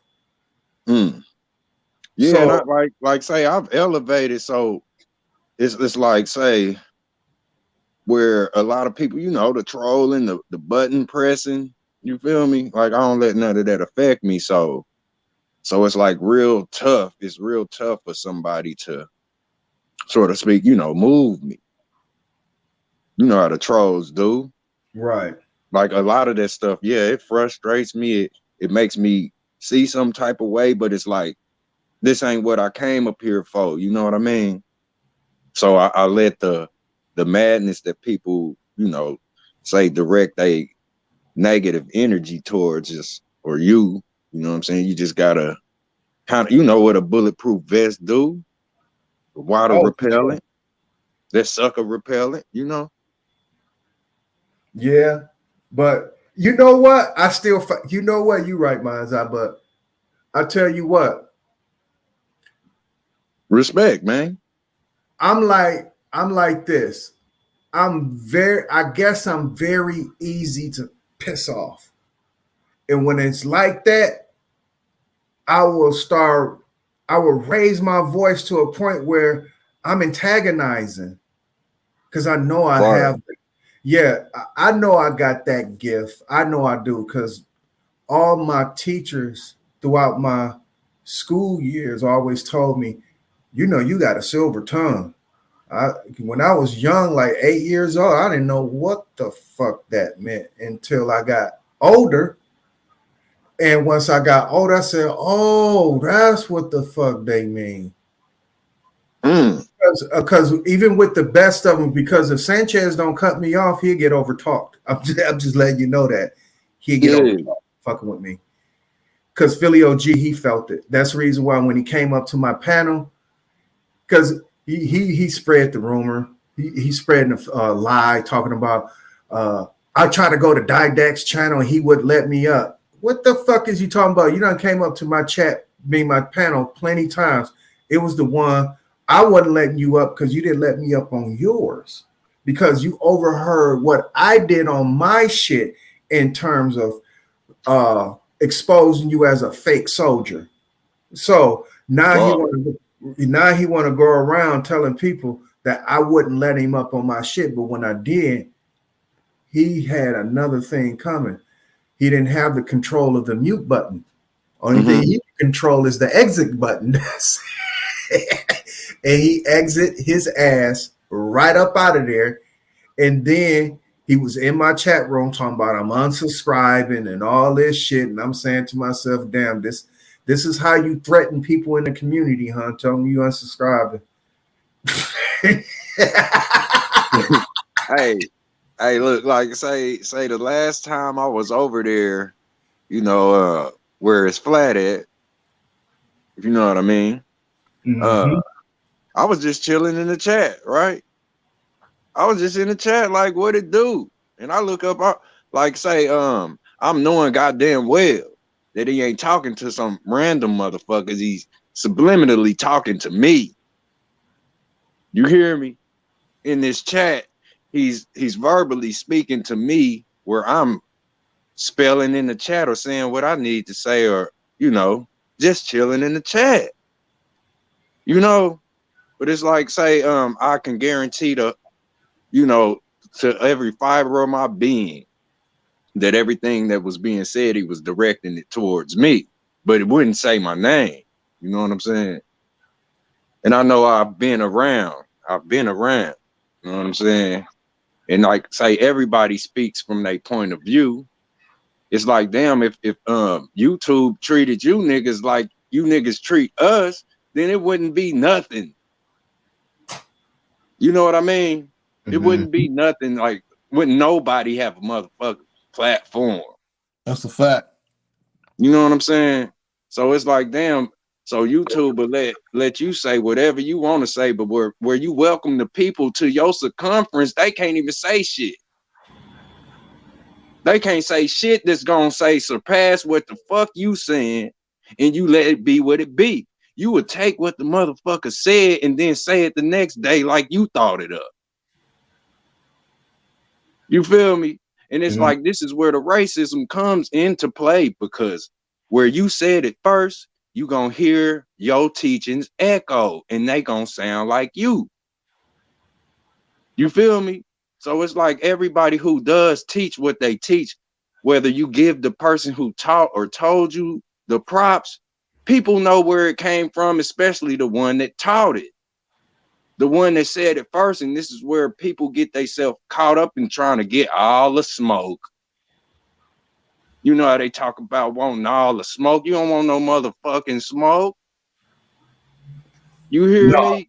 No, every time motherfuckers come with the smoke, you fold. You kick them off and you do all of that extra shit. You know what I'm saying? That's real talk. It's like so many things have been said where we all saying the same shit in different ways, but like the idea where you get it from the person who told you, you pay respects to that person that's living. You let them know that you can see, because God will see them. But the devil play like they can't see shit. You know what I mean? But God will see you. God gotta see you. But the devil will turn that blind eye and act like what he saw didn't happen, and he'll steal everything out your motherfucking mouth and go and tell it like he said it. But then when it get to the point of where the fuck you learn it at, that's where they'll tell who told them instead of saying that they said it. This is where you get to that frame of no snitching.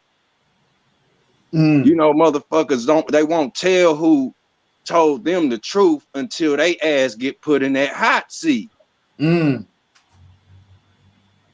know what I mean? So it's like, yeah, where a motherfucker, and it's been a long time, because I say that's the only way that I've lasted up to now, is I pay respect to the living. I pay respect to those who told and taught me something that may have sparked my brain. I'm going to give you your flowers right here on the spot. I ain't going to act like I didn't learn or hear that from you and go over there and say it like I thought it up. You know what I mean? Motherfuckers is out here literally scheming off the top. Real talk, and they some fraudulent ass teachers. That's why they get up on it. Go ahead. In the words of God, that you hit the nail on the fucking coffin, bro. Let's get it. Cause it, you know, like it's like if we don't speak on this shit, I won't have a tongue because I done bit it. You know what I'm saying? Just trying to show homage and respect, because I don't come on this motherfucker to literally argue with people like blind men in the street fight each other. You know what I mean? So they take our kindness for weakness. And that's where they be all buff and burly, but break that motherfucking chest in half. Because you're saying it with your chest. You're saying chest, I think, saying chest. Because you know he loves using those damn chess reference. See, I'm a chess player, and here go Philly OG talking about, yeah, whenever you're ready, I'll play a game of chess. What? Shit, nigga playing checkers, nigga. You better check. You better check and see if you playing chess, because they both one and the same.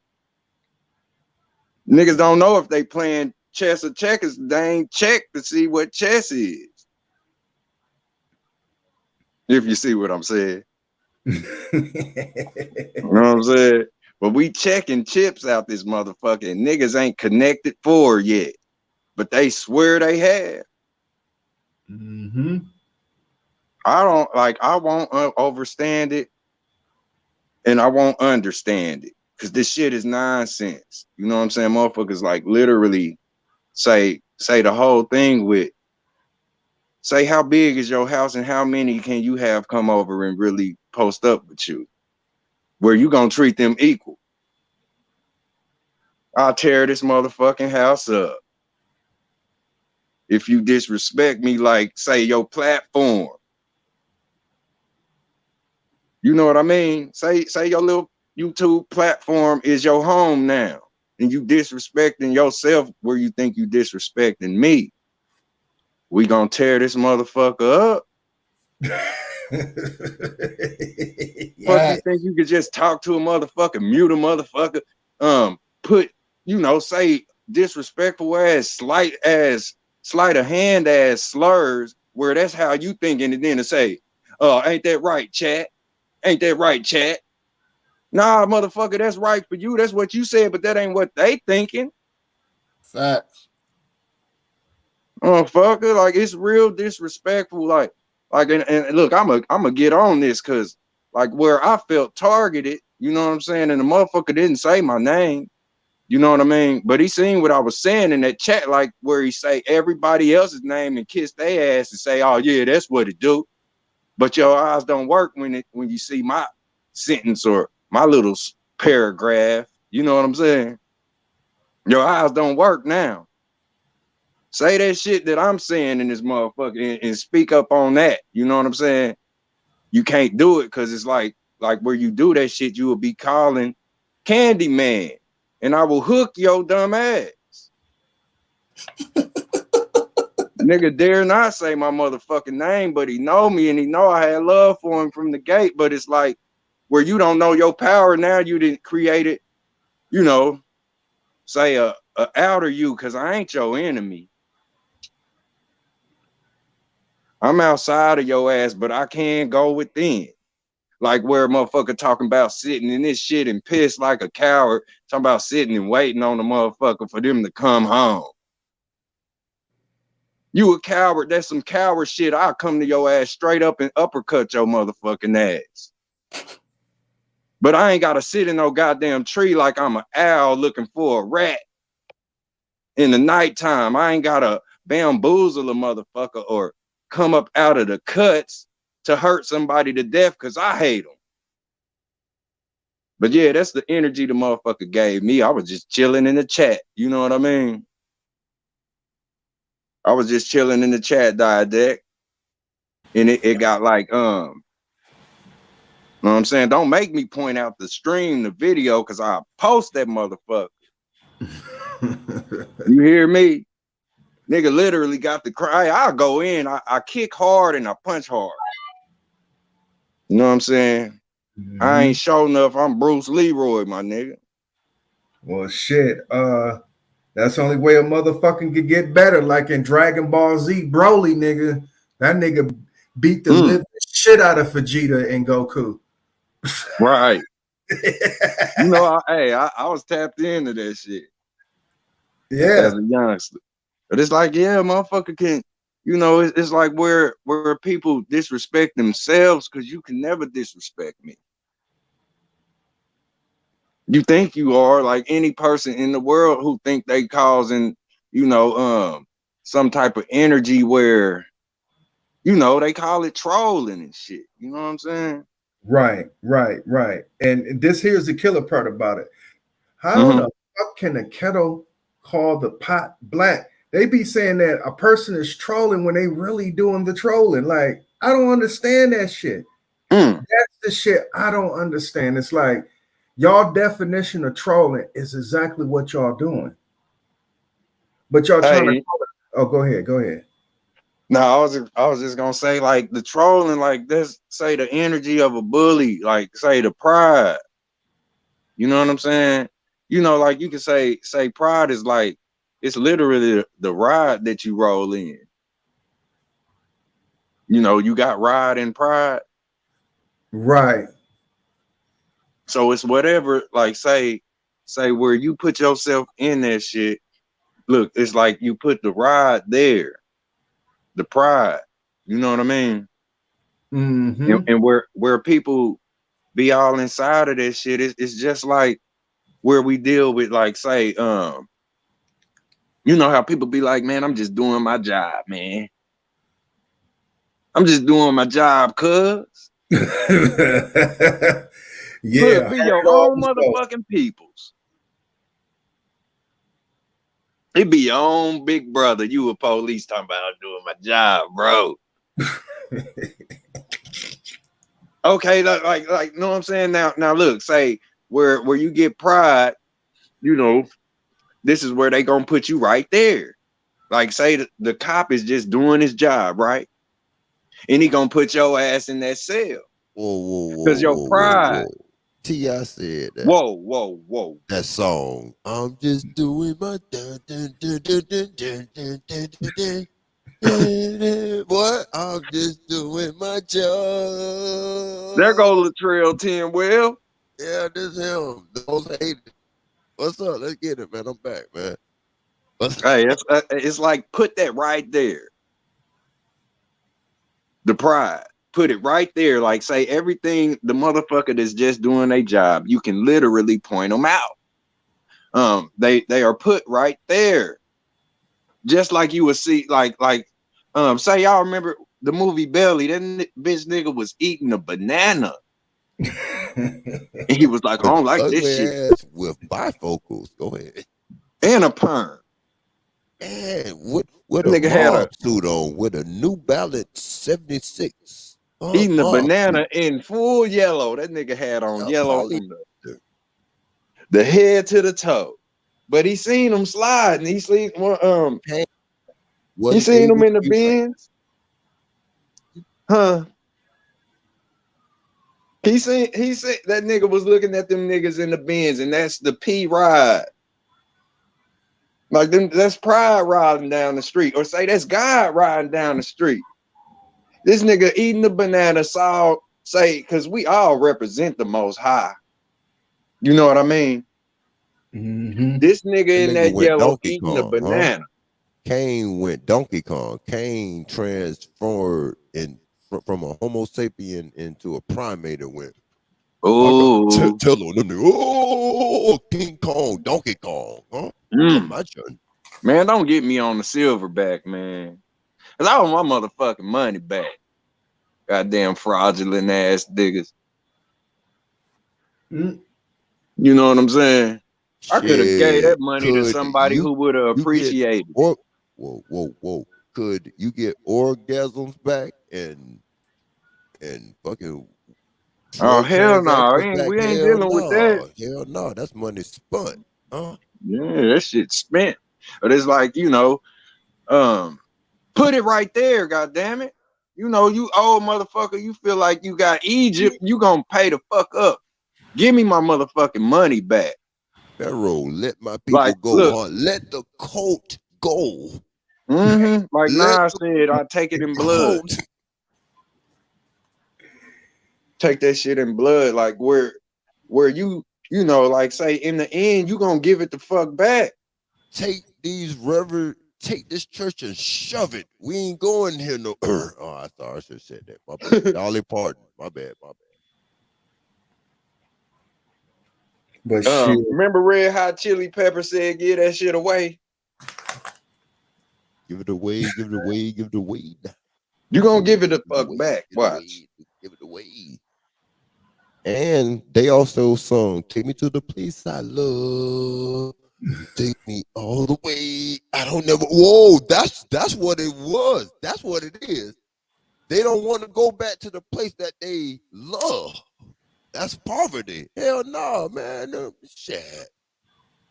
Ain't no urban Skid Rows. Boy, I hear you, Trail. Yeah, that shit crazy. That shit is crazy. Hey, y'all, don't leave me, man. I gotta put my puppies back in the house. Give me 1 second. Yeah, this live ending, man, in 5 minutes. No, I got probably like 20 more minutes. Okay, well, let me ask you, man, what's up with the boy that killed all them Caucasians a couple Christmases ago, man? That man was pleading a sovereign citizen. You heard me, but you ain't want to answer me for three Minneapolis things that went on. Jeffrey Dahmer, if Prince, little pretty ass would have been around your neighborhood. Man, it's been busy. Oh man, what's up with this? What this light bright? This Malcolm X? Niggas getting tired, man. Hey, that's not the only incidents that been going on. You know that, and we got one of the major breweries up here is Miller Brewery, but they converted. Yeah, Milwaukee's worse. What it is? Yeah, and a worker shot a whole bunch of goddamn supervisors. White folks, a black worker, got sick of that shit. This dude ran over. Whoa, Mel's Diner. Whoa, wasn't Mel's shut up there in the 80s? Mel's Diner. Okay, your boy back. Yeah, man, go ahead, man. Yeah, plenty shit going on in this motherfucker, boy. Yeah, they. I don't know why they resurrecting Jeffrey Dahmer though. Man, the suburbs. Why they do that? Hey, you know, no. Check this out. Let me tell y'all something about Milwaukee and Jeffrey Dahmer. Now, y'all heard of the urban myth of hearts being in chocolate. That was not an urban myth here. That was real. Because Detestable Negroes. No, check it out. Negroes. Go ahead. That's what I'm trying to explain. He worked at Ambrosia Chocolate Factory. Ambrosia Chocolate Factory used to make chocolate for a whole bunch of people, including Hershey. No. Yes, including her. Chocolate covered nigga hearts and shit. Oh Nigga hearts. yes. That's about right, man. Let's get it. Detestable Negroes, man. I'm gonna go get that book, man. Hardback, man. I need it physical, man. To read it. That I be man. Man, come on, man. Let's get it. People don't know about Milwaukee being that, but that urban myth that goes around that. Oh, Mill. Whoa, hold up. Mill them up. Shit, that's about right. Huh? You come here, them. So it's a bunch of thems in Compton and Milwaukee. Bring your solidified bougie 10th ass, and these hillbillies gonna hate and they gonna destroy your bitch ass, huh? Bring your bougie ass, huh? Bougie. Yeah, I heard him say that too. Yeah, he said, "Yo, up north niggas, y'all uppity niggas, y'all."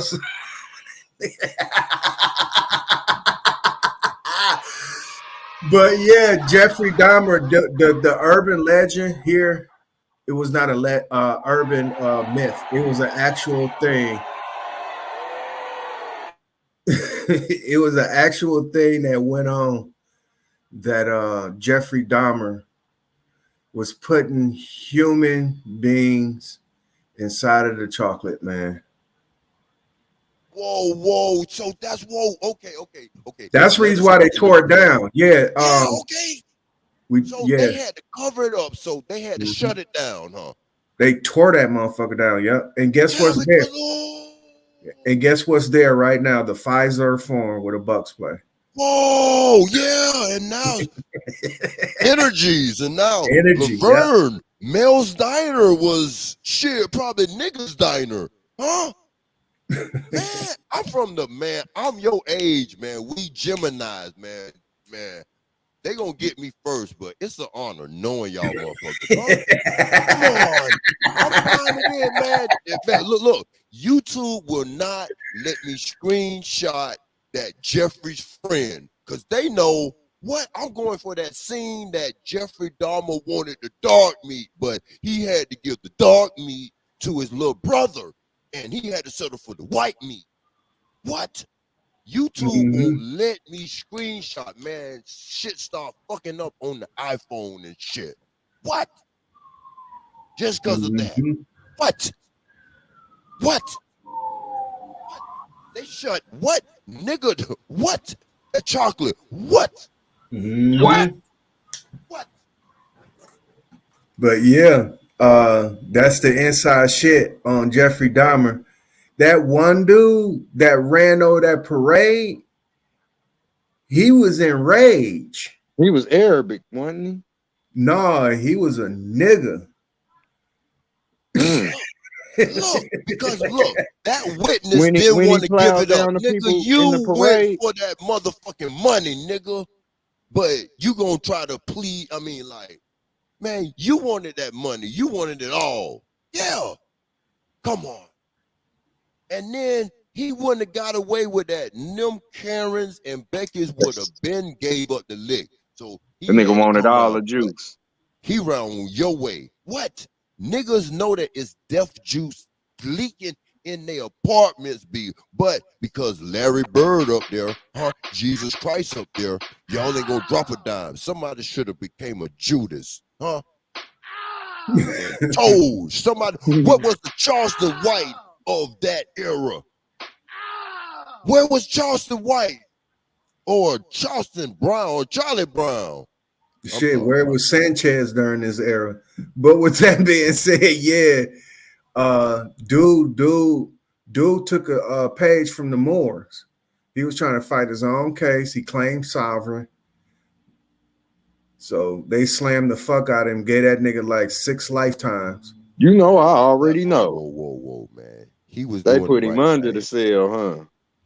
Oh, man, yeah. That man was wilding, man. I would have done the same thing. Shit, you done knocked off 8 Caucasians. You done killed like and then injured like 33 others. But hey, but Tupac mama, she repped herself, huh? Remember that fake ass shit? He was supposed to do that shit. I would have done the same thing. What? That man was wilding. Sovereign citizen, but he was putting up certain things, but the one judge just let the go. You know what I'm saying? Let the little Barney and Bailey act go, the whole thing. He could come back on the appeal and start it up. Oh, again, huh? Imagine. Oh yeah, you know he's bringing it up in appeal. Yeah, I would too. Shit, bitch, you done killed 8 white people, done ran them over, and you ain't dead. They ain't towed down the jail to get your bitch ass. Man.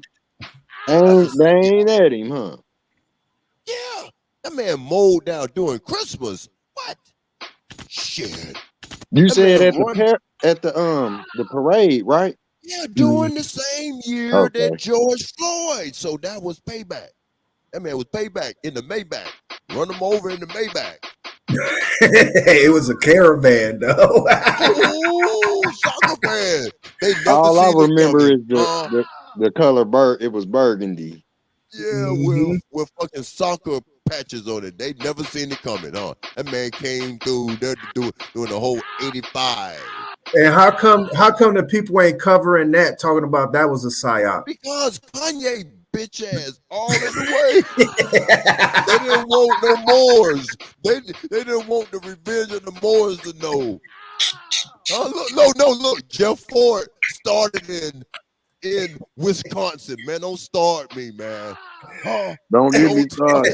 Start me, man. Don't get him started. He know.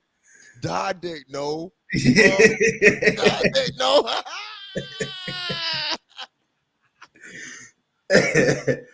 Oh shit, that is so funny though, man. You're right though, Coppertone. You right. They didn't want that shit to hit them. Like, that nigga ain't representing us. Yes, he is. He's representing y'all. Yeah, that's Red Squid, brother. Malcolm X skin people on the Midwest, huh? Oh, shit. Oh, shout out to the Midwest. Them beige exes could do that. They could get away with murder. Oh. Malcolm X some kin to Red Beige X, man. What the fuck you mean, huh? Imagine I said it. And come to my channel with the smoke, my backup channel, because of what I played over Kyrie. I'll take it on the chin. I love it. Imagine. Yeah, I seen that. I seen your backup channel come in. But they blocked your shit? Yeah, because you know what Curry sat down, man. 3 years in a row, man. Curry been woke as fuck, man. I've been saying that. Huh? The second year, they owe that man millions of dollars. The NBA. Yeah. And people. So they don't want the citizens to follow suit. You big. No, I ain't gonna say all. Yeah, but they don't want him. They don't want us to follow suit. Oh, fuck no. That's the reason why they out. That's the reason why the name of my title is The Fucking Obsession of Hollywood. Is the dust settled or are they still kicking this shit up? Like right. Them niggas kicking it up. Yeah, they just won't leave this dumb shit alone, and it's confusing people. Like, leave this shit alone. He's saying the same shit y'all saying. He anti-vax. He don't like the medical industry. He whispered sweet nothings in the ear of the fucking reporter saying that the earth was flat. No, he didn't elaborate on it, Sanchez. He don't have to. But to say the least. He just like me. My wife said, man, y'all would have been best friends or some shit. Yeah. So now he at a point where he's exposing you to something that you probably don't think that you're not in terms of a great people. And I'm just assuming that because it's just, the fantasy bullshit, blah, blah, blah, skippy woo woo. So he's pointing to a book or a documentary. I got a Jew name. I got the top Jew name that YouTube know. I've been talking to YouTube music director. Hint. Bro, man, I've been talking. They don't want me up here. Yeah, Hey, now it's Didac, shut down that Hollywood shit. Shut it down for him. now it's a fucking witch hunt. Now it's a witch hunt for all the shit to expose these motherfuckers on a higher level. And him being totally involved. It ain't like he retired to expose them. The nigga is knee deep in the shit, like Kanye West. Like Tyrese. Blues. Yeah. Jews. Niggas don't want to be black, but niggas going to war and why ain't no moderator? That's blue. You want to be Jew. You jewelry. You moderator. You Jesus Christ. Jesus Christ was a moderator. That's right. Yeah. You blues are Jews with Jewish names. Islam names, Muslim last names. But let me shut up, man. They go. I know me. I'm a fallback moderator. Shit, I ain't never used my wrench. Man, this shit. They don't want to be silver. Yeah, this shit. Where my wrench? Huh? That what niggas don't want to be black, but niggas blue. You want to be a moderator? Moderate on these lower channels. Put the like, share, subscribe. Put a nigga struggling cash app out there. Do all that shit that you do for the national Oprah Winfrey type. That's right. Hey, mega streams and shit. Man, don't get me started, man. Hey, remember I brought up the pride thing? That shit, like Pride and Ride, yeah. Yeah, like I posted that. I put it on the community board. Remember which pride? Whoa. It's a duality with pride now. Which, hey, it's a lion pride. Like, right. You totally right. You know what I'm saying? It's another type of pride now. Man. It's a pride that's natural and you can't fold from it. You know what I mean? But say on another note, it's a pride that it deals with. Say all of the jobs that we're doing, we become one track minded. You know, it's like the dude that sets up the gavel. The gavel, like it slam, like say the guillotine. People's Court. You feel me? Judge Walker. Like the person that's slamming your head in the say the guillotine and yapping that motherfucker off, he just doing the job. Policia. Or police. Cause that's all it is when you know in Belize. It's like please, you know how motherfucker asks you please to do something where it's their job. It's like this is where the police is saying please. Fantasy Island, please. Yeah. But it's like where they begging for our demise, that's what the policing is. It's a pride thing. You know, the padded wagon. Like I was just saying, Didac, Latrell. Police, feel it coming in the air tonight. Phil Collins, let's get it. Go ahead. See, remember Scarface made that song "Smile" with Pac. Yeah, I remember that song. At the beginning, like remember, say Rap City, they made a music video for that shit.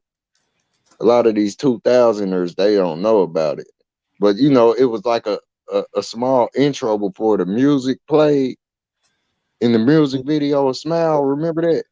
Yeah, everybody was trying to figure out that was the real Tupac hanging on the cross. Yeah. Mm-hmm. Say they showed the black Benz that, or say the black vehicle that got shot up. This was Pac before he even got shot in Las Vegas. How did Scarface live through COVID and fucking liver disease at the same time? But go ahead. Hollywood. $6 million Scarface. You know what I'm saying? But shit, he got that Hollywood money. Shit, basically, if you ask me, that's how, you know what I mean? Yeah, him and Beanie Siegels and Freeway, all of them, they still here, huh? Mm-hmm. Beanie Siegel got shunned out of the Rock. Just like Birdman shunned a lot of his crew. It's like where it's too many of you niggas, man, they can't manipulate all you motherfuckers at one time. You know, like where it's potent and nigga, you got to change right now where they telling you to change and do some shit. Jay-Z told Beans was like, "Oh, wait, man, you too street." So Jay-Z, you cursed Beanie Siegel. Beanie Siegels was ready to turn in shit. to Beanie the drummer cursed his motherfucking self. That's right. Jay-Z ain't do nothing to that nigga. Shit. You feel me? Beanie Siegels was ready to turn into Big Willie, huh? He was ready. He had that big booty on his back. You left running around Beanie this Siegels motherfucker. as state property. You sick son of a bitches. Hey, look. Remember at the beginning of the Smile video, it was 2 gun hole shots in the door. Remember that? They kind of blended. They blended the scene with Scarface's face, where the bullet holes was in the door. It was his eyes. Y'all remember that? Oh, the way do you get a load? I mean, wait till you get a load of me. That final scene of Scarface getting his whole black back blew out. The cocaine Christ. Oh shit! Where you going? No, where you going with the Scarface shit? I don't know, man. See, My bad. hey, I'm trying to put you in the ride. Okay, we my talking bad. about, Oh yeah, you right. We talking about that pride. The pride, yeah. Let me. So say that black domestic cat now. Scarface knew. He knew that shit was coming with L.A. Pac, Suge. He knew it was coming. That's why he made Smile. Yeah. Look, I'm pointing out the ride. Hey, you know what? Mind's eye, you might be hitting onto something. Now, if there was a such thing, right, to get off into, it's some real life shit. Now, people are trying to connect the dots, but as far as they got is Jay Prince or Jay Prince's son. Okay. Right. So we talking about Smile for Me. We talking about long before Takeoff. This shit was happening long before Takeoff. Word. So we gotta see. We gotta see exactly. We have to look and see if we see familiars. The same thing how we see Scarface making a video talking about Smile for Me. Now we got to look and see who's going to be making a video for Takeoff talking about Smile for Me. So yeah, nails on the head, man. Nails on the head. Man, they already got an emblem, a logo for him already. A fucking Implement 8 with a Houston Rocket ship Takeoff. He been rapping about taking off like shit. Wow. Mm-hmm. Yep, you can't call the bullshit. Like they say you can see it coming. But sometimes nah. Cause like where people do their dirty deeds, man, you ain't say thinking is thinking, right? You ain't thinking like that. Like where you sitting there thinking, like the think tank is nothing more than a toilet bowl full of shit. Cause thinking is thinking. And you can't, like, say if your nose is smelling funk, you can't fucking think. All you gonna think about is what the fuck is thinking. You feel me? Like where something is thinking, it won't allow your brain to talk to you. Cause that's what it's doing. It ain't thinking. You know what I mean? Yeah, I know what you mean. Your brain is literally talking to you. So where people then got that confused with what's thinking, now your whole brain turns into a ball of shit. And it's thinking where you talking about you thinking. And people can see you, like say where someone asks you a question, right? Auto Man, HOTC, motherfucker asks you a question, right? And say you gotta go through your Akashic record and find the answer. Well, while you doing that, that person who asked you the question will see you sitting there thinking.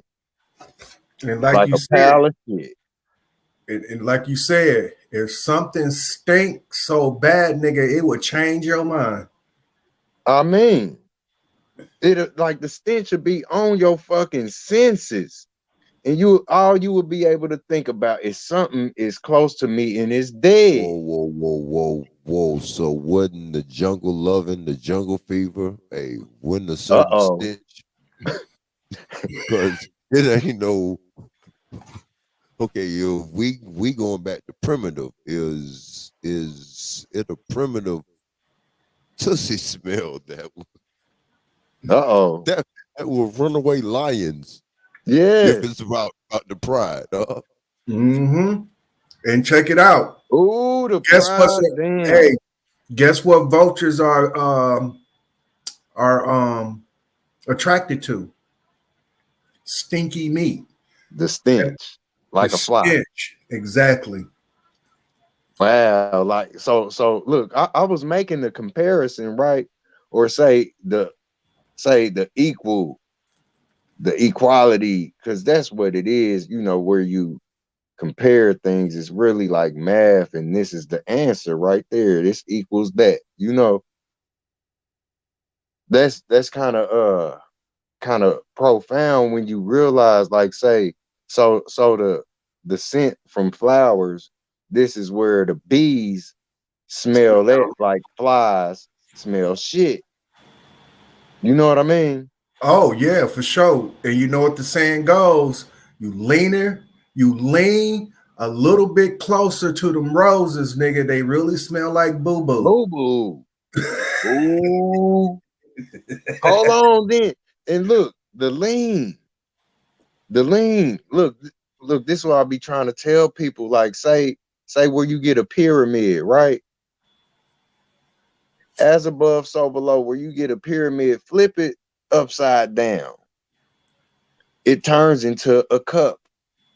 Right. And that's that's the string from one cup to another cup, where we drink from the chalice and we say we pass messages that's sensible.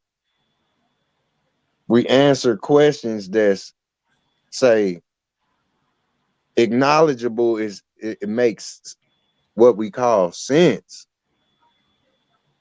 And that's like scent. You know, like say where you get the common sense and you get the building, everything that you manifest will be in the air, like, you know, like say hot bread, how it had a steam coming up off of it. You know how the ground, you know how the everything that's getting built here, it has that hot ass glare when the sun come around heating up shit. Yeah, I know exactly what you're talking about. Real talk. That's the sense. That's like ether. It even come off our back. You know what I'm saying, dog? Yeah, that's vapors. Yeah. Respect too, bro. Like, you know what I'm saying? I real talk, I always respected and appreciated Joe, the way you bring, you know, what you bring. Yeah, appreciate it too, brother. Appreciate it too. Because it's each one teach one. Each one teach one. Man. You bring it up out of me to do a lot of spells, right? Because like I said, I like how you do it. Like, because when you spell casting and you changing, but making it sound the same, the most letters you can remove is 3 letters. After 3 letters, you're changing the whole entire word. So when you said pride, ride, you just removed 1 letter. You just removed 1 letter. Most people can't do that. When you listen to Sanchez and he's switching everything up, it's just it's a bad switch up. And it doesn't work. And when he try to tie etymology to it, the shit don't work. You know what I'm saying? Yeah. This is what I appreciate out of you and also Huey, because when y'all wordplay, when y'all be doing spell casting, y'all only remove 1 or 3 letters to make things sound the same, but figuring out the code in terms of breaking that word down. You know what I'm saying? Just like how you was talking about pride and ride. Hey, no doubt. Fell off. I just tuned back in, but it's so crazy that y'all talking about this, but I've heard it been said, and I know it might cause controversy, but I've been told and heard many times that the tongue that we're speaking in currently is the original tongue, and every other dialect that comes off of how we speak now is just it came off of it. So us speaking what they call so-called English, this is not what we speaking is the original tongue, because look at the power of how we speak quote unquote English. Everything else is a derivative of it. That's the reason why you can easily take the P off of pride and make ride. You see what I'm saying? Like why orange is orange, or blue is blue, or every word has multiple uses. You see what I'm saying? Because you can't do that in Arabic or Chinese or Mandarin. See? And like the way we talk is the original tongue it's always been.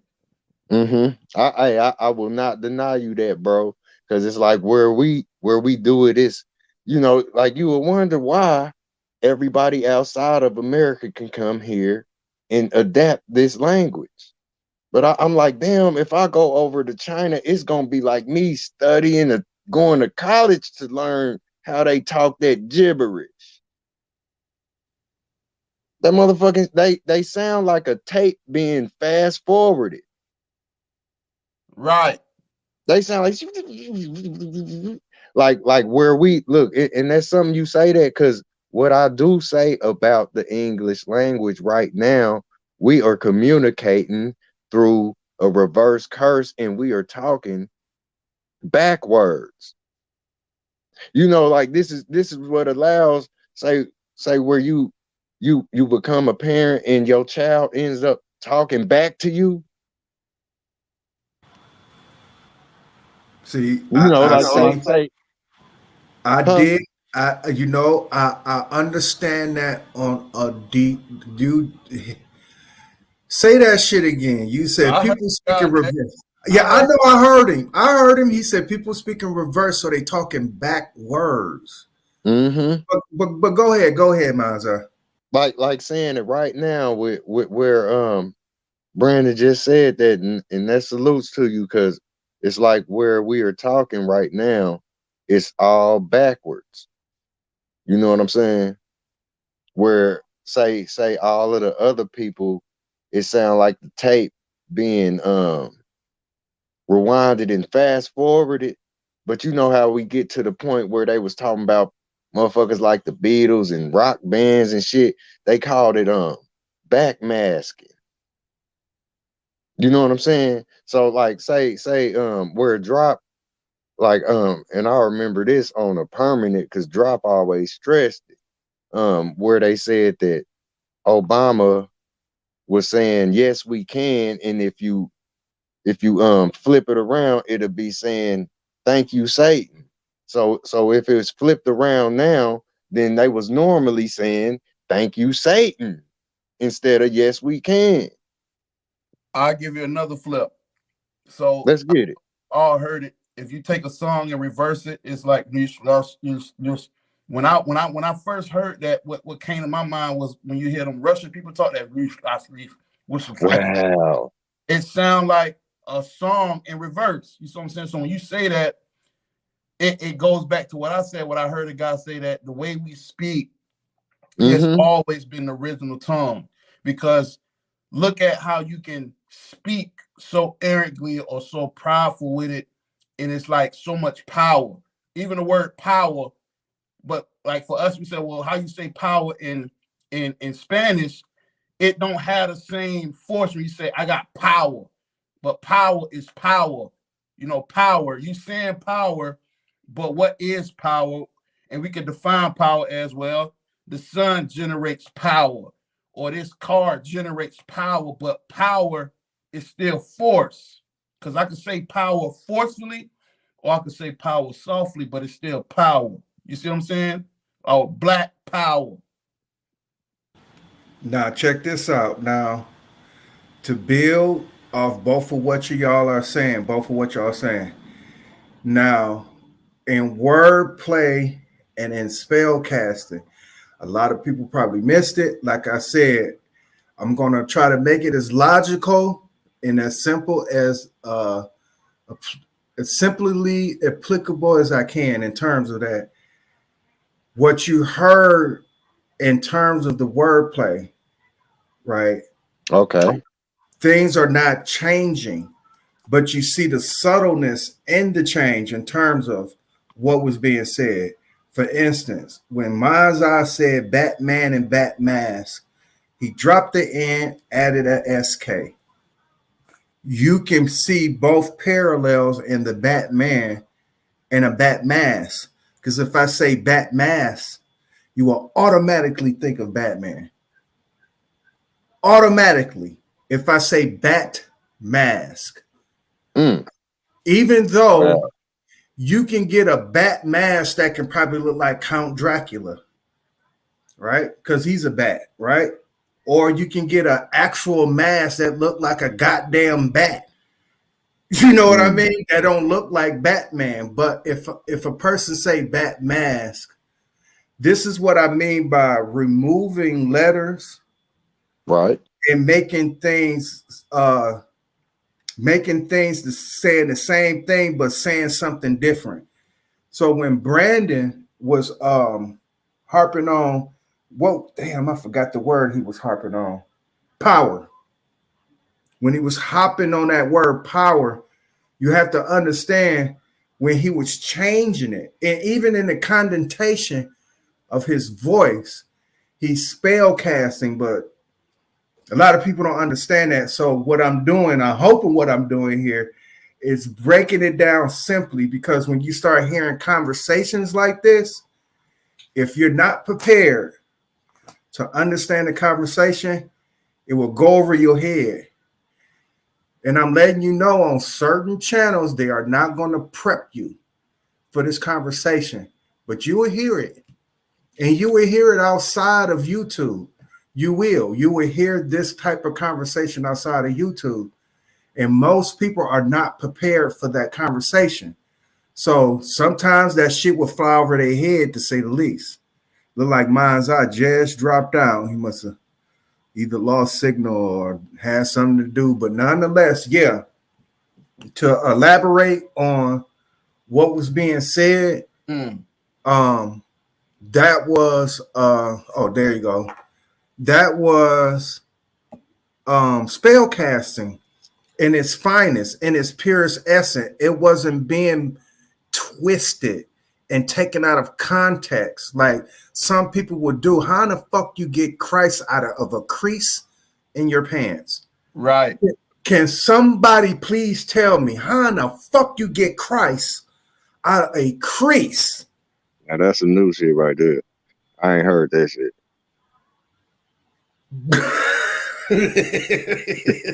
I heard Christos, say, I'm a motherfucker, man. I'll break that down right now. Say the crease is just like, say, the split that gives us two halves of this one body we in. Your left and right, it's a middle, it's a center to it. So like where you got the khakis or your jeans, it got the crease down the center of the leg. That's just like down the center of your torso. You know what I mean? You know how we draw a stick figure?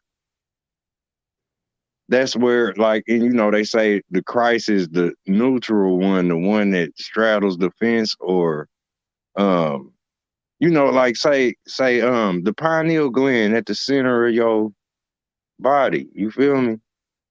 But the center backslides, right?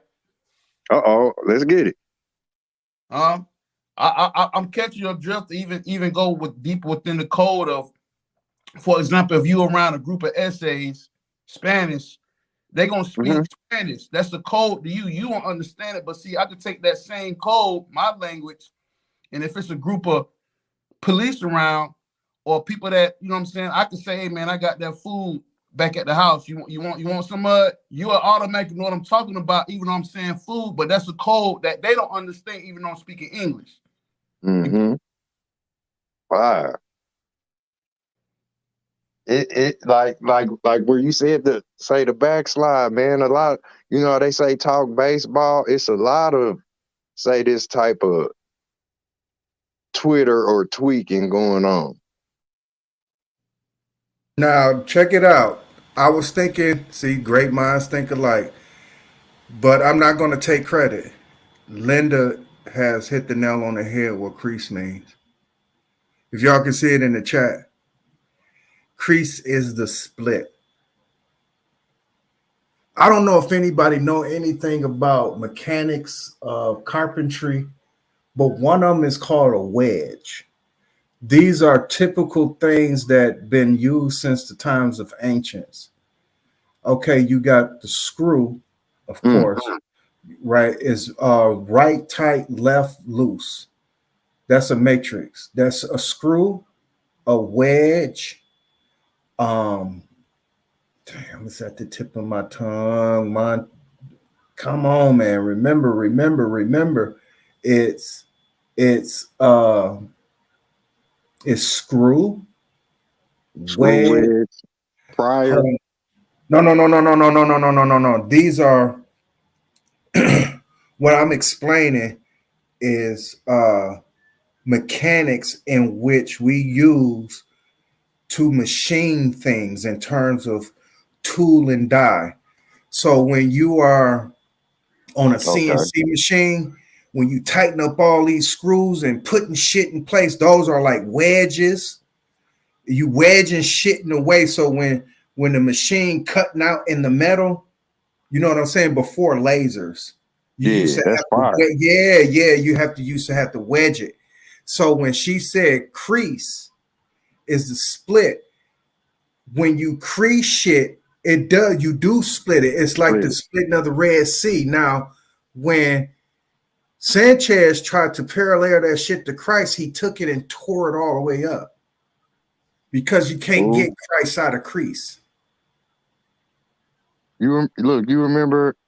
I just remember how we fold paper. You lick it where you folded it. Say a sturdy fold. We lick it, and then we'll be able to tear the paper as if we cut it with scissors. Yeah. You know what I'm saying? Like this is what I'm saying about where people will say the crease or Christ. Because it's like say where we here on this plane, like where you see them days where the sky look flat. You know what I'm saying? Like it be thin. You see the sun fading. It be like, that heavy reddish orange fiery look. Like we are flattened, right? We are living in a crease. You know what I mean? Oh, for sure. So if there was any kind of comparison, to say the least, to what they call mythical stories, he picked the wrong one. That's what I'm saying. That if you follow Sanchez, he will have you totally confused. Because if anybody, like I said, if you was on that show on that day that he was talking about creases and Christ, he wouldn't allow you to correct him and how you was explaining how crease was, what crease means to you and what crease really means. In other words, because when a person actually put it together, what crease means, we'll start knowing that it doesn't mean Christ. Because I don't think Christ was split up into two, was he? But the sea was. Didn't Moses have that power to split shit in half? So you on the wrong prophet, brother, when you're talking about a crease being applied to esoteric meaning. So when he breaking his words down and he's trying to match it with esoteric sayings, he is all the way off. And that shit be killing me because nobody can rebuttal that shit And if they are trying, he always got them on mute. Shut them down, yeah. Yep. Yeah, but nobody can rebuttal the shit because they don't understand. They don't understand the spells of words. So he can tell them that he was saying Brahma. He said something about Brahma means mama, means some other shit. I said, damn, man, what the fuck is going on? Like, that's the reason why I see he was shutting down Huey P. Quick. It was shut him down fast. Huey, and look, he used to make fun of Huey when he used to do that, but now he's doing it. You see what I'm saying? So that coincides with what mine earlier, that he'll steal your shit, demonize it, then make fair look seeming like you were saying. Then now it's like, oh yeah, you know, I made that up. That's me. You know. Yeah, like go figure. Like, you know, where we going through this trying to figure out shit, it's more bullshit being piled up, you know, on top of the shit we already trying to break down, because people trying to play God or they play that Jesus role, like they said. Like, oh, so you the motherfucker that's whipping water in the wine type, you know what I mean, energy, where you put yourself on the spot. That is the HOTC, period.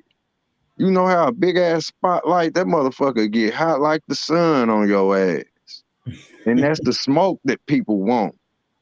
You feel me? But the smoke ain't smoke like people think they smokers. It's no different than the air that you breathing. But you ain't really ready for that type of life because you still think you smoking. See, and you better quit smoking my weed, Smokey. And that's why I've been saying, I got 5. I said, fuck the smoke, Sanchez. I told him I got 5.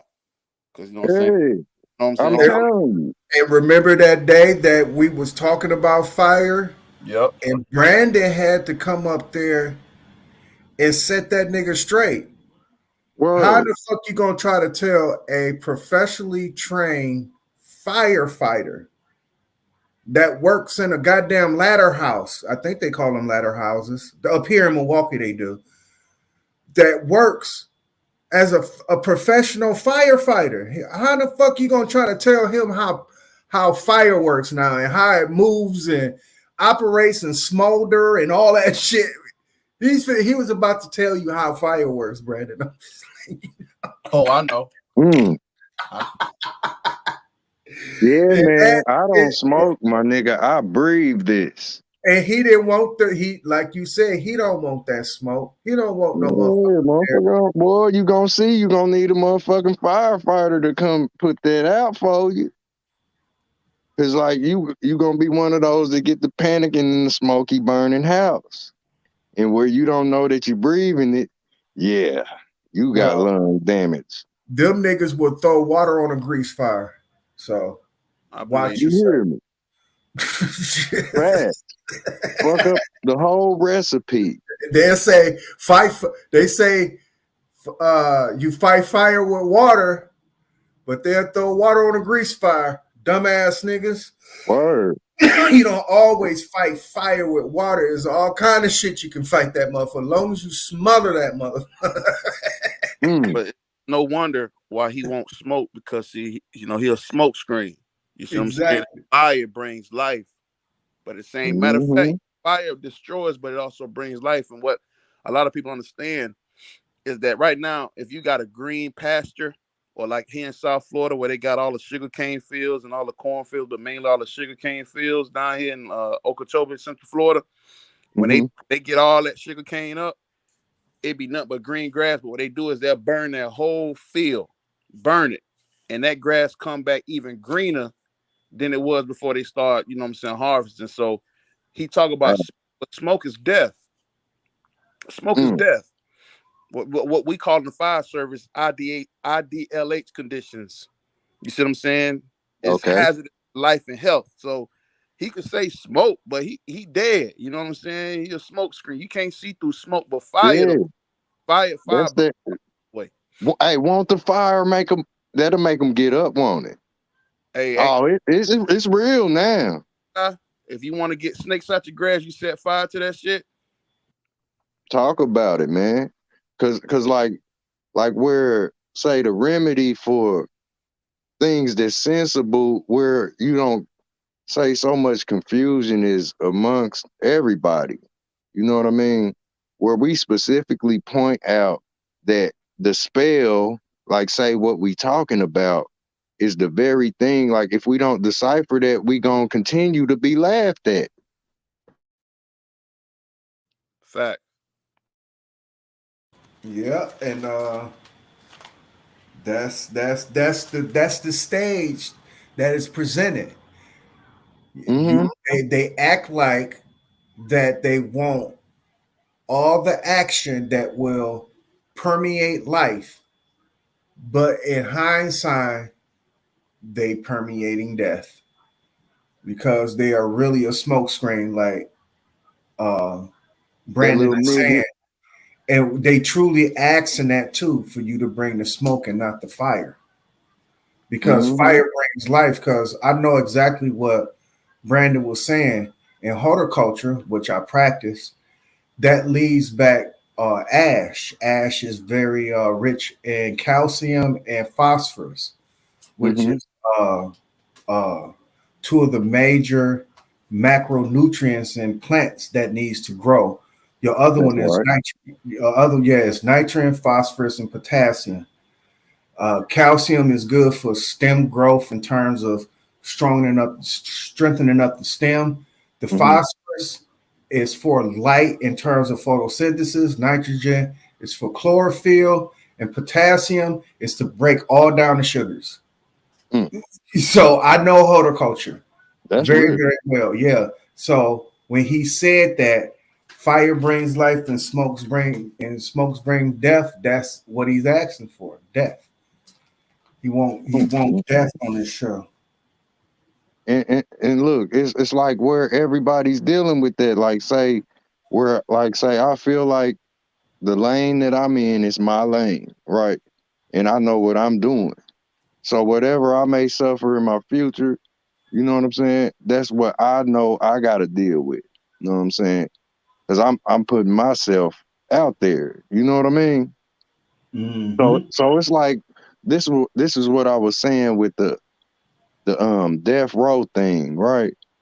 'Cause I put a video up talking about death row thing, and that's what we live, where we live a whole lifetime. It's like the whole time we walking the death row, like they show a motherfucker chained up in the orange suit, and you know, like depending on the craziness, you be a Hannibal type motherfucker. You know what I mean? But it's like literally, where everybody watch people on death row, you know, like say the families involved and shit, you know, that little glass screen. Mm-hmm. That's literally like we watch scary movies. You hear me? These motherfuckers will literally watch you die. That You hear me?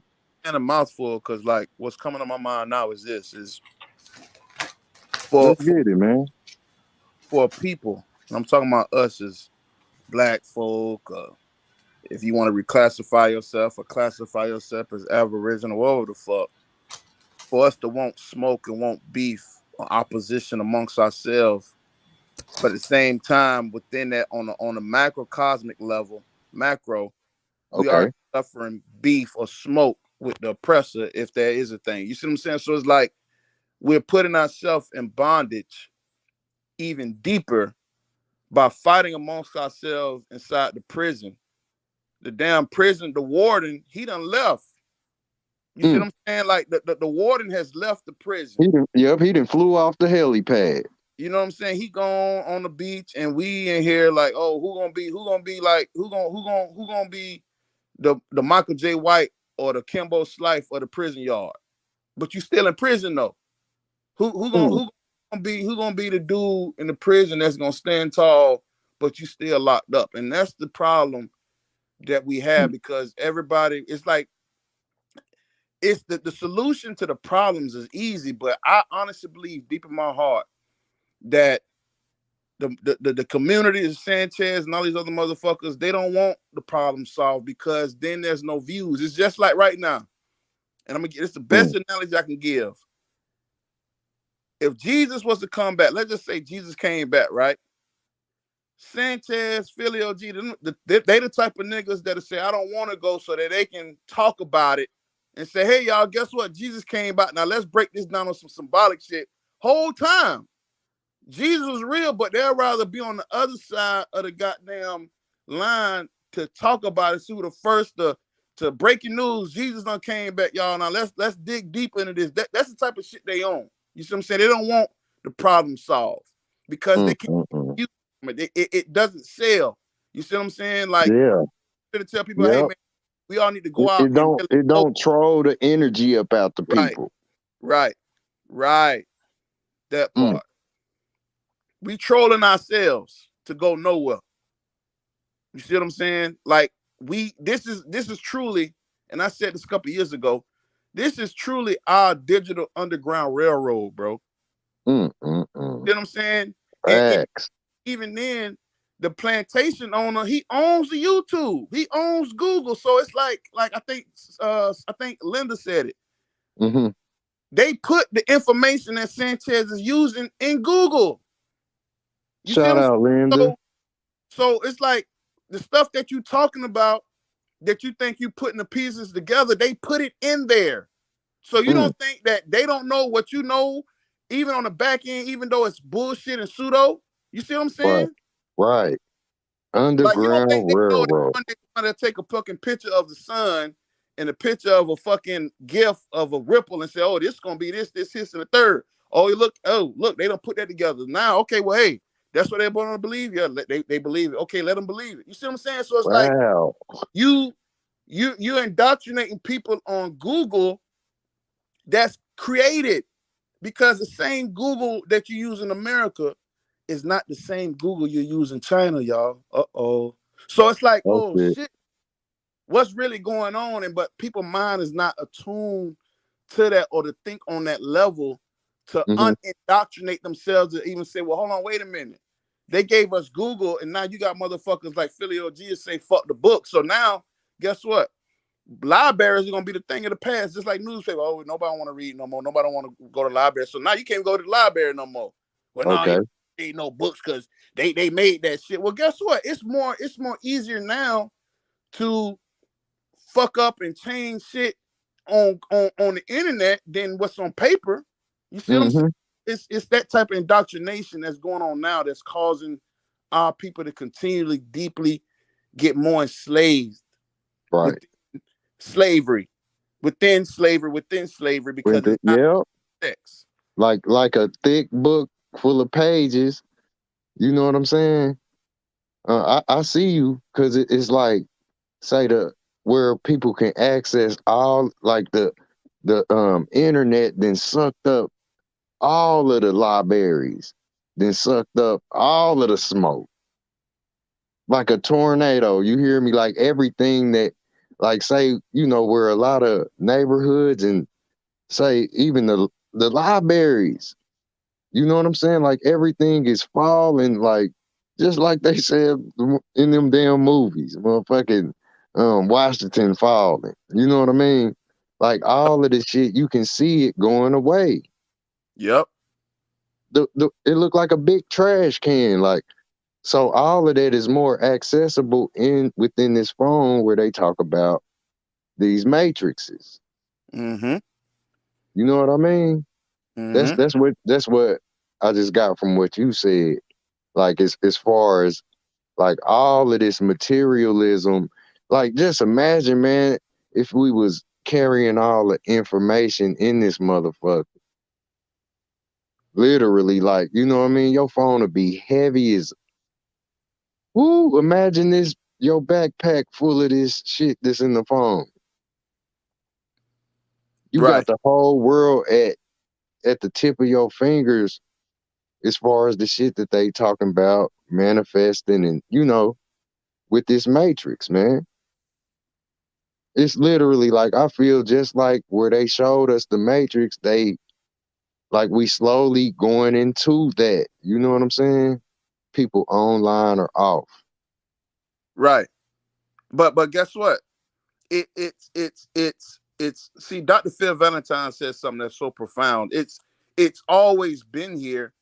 It's just the fact that we on the inside looking out. You see what I'm saying? Because the mind has the same capacity, but it was not programmed to operate this fast. You see what I'm saying? So now, because of that, you have learning disabilities, right? Because when you look at nature, everything is done in seasons in proper proportions. You see what I'm saying? Like, that's right.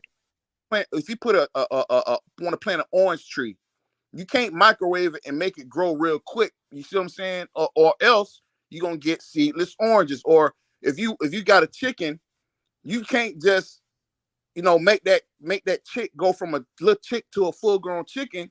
You can now get steroid. Now you got fucking all kind of cancers and disorders and all this shit because not everything is operating fast because they have not tried, but they have sped up life or the nature of things. You see what I'm saying? So now because of that, the Mississippi River is dried up because now you're taking out more than you putting back. So now, like you said, everything is at our fingertips. It's the matrix, but it's at a rate now that the human body cannot keep up. So it's like now all these different cancers and all these different sicknesses and all this ulcers. Yep. Ulcer, all that shit. That's deep. You say that, bro, because just yesterday I was speaking about say being overwhelmed. Oh man, that's where Neo had the rush. Remember, and he puked. He was like, "Let me out." Right, bro. Right. Kind of like jet lag. Yes. Or look, like you said, look, Digital Underground, right? I totally resonated that because I don't know if it's dark where y'all at. You know what I mean? But like say as above, so below, right here on this level, where it gets dark over your head, you become just like underground, but it's, say the darkness is just like the physical dirt that's dark matter under your feet. So you are literally underground in the darkness, your life and what you doing, say, as the individual that you are literally like a worm going through a tunnel or a train with a track, a mine with the little cart in it, like they had Donkey Kong. Remember he jump in that little cart? Right. And it be going on the tracks. That's us in that whole, like say daytime or night, but like as above, so below, we are no different than the worm going through, say, the Underground Railroad. Or it's just like being, any hallway or any tunnel or your lane. That's like the wormhole. Like say, imagine, how all them people was running with Forrest Gump. Right. Like that's one big body down the street where they took heed to what he was doing. You know what I mean? And they showed them all running down that street, big old gang, but that's one body of, say, of people that should be all of us. You know what I'm saying? On a mission going somewhere, like you would see a big, heavy steel iron train on a track, chewing down the track. That's supposed to be us for a cause, or like where we going somewhere to set up shop and live our life. But, it's all kind of confusion. People can't drive. Like you said, it's too much, the fast life. Right. You know what I'm saying? We are it has been said that we are the only organism on the planet, because see, let me slow down and backtrack a little bit and give you a broader perspective. Okay, let's get it. People don't understand, or the flat earth people, or people in who believe in the flat earth, they think they're bigger than what they are. They don't understand how small we are, right? So for example, you look at how small a virus is, right? Or a pathogen. It's so small you can't see it, but it exists, and that one pathogen, that one virus will take your body down. Whoa. And you can't even see it. So now, but like you just said, to equate it, all those people that was running with Forrest Gump, that was one body, even though they was individuals, but it was one body. So when you look at birds, because see, I'm infatuated with growing up as a child watching Discovery Channel before it changed the reality shows, watching Planet Earth. Like there's a series called Planet Earth with David Attenborough, the little British dude. But just seeing animals, bro, like millions of birds that fly to another part of the earth and they out there chilling, or watching a whole fucking herd of the wildebeest that make this migration from the tip of Africa all the way down to the south of Africa, or the antelope. But seeing as an organism, or even the ants or bees or fish or a swarm of fucking flies, just seeing how nature acts and how in unison it is, but we are the only organism that doesn't follow suit that way. And because of that, it's so much chaos, and it's like so fast track that it's fucked everything up, because we are kind of like, we're not kind of like, we are part of the intelligence matrix that coincides with this universe. You see what I'm saying? Like we are some would say that we are at the top of the chain of the intelligence matrix, but we are part of it to make it flow. You see what I'm saying? Because that's the reason why the sun shines. That's the reason why the sky is blue and the leaves are green. You see what I'm saying? It's not a coincidence that these things complement each other that way.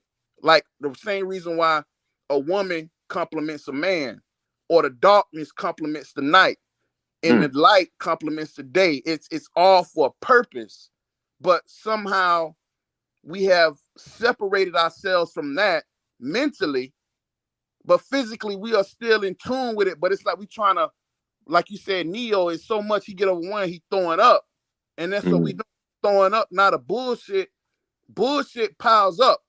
You get it? Bullshit, the shit of a bull piles up, because it's really, in reality, it's used to fertilize the land. That same bullshit.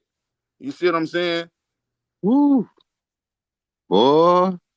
Hey, like where you just said, like the fire. Hey, hey, in about 4 minutes, man, I'm gonna be shutting down.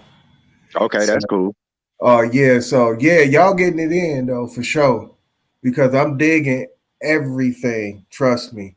Oh shit. Right back at you, man. Salutes to the chat too, man. Much love, yeah. Linda. Linda going in. We see you. Oh yeah, I see Linda. That's I'm not from Linda. Everything Linda's saying, I'm feeding it. Shout out to Linda. Hey, I'm giving you. I'm reading as I'm speaking, so I'm pulling what you're saying into what I'm talking about to feed everybody. Oh yeah. Ooh, hey, and it's very rare. Like it's a few people here. Yeah. You know what I'm saying? Yeah, right now. You know, you can get a lot done with a few. You know, companies, to say the least. And I'm using this loosely, y'all. Don't think I'm a tyrant, but most companies, when they downsize, they get more done. Yeah. Hey, like it's like being able to have power over individualism. You know what I'm saying? Like, say you two can do what y'all need to do, and I'm gonna do what I need to do. I know what I bring to the table. You know what I'm saying? Just like, say, both of y'all do. It's like that's where we become 10 times powerful. You know what I'm saying? If we allow each other to, you know, share what we know, you know, like you said, let that flow. You feel me? And that's where us three will be more than what it seemed to be. Oh, for sure. And I'm a yield right there, man. Hey, now that when you close out, you know, I always like to have a request, but I want to change it up. I'm gonna see how deep your vinyl goes. What you know about that Frankie Beverly Mays Real One? Oh, everything. That's what you want to hear. Oh, you already. That's yes, sir. That We Are One. I think it's fitting to close us out based off what we talking about right now, because you know we all we got, man. I'm with you. Real talk. For sure. It's everything, and that's the spark. Like hitting that match, man. It'll happen, man. Respect, y'all. For sure. This was a fire ass stream right here. This was a fire ass stream. As I searched through my motherfucking library, and by request by a good friend, I'm gonna go ahead and put this song up. Let's get it. I'm gonna jump down here in the chat, man. I salute you, fellas. For sure. It's good to hear you, Monza, bro. It's been a little minute, bro, but you've been around for a minute, bro. I love you, brother. Salutes, man. You know, like, hey, I'm gonna keep the energy that I came with, man. And it's, you know, it's forever. We moving forward, man. Facts. All right, y'all. I'm finna go ahead and mute up so I won't be echoing on my end. And I'll see y'all next time, man. Thank you, Brandon. Thank you. Hold on, before I play that song, though, I'm gonna give a shout out to my motherfucking chat because they've been on fire. Linda is MVP, baby. She's the most valuable Prodigy out here. Prodigy, ladies and gentlemen, Prodigy. Linda, Louisiana 365. Calico Chris. Of course, Brandon, HOTC in the motherfucking building. Alex Kinsey Davis, thank you for showing up. Yes, indeed. Woke is the new motherfucking sleep. Thank you for showing up, man. Oh, yeah. Big O. Big O, I haven't seen this nigga in a long time. He in the motherfucking building. So I know I'm doing something right. Like I said, he put the Doggy Diamonds in the motherfucking chat. Check out Doggy Diamonds. Y'all subscribe to him because he if you want to know anything about Hollywood, that's what I'm saying. He's the man. He's the man. He is certified, and that shit is real. It's no conspiracy. It's none of that dumbass bullshit talk that a nigga spent around 50,000 times on the day of Halloween. There's none of that bullshit. It's real life to the crux shit that may have happened. It's none of that bullshit that spookism that fucking Sanchez speaks. Oh, did you see that motherfucking ghost in the background? And they had on a devil outfit. Like, you know how many people was wearing devil outfits on the day of Halloween? This is on the day of Halloween. So you think the world's supposed to stop and not party on the day of? Just considering that is their day of wickedness or whatever the fuck case may be. You think it's going to stop in terms of you think you figured it out? Look, it's a devil in the background. Look, that motherfucker got on a costume like that. He got on a costume like the angel. He got on a costume like the devil. And look at Takeoff. He's standing in between of them. Man, get the fuck up out of here. Latrell motherfucking 10-wheel came through the goddamn building. You understand me? That's Copper Tone for those who don't know. Good looking now. Shout out. Choke, no joke. See, yeah, he know who I'm talking about, Big O. Big O know who I'm talking about, man. See? I'm trying to tell you, boy. I'm more than what y'all think I am when I be conversing with Sanchez. Most, to say the least, he's light work. But it's a necessary to have these discussions with this dude because he's influential. He is. He's very influential. Very, very influential. As I go through my motherfucking chat. Sunset Gift in the motherfucking building. I didn't even see her pop up. Thank you very much. Damn, is you? Did I give you a wrench? I hope I did. I hope I did, because no one is without a wrench here.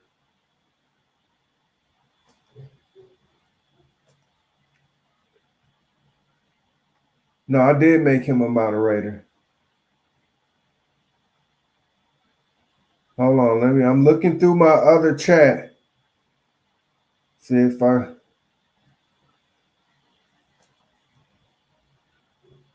Yeah, it looked like a lot of people were popping up. Damn. Yeah, a lot of people did pop up. So I'm going to be giving this shout out for a while. Yeah. Who I last passed on? Sunset Gift. Yep.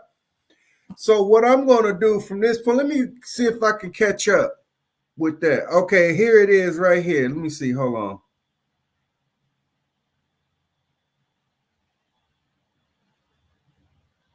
All right, yeah, now I'm caught up to where it's supposed to be at. Yeah, so Sunset Gift, you do got a wrench. I just didn't. Yeah, I'm sorry that I missed you. Any other time that you came to my streams, but to say the least, thank you very much for showing up. And with that being said, let me finish giving my shout outs. You understand? Because I was rolling through that other chat and I was seeing motherfuckers that was surprising me.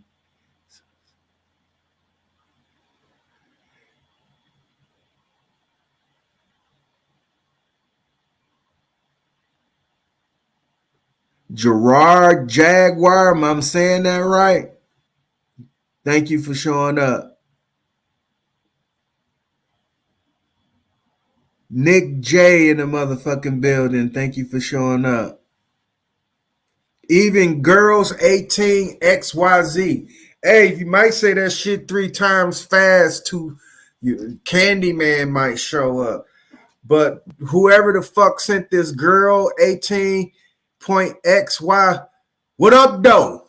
Fool ass. Glad that you can show up too.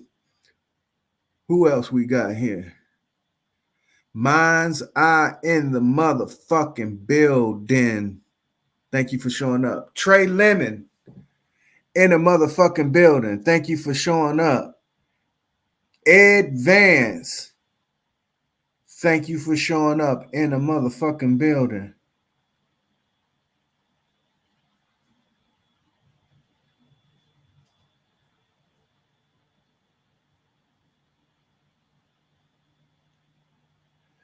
As I scroll through,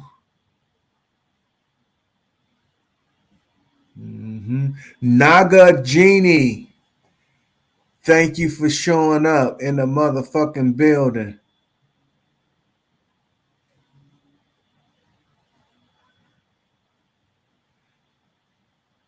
Leonard D. Yoda.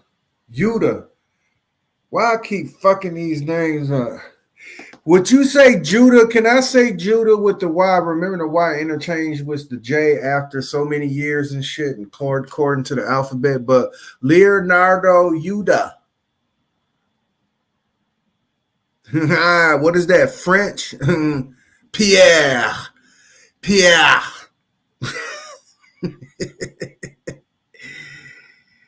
Oh shit.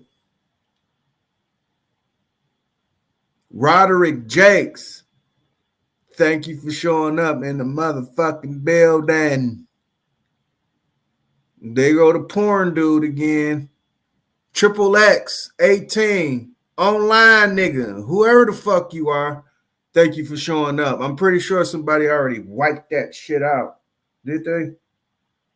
Let's see. Yep, they wiped it out. Thank y'all very much, moderators. But with that being said, that's my shout outs. And I'm finna end this show by way of request by a song that's for the how they would say it, for the intellectuals, for the mature, grown, and sexy, and not perverted in their sexuality. I have to say that and put that in parentheses. And you motherfucking right, Sanchez. He said, you be a nigga that talks in parentheses. You motherfucking right, I talk in parentheses. And with that being said, this is for the grown and sexy and not sexually deviant like them dumbass niggas. This is a request for those who get down with the motherfucking funk. And after the song, it's like, I'll see y'all next time.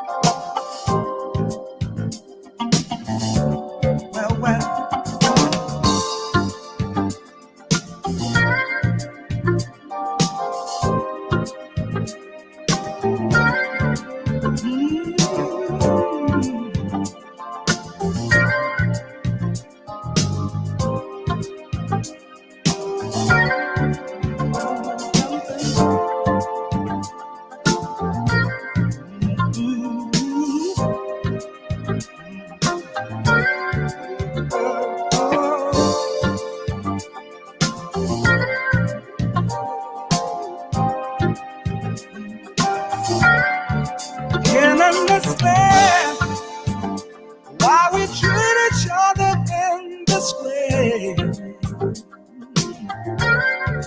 Taking up time with the silly, silly games we play.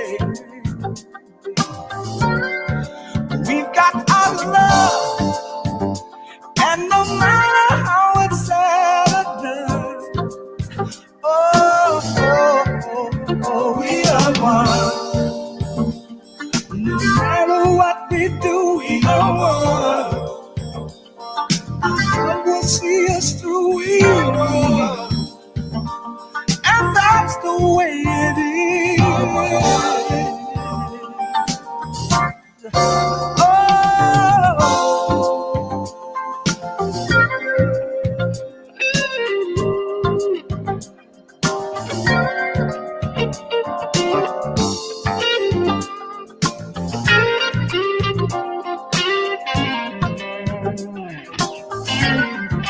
Sometimes I feel that we try and make each other sad. I don't know why. Things we do, how we make each other feel so bad. We've got so much, we could all be having so much fun. We are one. From the very start, we are. Deep down in your heart, we are. And that's the way it is.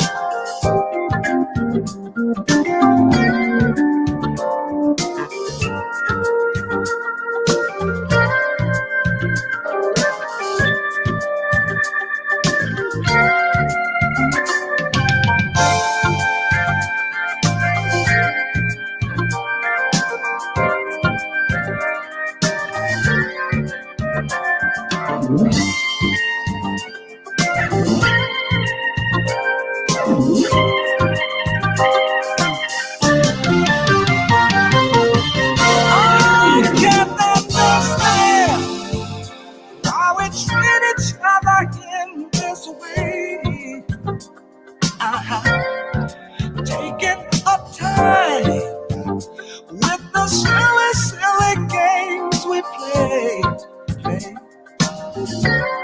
We've got our love, and no matter how it's said or done,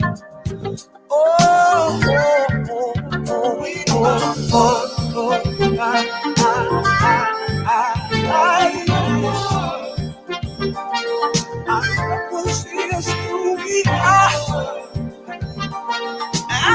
that's the way it is.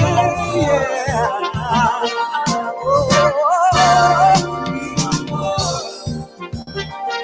Right from the very start, deep down in your heart, and that's the way it is. Yeah.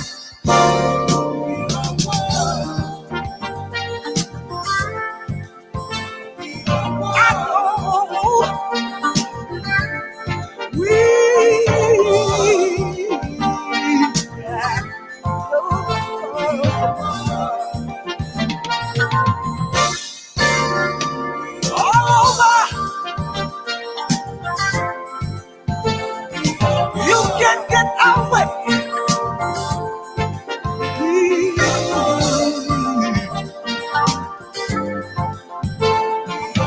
That's the way. That's the way.